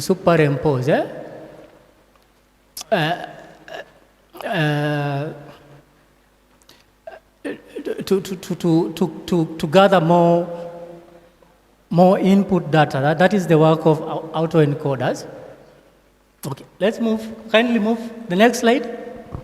Now the gap is zero-day attacks, as I explained, the existing techniques, antiviruses, they are prone to zero-day attack. They wait until an attack happens somewhere else so that they make the antidote. But GAN doesn't wait. It deals with it there and then.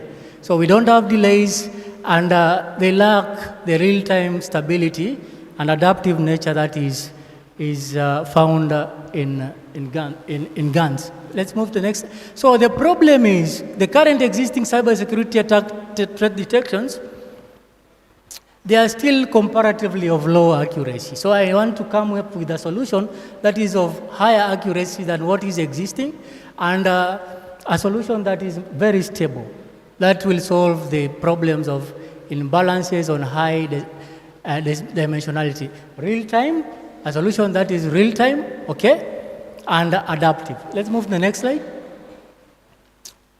Next slide, please. My methodology, sorry, previous slide. The previous slide. Previous, please. Yes, there. No. Next. Slide number 12, there. Now, my methodology has 3 research questions. The first is to come up with the concepts. The second is to build the model itself. And the third is to evaluate the model. Next slide. Now, this is a table of my variables. I'll have the independent variables, the intervening, and the dependent variable. Now, the independent variable, the concepts are attack, we have a defense, and we have responses. The intervening, we have 3 concepts. User behavior, it will model network load, and it will model the system vulnerability, the software loopholes. And each concept has got its own future that will be represented. Next is my conceptual model. You can see the concepts are represented: attacks, defense, responses, user behavior, network load, system vulnerability is represented. And the dependent concept is actually the detection and awareness concept. Now, the research design will use this diagram. I said it is a multi-phase, meaning I will collect literature that is exploratory. I'll explore literature. I will use a benchmark data set, the CSSE, CIC.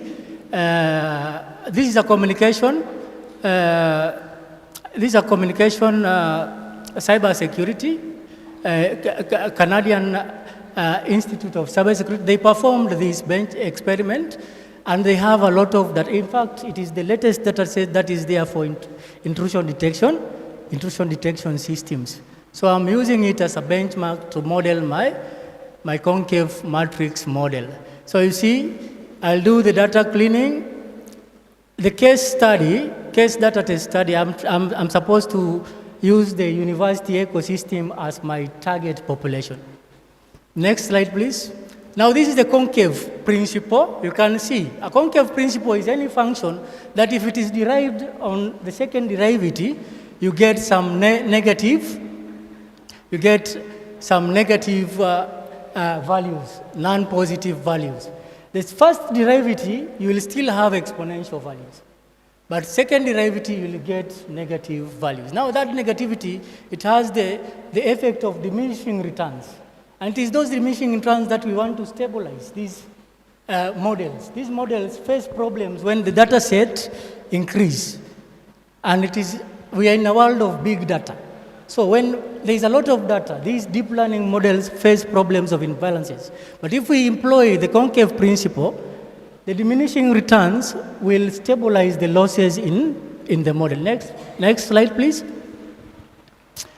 So that is my algorithm, the objective function. You can see it has both discriminator and generator side, and those are the variables. The M there is the concave degree matrix. Next slide, please. Next slide. Now the novelty, as I said, is on the concavity. The concavity, since if we differentiate the second derivative, we get negative values. It is that declining function that we want to stabilize when data increases. Especially in a university ecosystem like this, every new year you get new cohorts. That means there is new data in the portal. data keeps on increasing. This model is more happier when the data increases. It's more happier because it has that diminishing effect. It stabilizes big data. So you will not have problems of imbalances, and you will get your high accuracies. You will get stability. The experimental environment is actually a cloud environment. I will use servers, Google servers. That is the Google Colab environment. I will rent a server in Google, but I'll use my laptop to perform the experiment. Next slide. Now this is the evaluation part. I'll evaluate the accuracy, the precision, and the F1 score. Now F1 score is used in models of where they have problems of imbalances. And I want to check also how my model will perform to control those imbalances using the concavity principle. Next slide, please. Now, monitoring evaluation. This model, the prototype acts in 3 responses. When an attack is detected, it will send an alert email to the user. You will get an alert email. It can even lock the system. You'll get an alert email. It will disable the software, the attacked software, and it will self-update. So it is modeling 3 responses simultaneously. Here we have many systems. We have the human resource system, we have library system, we have the e-learning systems. It can be integrated together with those systems. When an attack happens, it just disables the system, it sends an alert on the screen, and it auto-updates.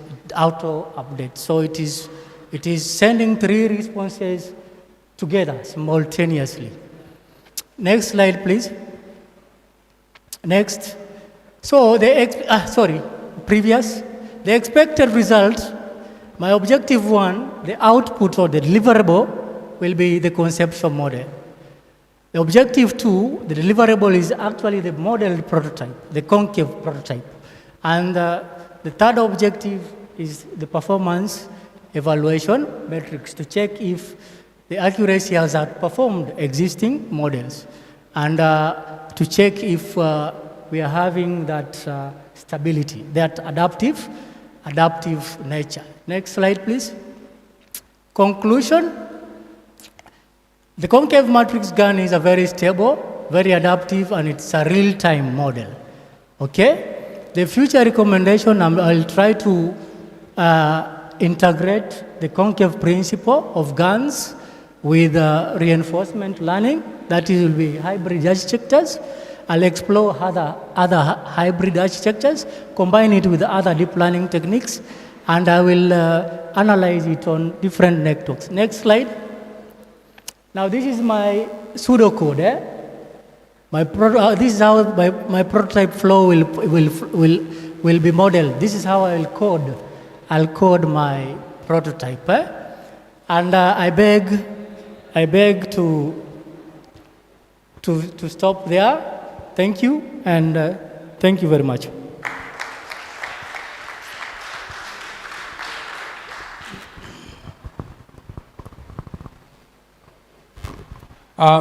Let's clap for him once again, members. Thank you very much, Mr. Tolle. That was a very good presentation. So it is time for questions, members. I hope you are able to follow his presentation. Concave. Check. Concave. Yeah, concave something. So, any question to him? Anybody with a question? Even our students from Hamisi, you are doing physics, Sindio? Concave, mesikia kitu concave. You can ask in relation to physics. Yeah, what is it? So please, anybody can ask a question, including our students from high school. Anyone? Usiogope.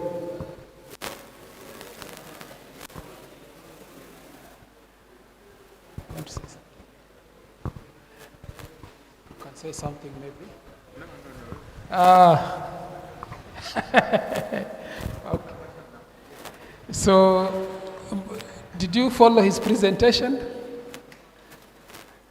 AI, everything is AI, AI, AI, AI. Anyway, let's clap for him once again. He has done well. Thank you very much. And we can have the next presenter. Thank you, Mr. Fondo.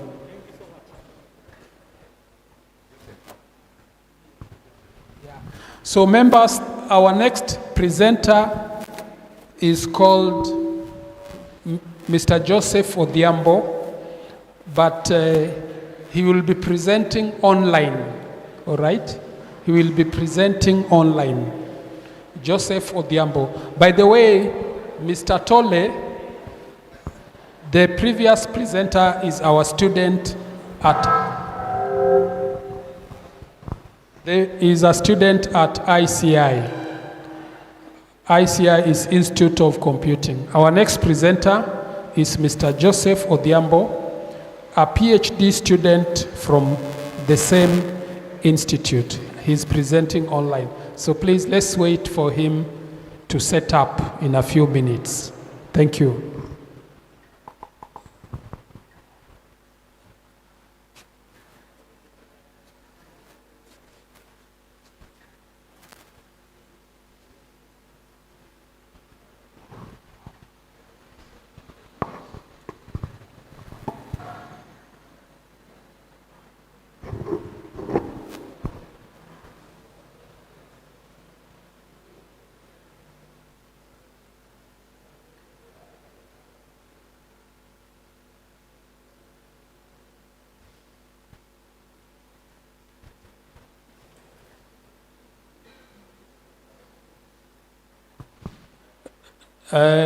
Members, as we are waiting for the presenter, just a word of advice to our young students from shortcomings of subjective evaluations in succession planning.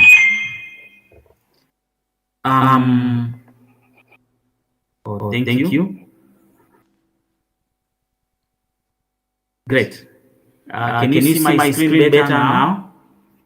So, when we were looking at the literature review, I looked at the literature in two perspectives, the traditional models versus the AI in succession planning. So on the traditional succession planning, the approach relies on subjective evaluation, where senior management's observations and casual conversations to identify future leaders. And this has a bias and lack of impartiality. And also it fails to consider the full spectrum of employee potential. It also may exclude capable employees who don't fit the typical leadership profile. In HRM, human resource management, AI has become key in human resource tasks like hiring, performance reviews, and retention. And this is what we want to bring in succession planning. So that the AI has the potentiality of reduces human biases and provides data-driven insights and enhances decision-making in succession planning. Looking at my theoretical framework, the following diagram explains it better, but we have the AI-assisted succession planning that evaluates data like skill inventories.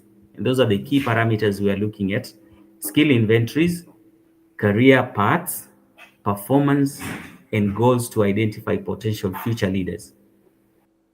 With the benefits like objective and systematic identification of leaders, okay, where AI creates personalized development plans to fit skill gaps and prepare for leadership transitions. The theoretical framework, looking at the talent development, data-driven decision-making, and machine learning, where we'll come up with a framework for AI-assisted succession planning. We also looked at the algorithms, selecting various algorithms. There could be so many algorithms, but we found that artificial neural networks, artificial neural networks, together with the recurrent neural networks, performs better depending on the data. We have other algorithms that capture different set of data. Like if we want to look at the documentations for the employees, we can use deep learning, like convolutional neural networks, to analyze the data. But now we just want to use this different kind of data like skills inventory, career paths, performance, and goals to identify potential. So the best algorithms that performs this data are artificial neural networks and recurrent neural network. So that's the diagram for theoretical framework. The data collection and inputs, we look at performance metrics, evaluations, and keeps assessing current job performance. We look at talent inventories, where we review of hard and soft skills for leadership roles, and then project contributions. This is participation in key initiatives and managing challenges projects, and also career aspirations. This is individual now based, where we look at employee self-reported leadership goals and readiness for more responsibility. So the purpose of this data collection is to gather diverse data sources that provide a holistic view of employees' current capabilities and leadership potential. Then for analysis and development plans, we have the machine learning algorithms that analyze data to predict leadership potential by identifying correlations between skills, performance, and career objectives. An example is high performance with leadership aspirations is identified as potential future leader. Then the development plans and gap analysis, we look at AI creates personalized plans to close skill and experience gaps. And suggestions may include job rotations, mentorship, training programs. This basically now will be the feedback from the system or from the model, so that it can have the plan for the succession of an individual. Then we'll also look at continuous monitoring and plan adjustments based on employee progress and organizational needs. So the benefits for assisted succession planning, AI assisted succession planning, which will be addressing the traditional methods. One is bias reduction, where AI mitigates unconscious biases, increasing neutrality in leadership selection. Then we have the data-driven decisions that provides objective, evidence-based succession planning instead of relying on speculation. Okay, and then customized development plans, which tailors growth plans to ensure employees acquire the skills and experience needed for future leadership role. On this, we find there are challenges and ethical consideration, especially when we are looking at data, which serves the artificial intelligence. We have the over-reliance on algorithms, and AI may overlook crucial aspects like company culture fit, leadership style, emotional intelligence. Okay, but other than the challenges, we look at other aspects which overrides these challenges, but more so on the ethical concerns, where data privacy and transparency, ensuring the ethical management of personal data, and providing transparency in AI decision-making processes. In conclusion, we say that AI in succession planning represents a major advancement in talent management, leverages data-driven insights and machine learning to enhance decision-making in succession and leadership development. It also improves objectivity and reduces biases in selecting future leaders. And the key consideration is supporting human judgment. So AI should only assist, not replace human decision making, which ensures fairness and alignment with organization values. And future research should examine the long-term effects of AI-assisted succession planning on, one, employee satisfaction, which is not will not be tackled by this research, but in the future, I think this is one of the areas that should be looked into: employee satisfaction, how AI-driven decisions impact employee morale and engagement, and then it can also look at organizational performance, which assesses the impact on overall organizational success, and also industry and organization vulnerability, exploring AI's adaptability across different industries and organizational structures. So that was my presentation, and these are my references. I tried to be very brief, but it's a very simple and it's at proposal stage. Thank you. Okay, let's clap for him. Mr. Odhiambo, can you hear me? Yes, I can hear you. Very good. That was a very good presentation. Can you put on your video? The members want to see your face. Some think it is a ghost. Oh. Presenting. Okay. As you put on your video camera, webcam, members, you had the presentation. It is time for any questions to him. Maybe my background is dark. Okay, just mute as you ask questions.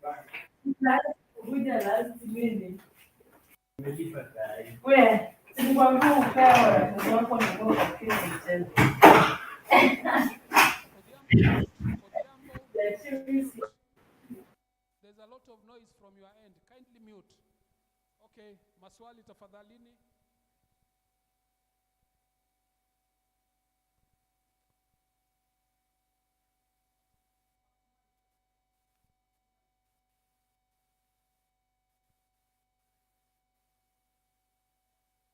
I have muted. Remove the presentation. Remove the presentation now. And so that we can magnify your photo, your image. Yes, beautiful. Members, that is Joseph Odhiambo, a PhD student from ICI. He's the one who has just presented. No, can you increase light? But I don't think it's now. I think it's beyond you now.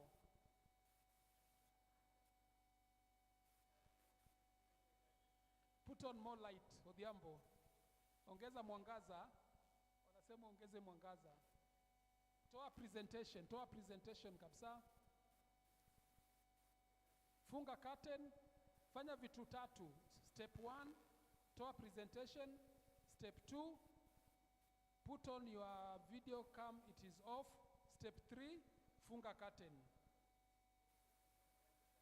Step 4, washa taa.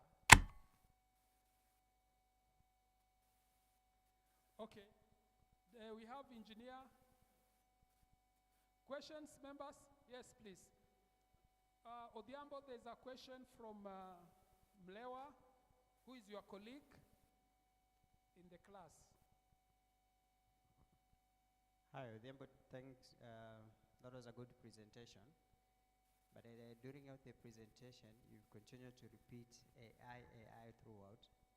Maybe you would like to go narrow and tell us what are you doing in AI, which in the framework, what techniques are you using to address your framework? Because that was not clear.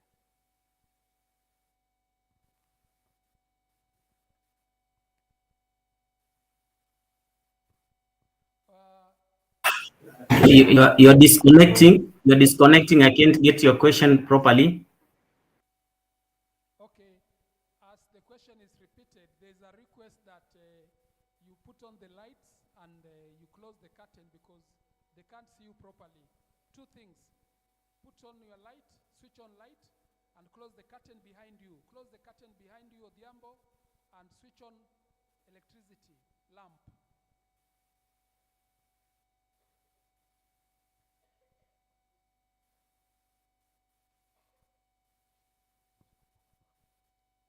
Okay, you can hear me now? Excuse, I didn't get your question properly because your network is disconnecting. Okay, I was saying it is a nice presentation, but throughout you've been mentioning AI. Would like to understand or narrow down to the AI. In your framework, what are you using in the AI? What technique are you using in the AI?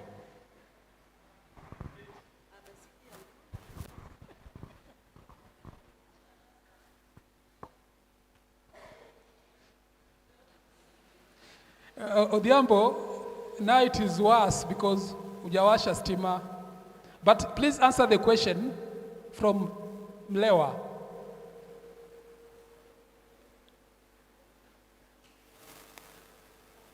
You are muted.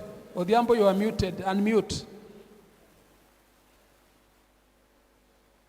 Oh, sorry. I didn't get the question properly because the network is disconnecting. Odhiambo, we can't hear you. So maybe And the problem you started cannot hear me. when you pulled the curtain down.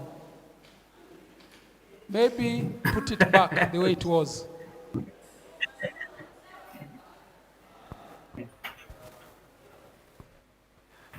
Okay, continue. You can Unmute. hear me now. Odhiambo, unmute. We are not hearing. Unmute. There's a problem somewhere. The lighting is better, but we can't hear you. Can you hear me now?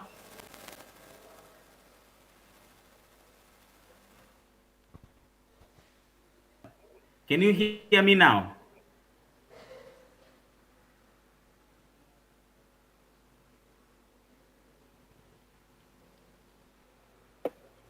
Members, can you hear me?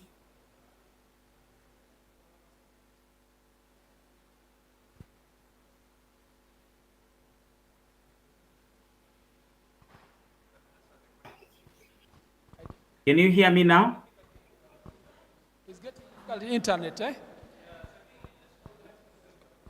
Okay. Maybe, Chairman, you are saying something? It could be my internet. Maybe.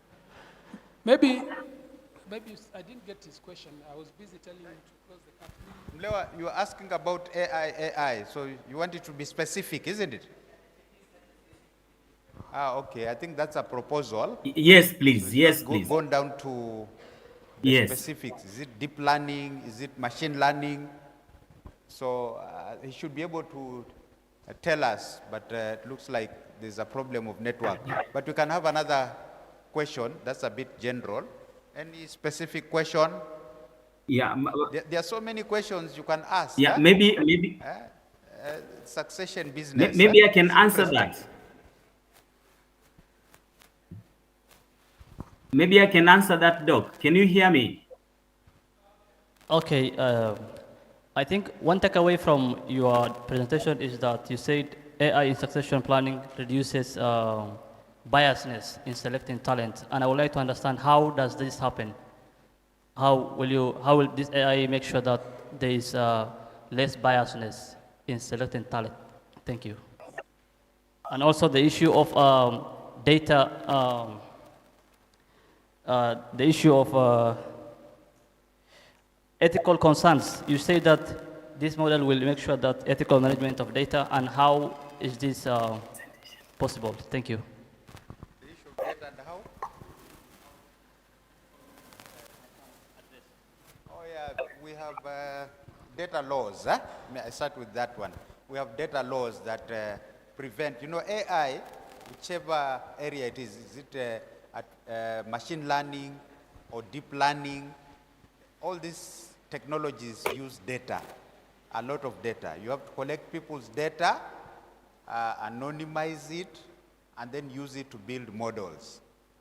Now, getting that data might be a challenge. You remember last time there was a project in Nairobi, and they were collecting eyeball data, and then they were stopped. They had to go away because of the data protection laws. Yeah. So that is the challenge.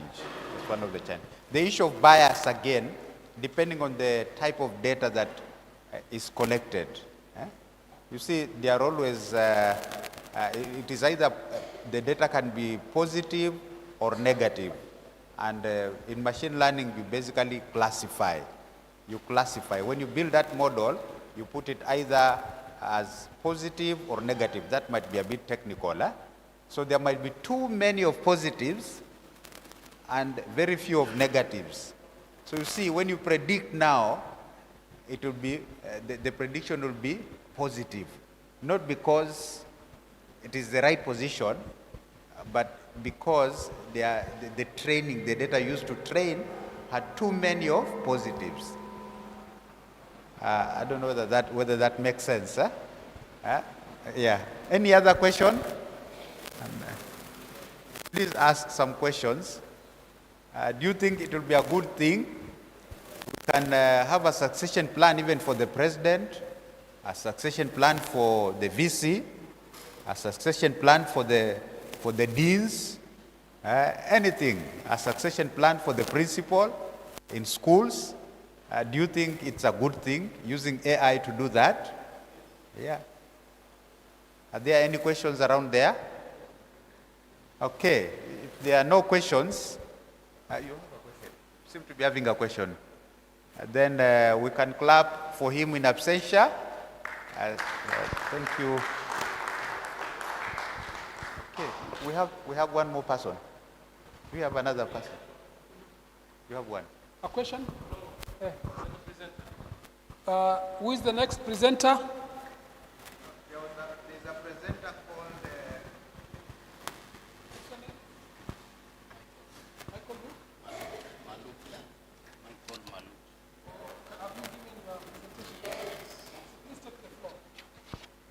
Pigeni makofi, eh? Someone was called Charles. Let's find out. Just put your... Who is Maluki? Maluki. Michael Maluki. Can you see him there? No, he's not. I think he's in another group. Oh, he's yours, eh? Or he's in your group, eh? He's in my group, Yeah, there's someone called Charles Nyongeza. Charles Nyongeza, are you there? Ayuko. Section 2, climate change and Section 2, climate change and environmental sustainability. My name is Dr. Samir Bachani, and this presentation was supposed to be held in the School of Medicine boardroom, but we have moved it here to the Assembly Hall. So our next presenter is Michael Paul Maluki, Mr. Okay, yeah. He's going to come and introduce himself. He's going to be presenting on green roads for water, road runoff harvesting for climate resilience, improved community livelihoods, and resilient transport functions. Yeah, welcome, Michael. Thank you. When you're ready. Yes, good afternoon. My name is Michael Maluki. I'm a civil engineer. I work with the county government of Makueni as a roads engineer and also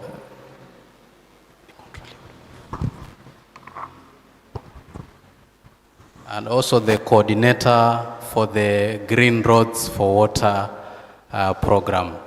So in the morning, during the keynote speaker, we were talking issues of climate change. And there was a lot of data, very mind-boggling data.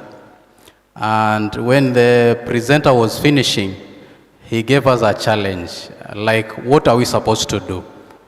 Where you are seated, when you watch around, you can see people have drunk water, but they have left some dirt.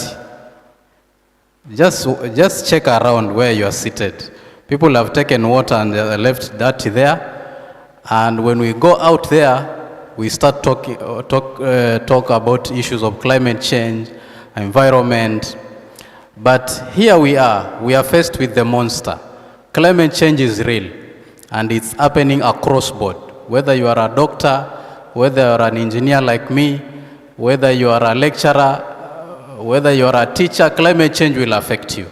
And that's why we are here to talk about the issues of climate change and mitigation. And I like the theme for the conference, which is talking about transformative innovation for sustainable development and mitigation. So my research is on the green roads for water. When I talk of green roads for water, it's a concept whereby we are not just building roads. I'm a civil engineer. I work with the county government of Makueni, Department of Roads. So we are in charge of maintaining and rehabilitating our county roads. But we are not just building roads. We want to build roads which are climate resilient, which when you look at Makueni County, 85% of Makueni County is arid and semi-arid. And we receive rainfall, which most of it damages our roads. Next slide. So when we talk of the road runoff harvesting, we want to look at two situations, the regular roads and the green roads. So when you're talking of the regular roads, we all come from local areas. Most of us are not born in this town. We come from local areas. We use our roads in our local areas. And we talk of road damages during rain season, land degradation, flash floods, roads which are dusty, high cost of road maintenance. All these aspects affect us in our local areas. But when we are talking of green roads, we are talking of roads which are climate resilience. And what are the practices which we do? We're talking of meter drains. We are talking of drifts, that's a bridge, road crossings, which are uninvented, roadside tree planting, and runoff harvesting to farm ponds. Next slide. Next slide, please. So green roads has a combined benefits. When we combine, when we initiate the green roads concept in our roads, we have a combined benefits. We're talking of water security, agricultural production, land protection, food and nutrition, connectivity, risk management. But when we are building roads as engineers, most of the times we look at the connectivity aspect. That moving from point A, moving from Chuda to Mombasa or Chuda to Likoni, but we're not talking of the issue of environmental mitigation and climate resilience. Next slide. Next slide, please. So the objectives of my research and what we do in Makueni County is just to create beneficial water and landscape management through our roads we construct in Makueni, and improve the livelihoods for the local communities, also climate resilient infrastructural development, reduce roads maintenance costs. When we incorporate the aspect of road runoff in our roads, we have realized there is a reduced maintenance on our roads as a county government. And also the quality of life. During the dry season, our roads are very dusty. But we have introduced a concept where we harvest the runoff to the nearby farms, and we do roadside tree planting, reducing the dust on our roads, and also fostering inclusive growth. We create employment to the local communities. Next slide. The green roads for water, the road runoff aspect can be practiced in different geographical locations, not only in lowlands or hilly areas, but even in the coastal region. When you look at this picture, it shows you how the many concepts which can be practiced in different geographical locations for the green roads for water. Next slide, please. The green roads practice model and alignment. What are the enabling factors which has made this concept successful in our county government? We have a policy in all contracted projects. When we give contractors projects to do on our roads, we make sure the concept of harvesting runoff is intact in the bill of quantities. And also we conduct community training We create them as champions and TOTs, and local communities and end users' needs are central in road planning. When we are constructing our roads, we just don't go to the community and tell them we are here to construct the roads. We take them through public participation, we hear their needs, and that's how we have been able to implement this project in the county government of Makueni, and also through partners and collaborations and inter-county departmental. We have so many departments in the county government, like 11 of them. So we don't work alone as a roads department. We incorporate the climate people, the water people, the agriculture people, the administration, the office of the governor, to make sure the program is successful. Next slide. This is what we have achieved so far as a county government from 2017 up to 2024. In terms of the sub-counties, we have 6 sub-counties in Makueni, and you can see what we have been able to achieve. Next slide. Of course, there are challenges during the implementation of this project, and the most challenge is the lack of goodwill for collaboration by different stakeholders. You find there are different stakeholders in the county government, NGOs, doing issues of climate change and mitigation. So everyone is pulling on their own, no cooperation and no collaboration. And limited financial resources. We receive very little from the national government, and now to carry out this project, sometimes our finances are limited, and also unpredictable and unreliable rainy seasons. Poor integrated, inclusive and dynamic planning approach when designing roads. Most of the time you find engineers just design roads to move people from point A, not incorporating this approach. And the biggest one also is the issue of political interference. You find politicians always want their way. They want this done, this done. When you give them good ideas like this, they will always find a way to reject. Next slide. We have also received recognition. These are some of the recognitions from media and international organizations that have come to Makueni for benchmarking, just to learn and understand how we do it as a county government. Next slide. So these are pictorials from Makueni County. These are not downloaded. These are not AI generated. These are actual photos from the ground. So you see these are regular roads, eroded. In fact, the first photo, I took it yesterday. It just arrived today from Makueni County. And this first photo, just previous slide, yes, this one I took it yesterday. And the muddy road.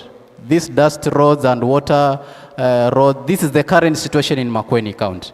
Now, when you talk of green roads, next slide, you see now, this is what we mean. We incorporate water harvesting into our roads, and this is how now the roads are changing. These are photos from Makueni County, roads with cut-off drains and roadside tree planting to reduce the issue of dust, and meter drains to channel water to farms and make our roads climate resilient. Next slide. As I was talking, we do community sensitization. For us to achieve this, we engage the local community so much, and we make sure the community understand. That's why they give us the moral support and upper hand for us to achieve this project. Next slide. This is not AI. This is not AI. This is actual photos from Makueni County. We channel the water through the meter drains. Now when it rains, the meter drains capture water, and we use that water to do now the bananas, the napier grass in the meter drains. These bananas are not from Kisii, where is famous for bananas plantation, but this is Makueni County. Ukambani is always rated the driest place, but you can see this is actually in Ukambani, Makueni County, courtesy of road runoff, making sure our roads are used as climate resilient solutions. Next slide. Next slide, please. Next slide.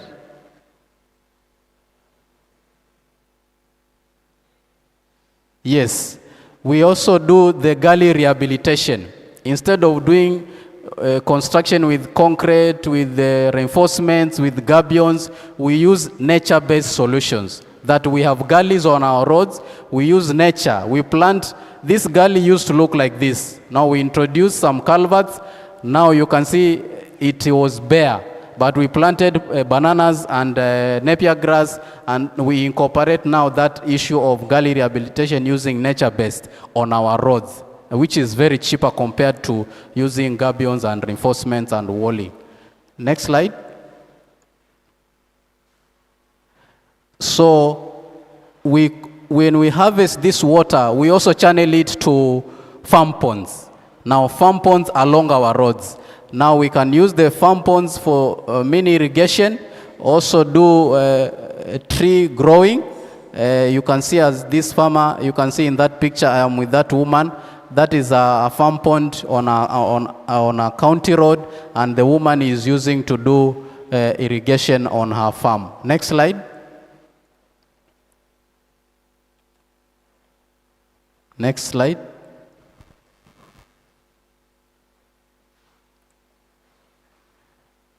I talked about non-vented river drifts. These are concrete structures we construct on our seasonal rivers. So a long time ago, we used to do the culverts, vented drifts or river crossing. But now we have changed this, the design. You can see from the first picture, that is how the road crossing used to be. It had culverts. But when we changed the design, we did an unvented, which has no holes or culverts. We can use it as a road crossing and also harvest sand. This place used to look like this, but now you can see the next picture.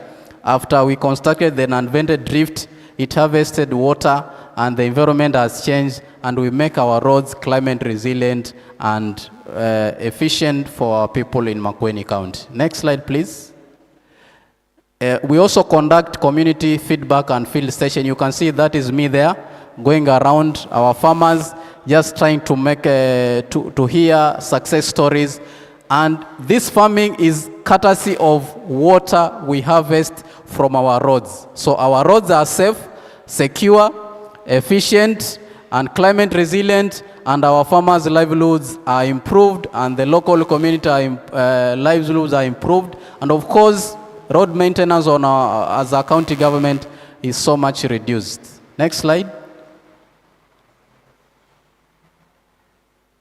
As I finish, the concept of this green roads for water or road runoff harvesting for climate resilience is courtesy of the local communities. The local community in our county government is the backbone and the champion of this project. So we engage from the mama, wale wa pale chini kabisa shosho, just trying to teach them in our native language.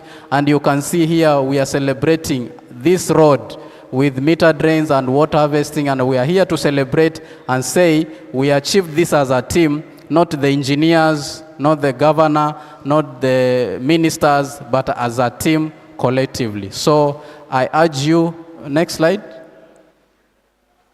Thank you so much. That was my presentation. And I welcome you all to Makueni County, the land of milk and honey, the land of beautiful mangoes, the land of beautiful oranges, to enjoy courtesy of water harvesting from our roads. Asanteni sana. Thank you.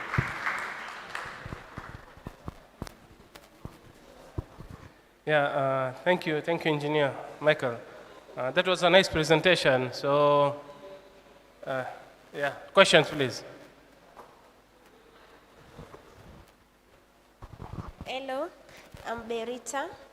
I want to ask you two questions. One, what mechanism are in place to ensure that the local community continue to maintain these structures after the initial project implementation? Then have there been cases where road runoff harvesting lead to intended consequences, such as waterlogging or saltation of soil? If so, how do they mitigate?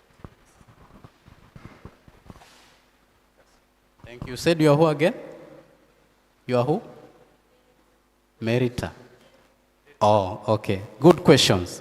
The first question, we have conducted community local training. We call them TOTs, trainer of trainees. So we have champions.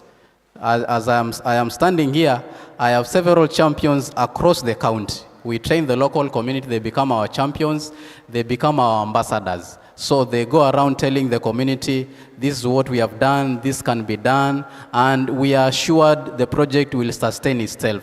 I'm not supposed to be there, the governor will not be there, the engineer will not be there, the community will sustain themselves because we make them on this project. Number two, to avoid the waterlogging, and because the enemy number one on our roads is water, not the public transport, it is water in our local setting. And so there's a technique we use to harvest the water. We just not channel water to the farms. We use a technique we call contouring. As engineers, we are used to machineries and contours and levels, but we don't use the total stations and the levels to conduct those training. We use the local knowledge. The agriculture people come, show us how contouring is done to the farms to make sure when we channel our water from our roads as engineers, we don't damage the roads, the shambas, and in that way, it is a win-win situation for the agriculture people and for the engineers. Thank you. Okay. Yeah, thank you, engineer. Yes, please. Just a clarification, those tunnels for draining water, who does them? Is it the community? Because you said there's community involvement. So are they the ones shaping the road? Of course, you come with the tractors. And then after that, the channels for draining the water. And can the same be done on a tarmac road? Thank you so much. We have a policy as a county government when we do our bill of quantities for the contractors who come to do our projects. We make sure the concept of the water harvesting is in those BQs. So the contractors will involve the community to dig the channels and pay the community so that we can reimburse them as a county government. And also I've said we collaborate with other departments. So the youth departments, the agriculture departments can have a budget. We have a budget for youth employment or youth involvement. So they come to us as a roads people or roads department. We give them this concept. They give us finances so that we can conduct the excavation and the meter drains. And also we have the collaboration with NGOs. There are NGOs who come and support us. Last year we had a project we called Drain to Gain. We had an organization which is called Meta, and they came, they supported us, and we did a whole project for a whole year on a certain stretch of road. So we collaborate with different stakeholders, and I can say the project is successful, but we are looking for more collaboration and more networking to support the project. Thank you. Yeah, thank you. I think there is another question, huh? Thank you so much. Looking at the achievement table, I can see that Mboni sub-county is achieving than the rest of the sub-counties. Maybe could you elaborate on this, on what's happening there? The second question is about the challenges. One of the challenges you said is poor integrated, inclusive and dynamic planning approach when designing roads by the county and the national government road agencies. Do you say that there is mismatch between the county and the national government in terms of this designing, or what is happening here? Thank you so much. Okay. Thank you. You are very observant. Thank you so much. For Mboni, you can see the achievement is more because I'm stationed at Mboni. I coordinate the entire county, but I'm stationed at Mboni. So the answer is because I'm there. I'm in touch with the community, but also in touch with the other sub-counties, which are manned with my colleagues, other engineers. For the integration, we have different organization or parastatal. We have KERA, we have KENA, we have KURA, who work for the same community, for the same transport system. So you'll find most of the time KERA is pulling this side, KENA is pulling that side, county government is pulling that side. So you find there is no that intertwined collaboration. But I wish if as governments, that's why you found there's a time the president was talking about collapsing some organizations. You find agriculture has so many departments or parastatals or roads. We have even Kenya Roads Board. So all those, everybody is pulling on their side just to try to work on the issues of roads. So there's a challenge there, but it's a work in progress. As a government, we are trying to look for those institutions to partner together. Thank you. Okay, I think I can take one more question. Huh? I think there was, you wanted to ask a question? Okay. Thank you, Engineer. My question is just concerned on what happens to those land. Have you heard cases where that some farmers, they are not ready to take that harvested water? What policy do you have to ensure that, is there a policy that you enforce to ensure that they pick this water and they harvest this water from the roads and they utilize it? I think one more question. Huh? Okay, I want to ask you, what about in the community where you came, you find that the community, they have land ownership. How do you manage to have equal access to the harvesting of the water in the community? I think both these questions are related. Huh? Okay, they're related. For the community, we have had challenges in the past that they didn't understand what this concept was all about. But I've said we keep on sensitizing them and training them. We have exchange program within our community. We take this community from Chuda here, we take them to Bamburi or to Kisauni, just to learn from their colleagues. And not us as engineers, but just go there, check and see, and when they go back to their farms, they just implement it without hesitation. For the issues of land ownership, I've said we work as multi-departmental, like we work with the lands department, with all departments in the county government. So when there's a challenge, we consult one another, and there's always a way. In every challenge, there's always a way out when we are working towards a positive concept like this. Thank you. I think another question was about disputes. How do you address those disputes of land ownership or water resource sharing or something like that? You know, in any project, you will never lack challenges. You will never lack issues. So we try to minimize those challenges by, as I've said, we even look at the concept of working with the local chiefs.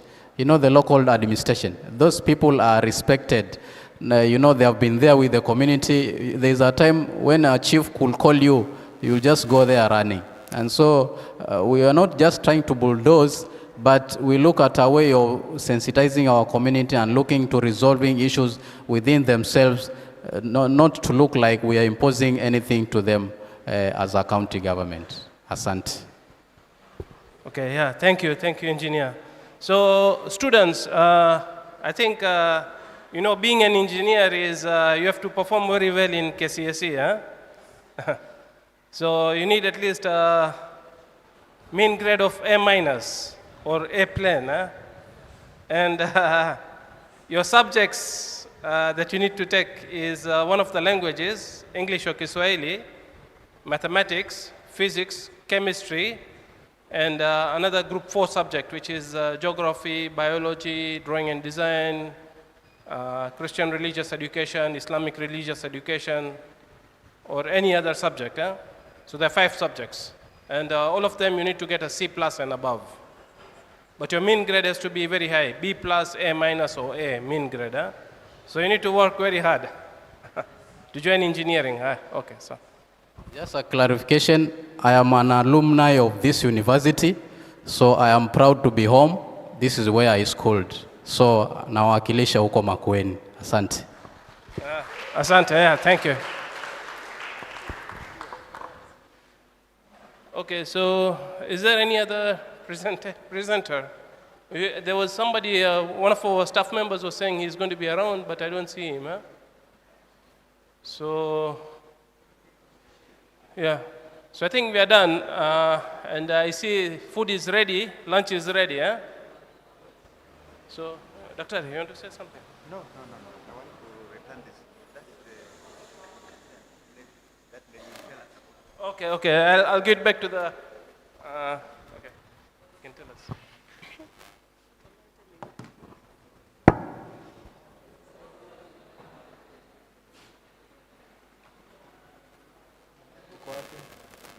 Day or two.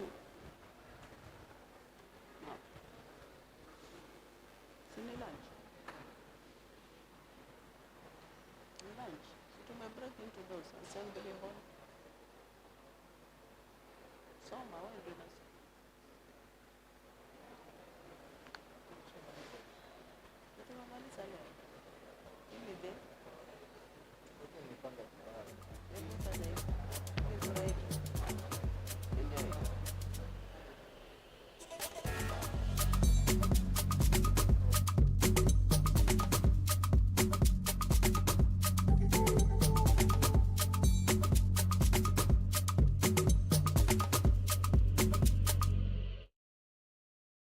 Our morning session is over.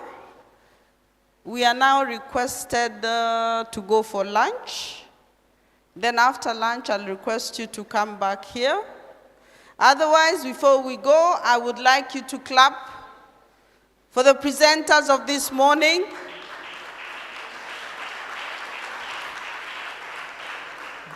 Thank you, they've done a good job. I'm even happy in the process I've met a civil engineer, so my son's attachment is sorted. So kindly, if we can walk, I'd request the lecturers to go fast, the students to follow.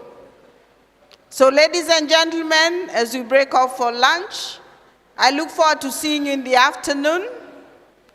Kindly keep time so that we can start on time, and the next directions will be given then. Enjoy your lunch.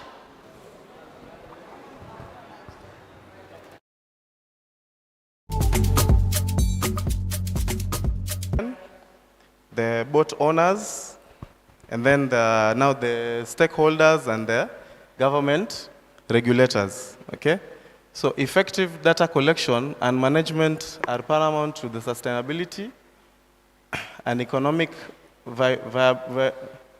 viability of Kenya coast fisheries. By addressing the challenges in electronic catch data recording, we aim to foster informed decision making and improve management practices. Next slide. So, objectives of this study is to, main one is to assess technological challenge, assess technological challenges, identify challenges in implementing electronic fish catch data recording, identify the technical barriers hindering real-time data capture and sharing at the BMU and government levels. Okay, now that's from the coastal region area, the coastal line. Huh? So when you go to the beaches, so that's what we call, we identify as a BMU, a beach management unit. So, evaluate managerial challenge, that is evaluate mobile-based data collection system, determine the managerial obstacles affecting the effective implementation of electronic data collection system, and 3 is to improve data reliability, contribute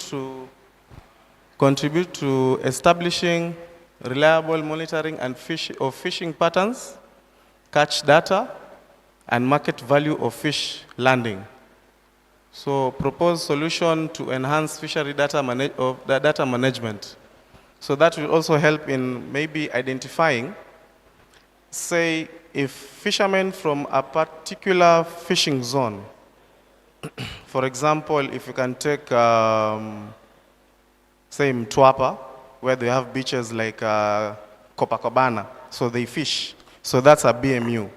So in that BMU, we say if we have effective monitoring of that place, now we'll know how the patterns will be so that we don't have excessive fishing and overfishing and illegal fishing as well. So methodology, BMU selection criteria. So the first one is location and accessibility, ensuring presentation across different coastal regions and ease of access of data collection. The second one is active fish catch data collection, selecting BMU actively engaging in oversight fish catch data selection to assess real world challenges. And the third one is functional equipment, prioritizing BMU with functional fish data recording equipment to evaluate the performance of existing systems. So like I said, initially there was a system, it was called FIMS, that's a Fisheries Information Management System. It's majorly managed by fisheries, the fisheries industry. So that's the one I'm going to capitalize on. Yeah. So a randomized selection process targeting 30% of the BMUs. The total are 29 BMUs, I think from South Coast to Manda to Mokoe, that's in Lamu. I think there are about 29, the major ones. Will ensure a responsive sample, specific criteria including location, data collection, activities, equipment functionality, and literacy levels will guide the selection to gain comprehensive insight into the challenges faced. So, next. So findings and discussions. Technical challenges. We have weak network coverage because we know some people, we use different types of ISPs. In our world, we say ISPs in IT. So weak network coverage, malfunctioning devices, system downtime, that's in the technical challenges. And then managerial barriers, we have lack of training, we have no standardized processes, and limited funding. And in data handling issues, we have delays in transmission, security risks of data tampering. Next slide. Now, electronic data capture challenges. Now, after the, take me back to the previous slide. Now, from the findings, I went to now to see the next handling. The electronic data capture challenges. We have the connectivity, we have power, and we have training. Like I said, there's managerial and the other stuff. So in connectivity, we have unreliable internet access, hampers real-time data transmission. That is, in the sea, you'll find that sometimes we have to use the satellite. And most fishermen are not in access of such gadgets or devices. So in power, we have limited access to electricity, affecting device operationability. And then in training, we have insufficient training, leads to improper data entry and device usage. So this comes down to training and now literacy levels. And then electronic data capture in Kenyan BMUs faces significant challenges. Now we have the connectivity, the limited power access, and inadequate training, imparted the effectiveness of the data collection efforts. Addressing these issues are essential for improving the accuracy and reliability of now the system. Next. Now, importance of data recording. I divided them into 3. So we have the monitoring of fish patterns. Like I said, in particular BMUs, if we don't monitor the patterns or we do some overfishing or maybe illegal fishing, that will also affect the livelihood of other fishermen. So we say monitoring fishing patterns, tracking changes in fish populations, and identifying trends over time. So in the second one, we say improving catch data, that is ensuring accurate and reliable information for fisheries management. And in the third one, we say enhancing marketing value, informing pricing strategies, and optimizing the economic benefits of fish landings. So we said this is like a livelihood of someone. So we have to make sure that everyone gets fair treatment in terms of livelihood, because all of them are fishermen. Some are not above the others, unless we are doing now the deep sea fishing. Now that's a different story altogether. Next. Now, potential solutions for improvement. So I think we have 4. Enhanced training. That's provide comprehensive training programs for BMU members. Now BMU members, like I said, are the fishermen, the boat owners, the stakeholders, the fish preparers at the beach or at the market. And then improve infrastructure. That's invest in reliable power sources and internet connection. Data storage, that is improve data transmission and storage infrastructure.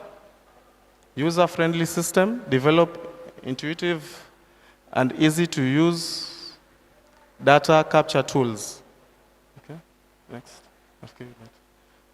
Now, recommendations. We have 3 recommendations. That is infrastructure development, expand network coverage.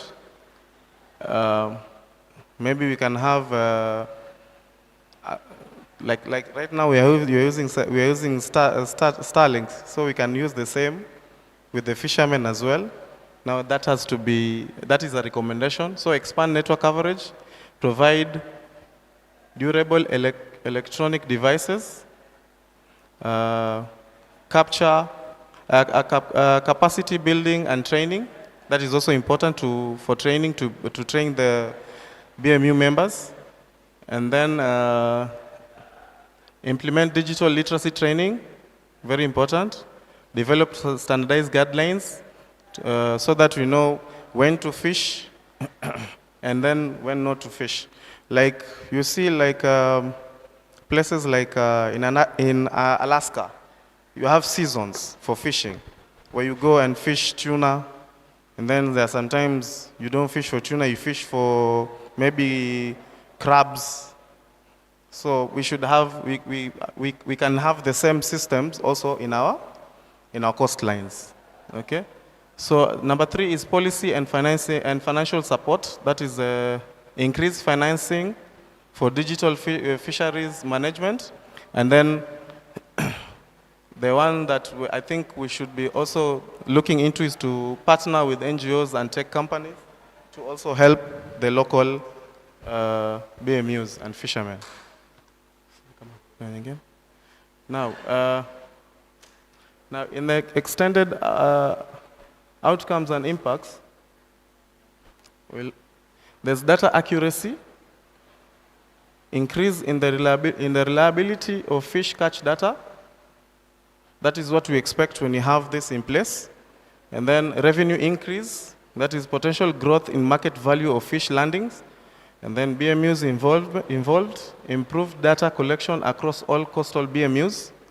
And then the success of implementation of improved electronic data capture methods promises significant possible positive outcomes, enhanced data accuracy, increased revenue for fish landings.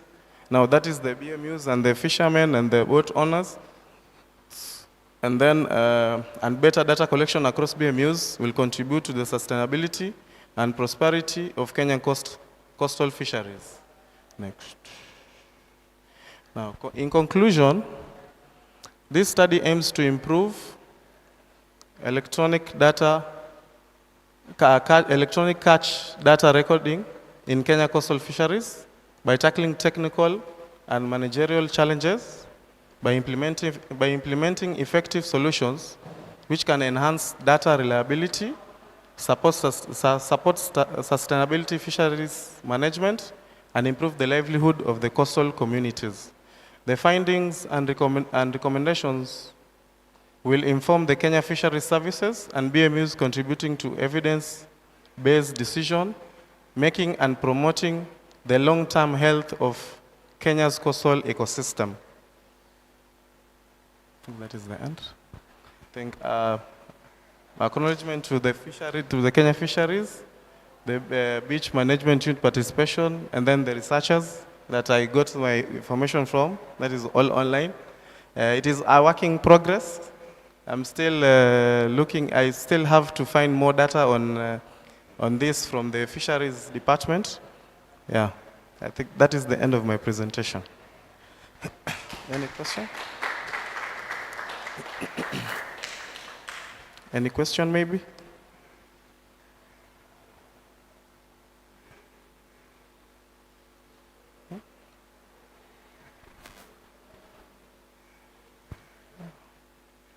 Yes?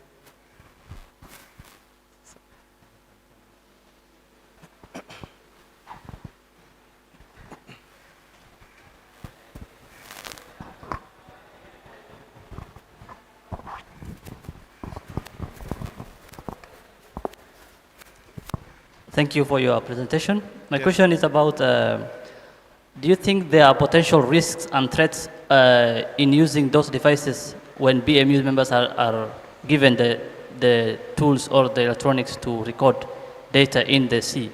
Do you think there are potential risks and threats to the fishes in the sea? Thank you so much.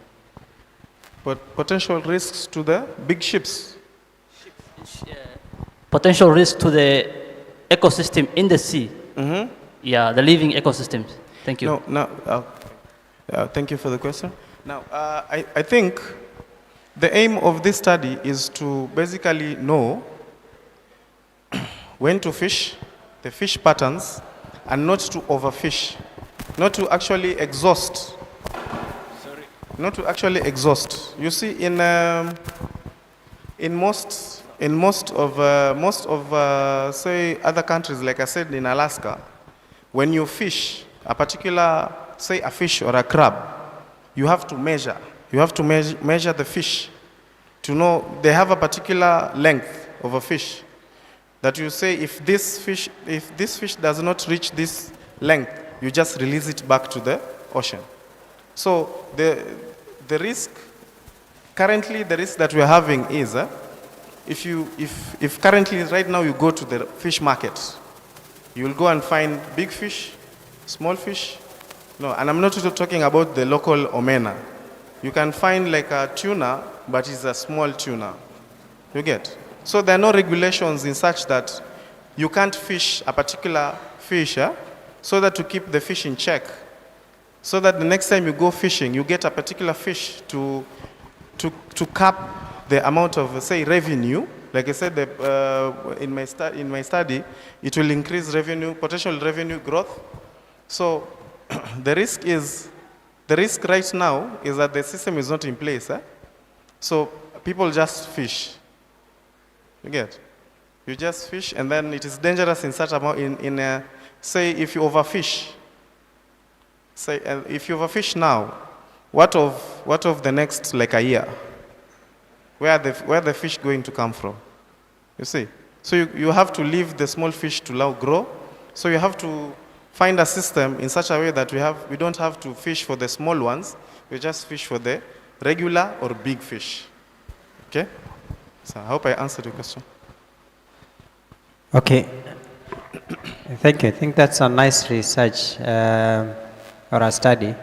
But however, I'm wondering how you'll apply the technology to be able to do that. I've heard you talking about satellite and the network, but I'm wondering how will you be able to catch or harvest the fish that are either of small size or those are required to be harvested. Assume how the practice is now, you go with a net and draw everything from that net. Now, how I'm going to implement this is, like I said, there's already a system in place. Huh? Now, what my studies aim to do is actually look into the full implementation of that system.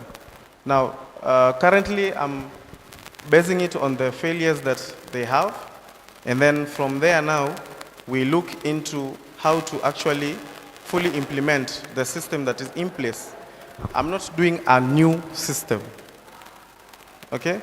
I'm not doing a new system. I'm just looking in ways to fully implement the system that is in place. So the challenges that they have, I've highlighted them, and then from there now we're going to look into the training of the BMU members, and then from there we can also move further. Now this is preliminaries now.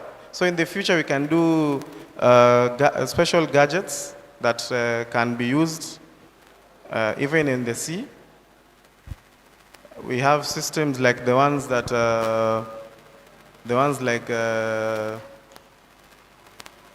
G4S are using, like the DHL are using. So it's satellite. So we can also implement such thing into the fish catch data.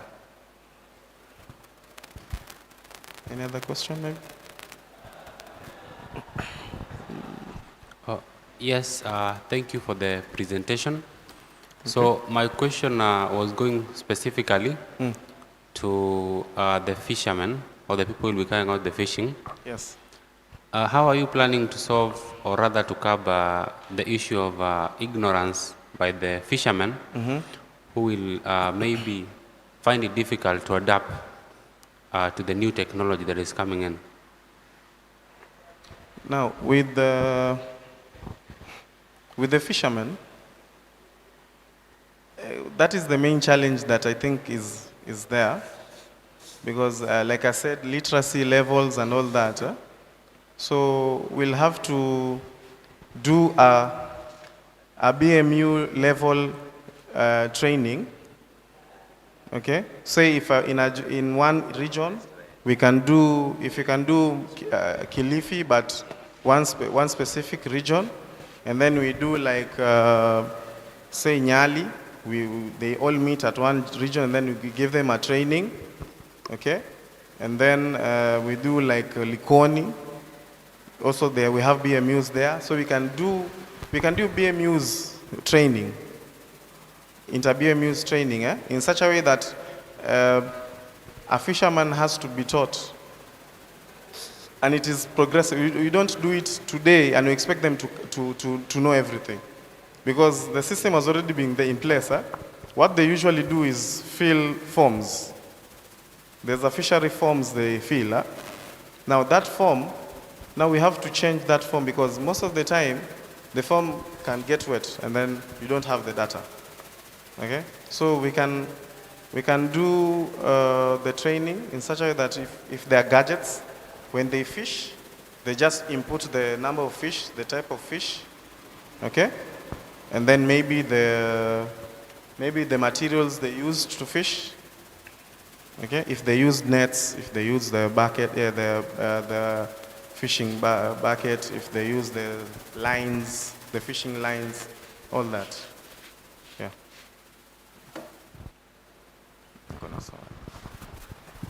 Sorry again, one more question. Yes. How do you incentivize the BMU's members to do the data collection for you? How do you make them, how do you motivate them? Thank you. How do I? Sorry? how do you incentivize the BMU members to conduct the data collection for you? How do you motivate them? Now, like I said, these are the preliminaries. So with the correct information, to incentivize the fishermen is a matter of just saying you're going to get a training. If you show up for the training, maybe if you partner with the NGOs can decide to give them free gear, say fishing nets and all that. So that is also a form of incentive. Yeah. Question? Next question?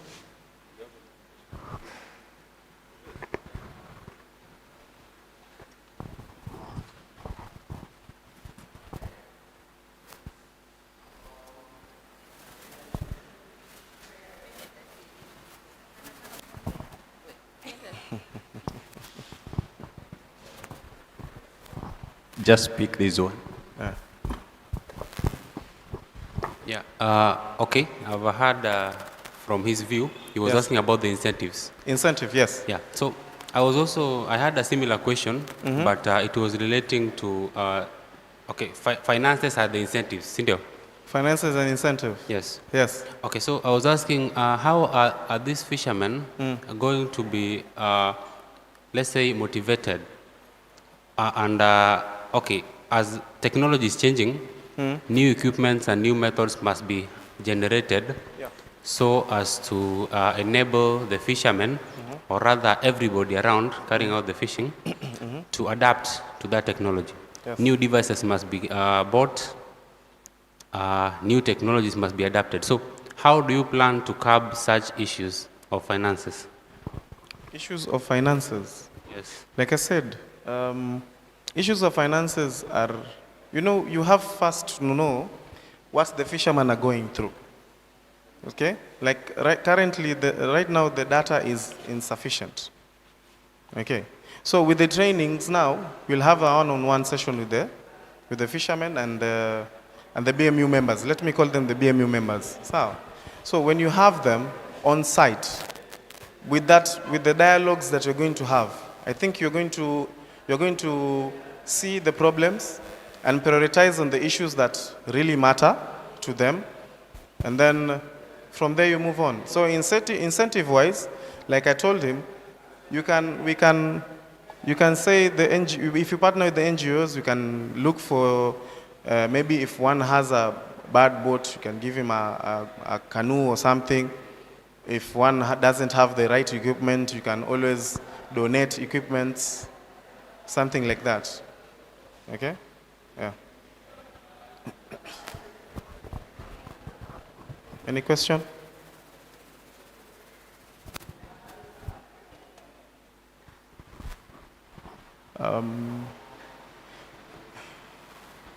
Thank you very much for being a good audience. Thank you, Mr. Mlewa. Please give him a hearty clap. A hearty clap. Thank you very, very much. Now that we've come to the end of the session, and we've asked the questions, I will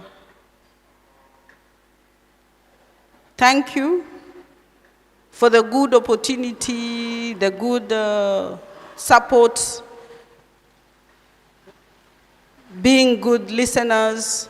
And we were told in the morning to make sure we attend, and by the time we are leaving here, we should have a different or a changed mindset. I would like to call this session to close.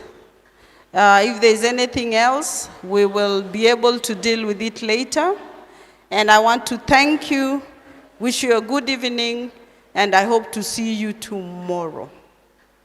For those of us who are part of the team, if you have a tag like this, or you're a guest, we are requesting you to stay behind. And we are supposed to be meeting in Kiziwi. If you look at your programs, there is a cocktail dinner in the evening. So ladies who want to go and freshen up, this is an opportunity for you to put on your dancing shoes Put on your miniskirts if you have any. And if you're 100 years like me, you just go the way you are. Okay? For the Gen Zs, thank you very much. We hope to see you tomorrow. I will not say you're the future. I will say you're the present, and the ball is in your court. Out of everything that has happened, all the presentations, all the whatever, we are looking at you to implement them. I'm still looking at the engineer. We still have a bone to pick. But apart from that, he challenged us. I saw his village and I saw my village.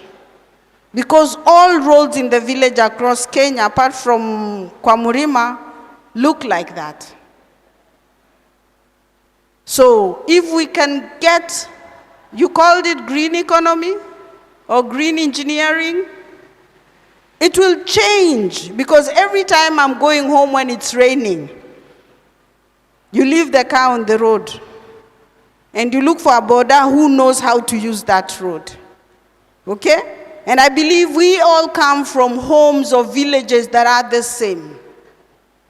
I don't know if you've heard of that story. You go by air, and then you go by car, and then you get to the piki-piki, and then you get to the border. In the end, you're on your two legs and there is no road. That is where we are. So whatever is being presented here is real. It touches on each and everyone's life, and it's an opportunity for us to take it home and change. So hope to see you tomorrow. Have a lovely evening. Good day.